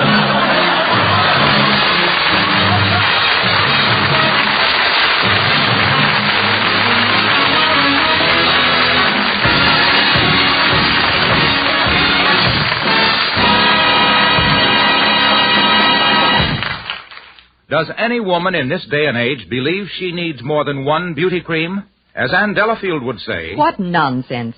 Modern women have discovered the all-purpose cream that gives complete complexion care. Ann Delafield's all-purpose deep cream. Yes, Ann Delafield's all-purpose deep cream. It's a cleansing cream, a face cream. It's a night cream, neck cream, eye cream, throat cream. Ann Delafield's all-purpose deep cream is all beauty creams in one. This rich, deeply penetrating, lubricating cream contains Ann Delafield's own secret formula of precious oils, esters, and cholesterols.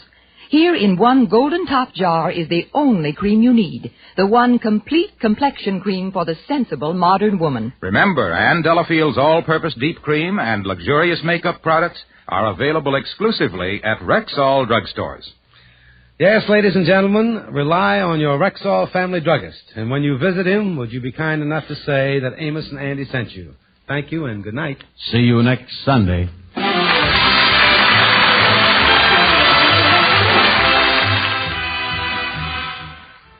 Boys and girls, many Rexall druggists are running a special contest for you right now with a beautiful Schwinn bicycle as grand prize.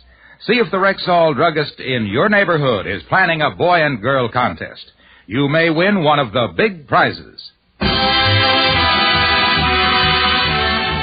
Your Rexall druggist brings you the Amos and Andy Show, transcribed and directed by Cliff Howell. This is the CBS Radio Network.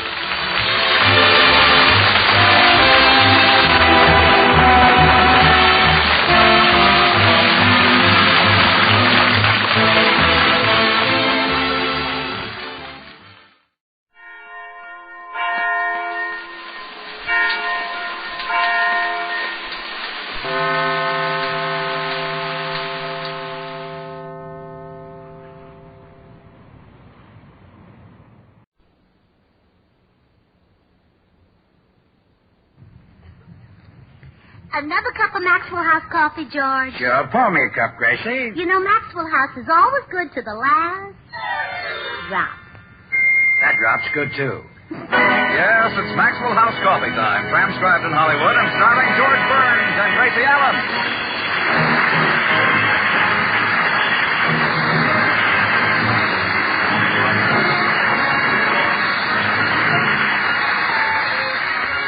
With our special guest tonight, Marie McDonald, yours truly, Toby Reed, Harry Lubin, the Maxwell House Orchestra, and Bill Goodwin. For America's Thursday night comedy enjoyment, it's George and Gracie. And for America's everyday coffee drinking enjoyment, it's Maxwell House. Always good to the last drop.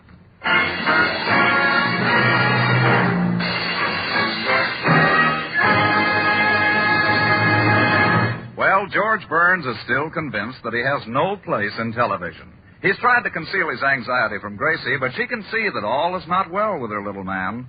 George, you're unhappy about something, aren't you? No, I'm not, Gracie. Oh, yes, you are. I can always tell.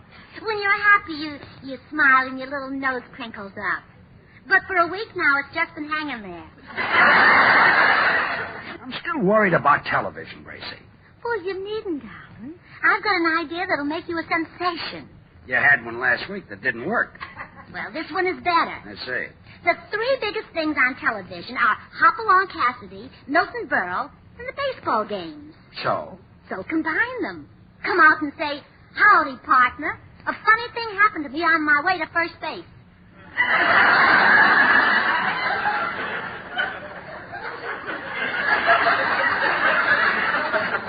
Nothing, huh? Nothing. Well, you still have no reason to worry. Now, look how well Howdy Doody and Judy Splinters are doing.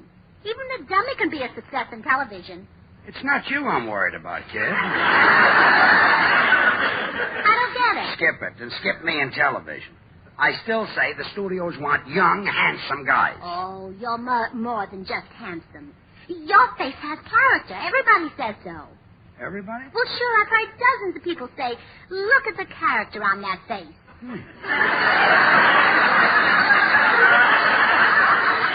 Or did they say, look at the face on that character? Yeah.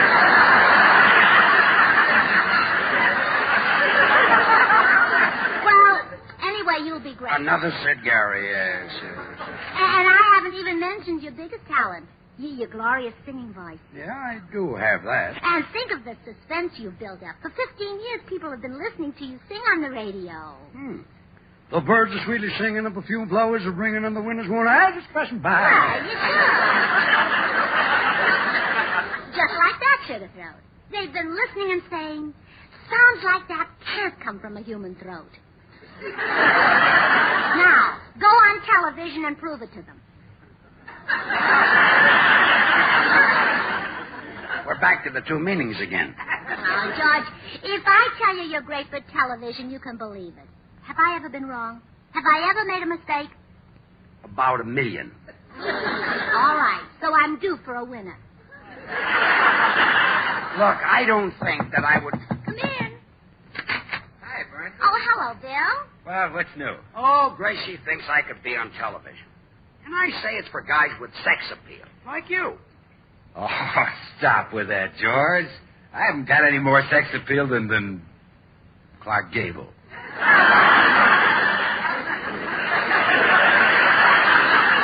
And you're modest, too. Bill, don't you think George has a future on television? Well, definitely, Gracie. You're a natural, George. Now, look, there are thousands of television sets in bars, and you'll double their business. How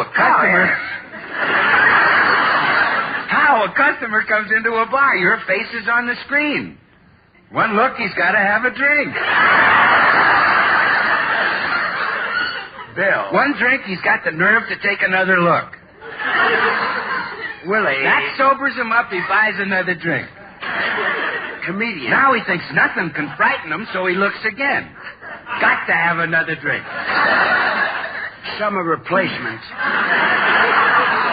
He hangs on the bar and sneaks another look. Now he sees two of you. He buys a bottle. Okay. I'm going to the cigar store. I'll see you later. Bye. Oh, Bill, you shouldn't have kidded George like that. You know very well he's got as much sex appeal as you have. Oh, come on now, Gracie. Women flock around me like moths. They want to eat me up. Well, they did the same thing to George when he was single. And by the time I married him, he was plenty moth-eaten.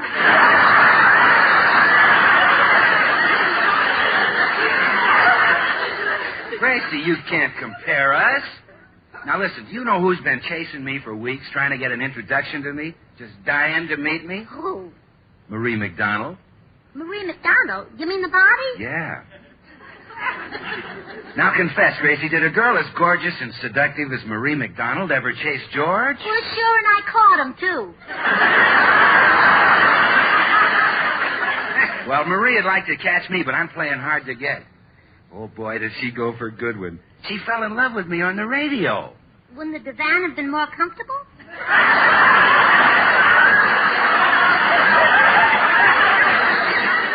No, Gracie, I mean, she was listening to our program. She heard my voice and just fell apart. Well, whoever put her back together sure did a fine job.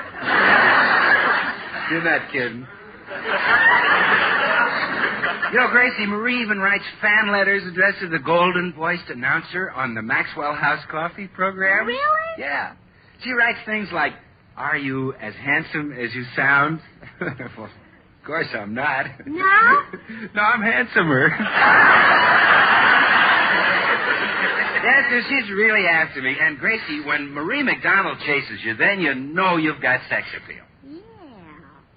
Say, that would even convince George. Huh? Well, if Marie chased George, he'd be ready for television. And she'd be ready for the snake pit. Say, Bill, you'll have to excuse me. I have work to do. Okay, Gracie, but don't be a dreamer. The day Marie McDonald chases George, it'll snow in Los Angeles. You mean she's been chasing him all winter? No, Gracie. Well, I'll see you later, Bill. Okay.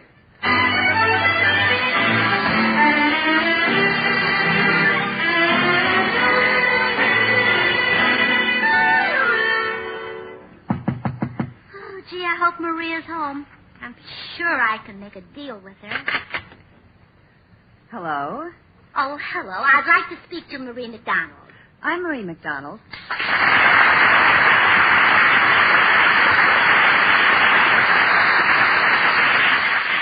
Excuse me, but why are you staring at me so closely? Well, you're not quite what I expected. I don't understand why they call you the body. Why? Well, you've got a head, too. Thanks. You're Gracie Allen, aren't you? Oh, you recognize me. Oh, yes, when you came in, I thought it was you. When you started talking, it had to be you. Oh, well, I think that we can do one another a favor, Marie. I understand you'd like to meet the golden-voiced announcer on our Maxwell House Coffee program. Oh, yes, Gracie. I've fallen in love with his voice. Tell me, is he handsome? Oh, terrifically handsome. And that's not just my opinion. It's his, too. Well, I'm really anxious to land him. Oh, well, I can arrange it, Marie. But first you have to do me a favor. All right, what is it? Now, I want you to act like you're madly in love with my husband. If you convince George that he's got sex appeal, he'll go on television. Yeah, but Gracie, I'm in pictures. I don't want television to be a success. And if George goes on, I'll do it.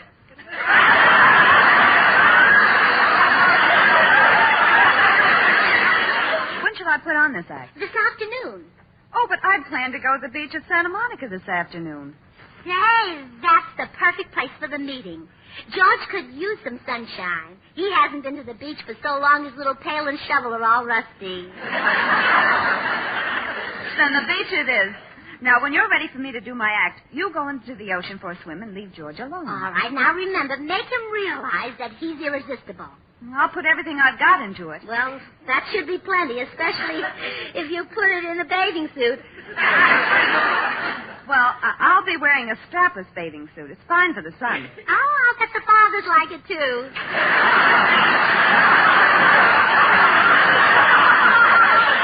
Well, Marie, see you at the beach.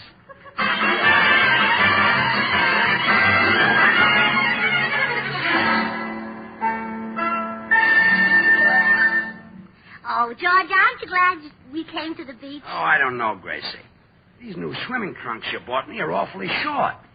I like my old bathing suit better. Oh, but, darling, it wasn't safe. You were always tripping over the hem. Well, I feel awfully silly in these little things. Why, you're the center of attraction. Every woman on the beach is looking at you. Yeah, but they're laughing. Well, certainly. They're laughing at their husbands, those unattractive men they married. What are the single women laughing at? Well, they're laughing at the married women for being such dopes. What are the men laughing at? Oh, they're laughing at the single women who can't get you because you're married. Just one question. What are the children laughing at? The sand tickles feet. Still think they're laughing at me. These swimming trunks are too skimpy. Well, I think they're beautiful, and I love the color. It's called watermelon green. That accounts for what the lifeguard said. What did he say? I was lying here on my back, and he tapped me on the stomach and said, "You better get that out of the sun. It'll be too hot to eat."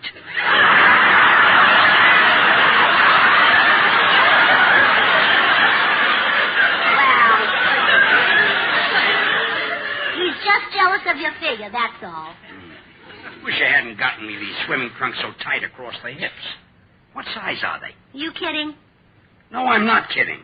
What size are they? That's it. They come in 4 sizes. Small, medium, large, and are you kidding? I got a small one.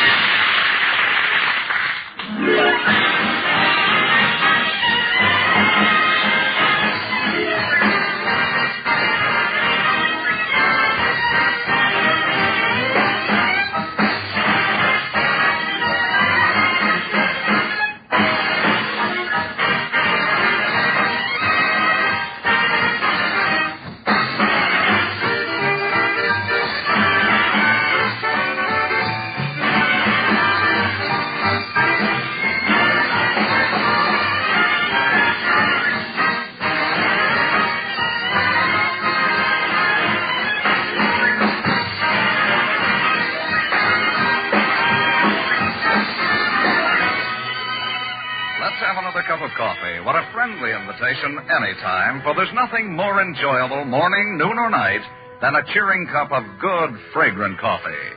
Delicious Maxwell House coffee. It's America's favorite, you know, bought and enjoyed by more people than any other brand of coffee at any price. And the reason for this great preference? Why, it's that good to the last drop flavor. Rich, heartwarming flavor only Maxwell House gives you. There's just one way to create this superb flavor. It's the blending of many choice coffees, premium varieties of Highland-grown Latin American coffees, which our Maxwell House experts select with the greatest care and skill. Now, first they choose Manazales coffees for mellowness. They add Medellins for richness.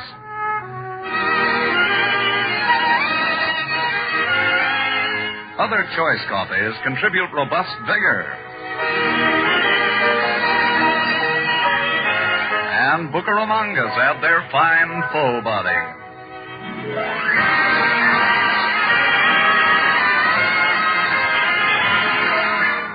This superb Maxwell House blend is then radiant roasted to full flavor goodness and brought to you vacuum-packed in the familiar blue Maxwell House tin. And ladies, vacuum packing means you get all the flavor and goodness you pay for.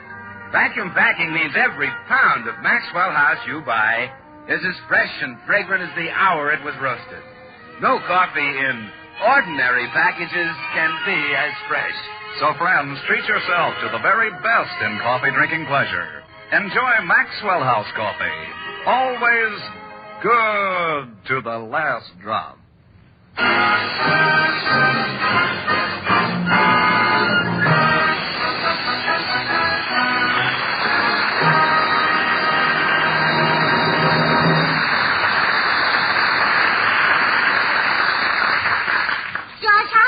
That you haven't got enough sex appeal for television. Well, you're so loaded that every woman in this speech is after you. They all want to get you. Oh, go. Well, it's true. Whenever 2 women walk by and look at you, one always turns to the other one and says, "Get him."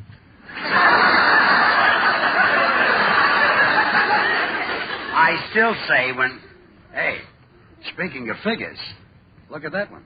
Which one? The girl in the strapless bathing suit. Leading the Airedale. Oh, that's Marie McDonald, the movie star. Wow. Look at that crowd of men following her along the beach. Well, isn't that silly? You'd think they never saw an Airedale before. She's heading this way. Yes. Well, I think I'll take a little swim. Okay, I'll join you. No. Why don't you stay here and rest? No. I feel like a swim. I want to plunge through the surf. Battle the riptide. Skim through the water. But, George, I didn't bring the inner tube. Okay, I'll stay here and rest.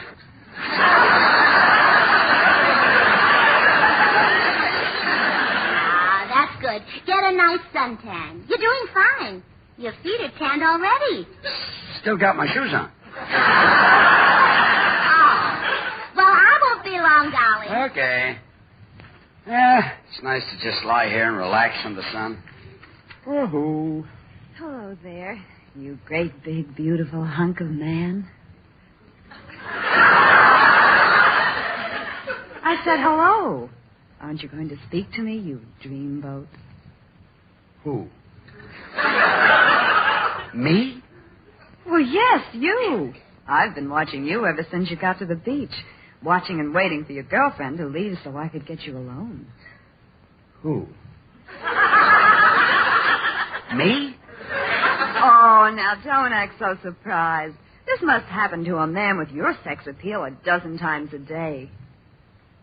No, you see, I just got this new swimming suit. The one I had before didn't show so much of me. Oh, what a shame. Why, that's like covering up a Rembrandt. Who? Me? Yes, of course. You know, but I'm afraid you're getting a little sunburned. Would you like me to rub some oil on your chest? Oh, no. I don't think you better. Oh, but you're the kind of man I like to do things for. I want to wait on you, be your slave. Would you like me to light a cigar? Yeah. Light one for me, too. Let's have a smoke and talk this thing over. You see, Marie, I'm married to Gracie Allen, and I love her. I belong to her. No one woman can claim you. When a man's got what you've got, he belongs to all women. Well, I don't think there's enough of me to go around. You've got to fight this thing, Marie. I can't.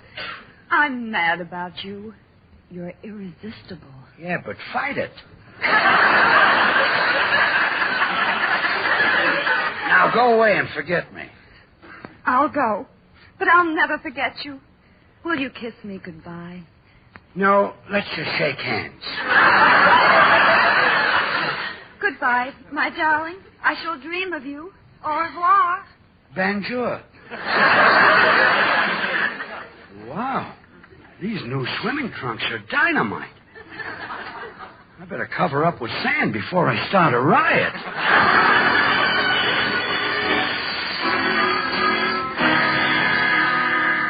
Okay, Gracie, you can go back to George now. Well, did it work, Marie? Is he ready to go on television? Oh, yes. He thinks he's the most fascinating man in the world. I threw myself at him. Oh, well, you didn't fall in love with him, did you? You didn't let yourself go. Oh, don't worry, Gracie. I kept my head. Well, never mind your head. It's the rest of you I'm worried about. I assure you, Gracie, he's all yours. Oh, thank goodness. You know, I wouldn't want to lose him. Husbands like George don't grow on trees. No, I guess when they get that ripe, they drop off.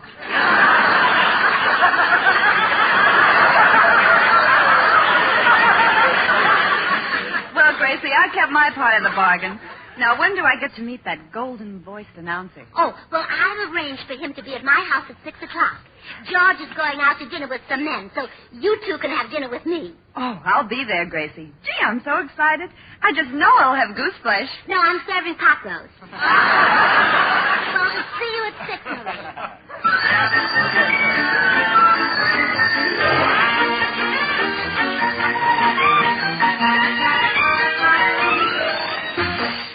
George, we've been home from the beach for an hour now.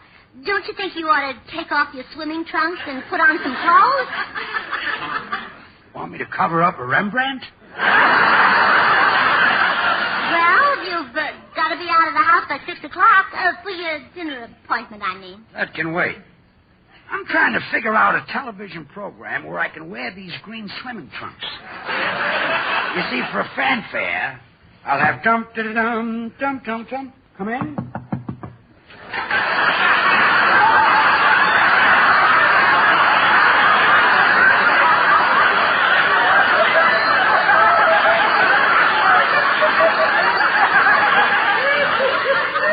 I'm beginning to hear things.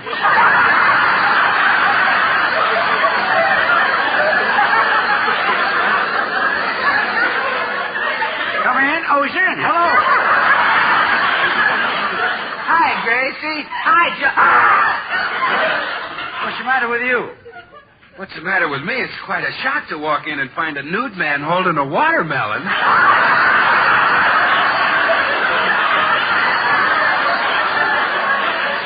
happen to be wearing green slimming trunks.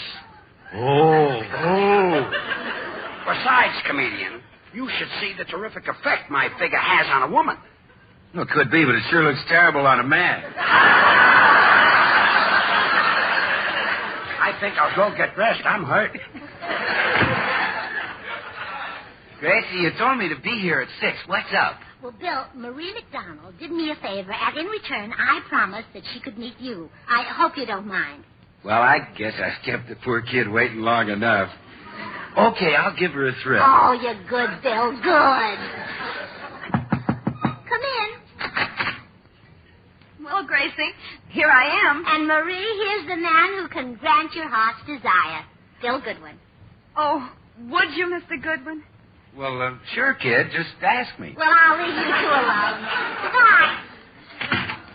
Bill, for weeks now, I've been dying to have a date with the golden-voiced announcer who talks about Maxwell House coffee. Yeah? Yeah. So, would you introduce me to Toby Reed?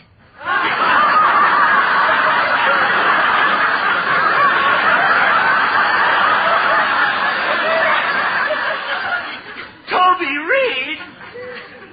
He's your dream man? Oh, yes. When Toby talks about the rich, mellow goodness of Maxwell House, his voice is just as rich and mellow as the coffee. Oh, yeah? Well, if you think he's good, just listen to this. Maxwell House is a blend of choice Latin American coffees, radiant roasted to the very peak of flavor perfection. America's favorite brand of coffee. Always good to the last drop. Oh, I like the way Toby says it. Maxwell House is always good to the last drop. What's great about that? Would you say the boy stood on the burning deck? Oh, now, come on, Bill. Introduce me to Toby. I want to see if he looks as wonderful as he sounds. Oh, that's right, Marie. You've never seen him, have you? No, when can I meet him? Listen, Marie, do you want to meet a man who's 50 years older than you are? A man who's so short he has to stand on a soapbox to reach the microphone? No, I meant George. I want to meet Toby.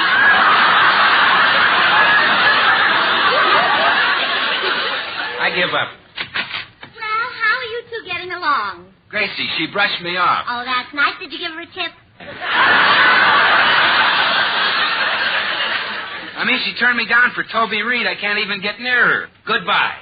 Or as your friend Toby would say, goodbye. Well, so it was Toby Reed that you wanted to meet. Oh, yes. He's my dream man. You know, I'm afraid poor Bill is terribly angry. Oh, don't worry about him. He'll find another girl. I don't know. When he left here, he was seeing red. I told you he'd find another girl. Now, I'll arrange for you to meet Toby. After all, you kept your part of the bargain. Yes, I convinced George that he belongs on television. Oh, and he does, Marie. I read that television needs new blood, and George knows all the places to get it. Well, I'm anxious to... Say, Gracie. Oh, George, I thought you'd gone. I couldn't find my necktie, so... Marie McDonald. So you followed me here? Well, Gracie, it wasn't my fault. She saw me on the beach and blew her top. I tried to fight her off. Oh, she confessed her mad infatuation. She came to carry you away, didn't you, Marie? Well, go on, tell him in your own passionate words. Huh? There. Did you hear that? But she can't have you, George. That's right, Marie. You've got to forget me. Well, she can't forget you, can you, Marie? No, I can't. Oh, there's only one way. Go and join the French Foreign Legion. She can't do that. They only take men. Well, if she changes her name, who'll know? Those Frenchmen are clever.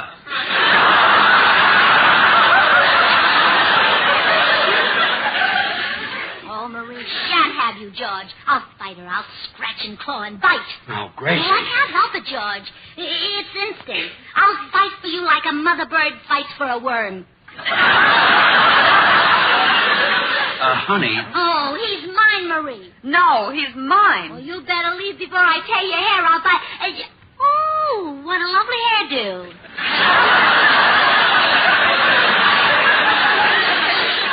Oh, you like it? Oh, I think it's marvelous. Now, stop fighting, girls. Where did you have it done, Marie? At Pierre's. Really? I've been going to Antoine. I'm not worth it. Oh, Pierre is much better. Could I see him this afternoon? Oh, sure. We can go right away. Well, come on. What are we waiting for? Girl. That's funny. Without those green shorts, I seem to lose something.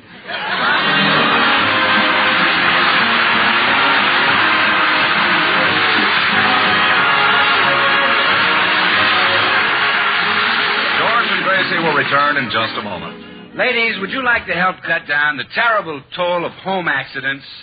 If so, join the housewives from coast to coast who are forming Don't Be a Gracie clubs. Now, these club members pledge themselves to rid their own homes of the hazards that cause accidents. If you'd like to form a Don't Be a Gracie club in your community, write to Gracie Allen, Hollywood Plaza Hotel, Hollywood 28, California. Join us again next Thursday when we'll all be back. George Burns, Gracie Allen, Bill Goodwin, Harry Lubin, and the Maxwell House Orchestra, and yours truly, Toby Reed. And now, here are our stars. Gracie, next week our guest star will be the one and only Mickey Rooney. Oh, he's a wonderful actor. Yeah, Mickey's been in show business all his life. He was born in a trunk backstage. Oh, they should have lifted the lid so he could keep growing. See you next week, Mickey. Good night. If you like good things the easy way. Good things the easy way. Instant Maxwell House, that's for you. Good coffee that's easy too. No time, no trouble. No grounds, no pot. And it's good to the very last. You know what? Yes, Instant Maxwell House means great coffee instantly in your cup. Here's real instant coffee. All pure Maxwell House coffee in instant form. Enjoy Instant Maxwell House. Instantly. Good to the very last. You know what? Until next Thursday when our guest will be Mickey Rooney, good night and good luck from the makers of Maxwell House. The George Burns and Gracie Allen Show was transcribed in Hollywood and written by Paul Hemming and Keith Fowler. Stay tuned for Noel Webster Says, which follows immediately. This is NBC, the national broadcasting company.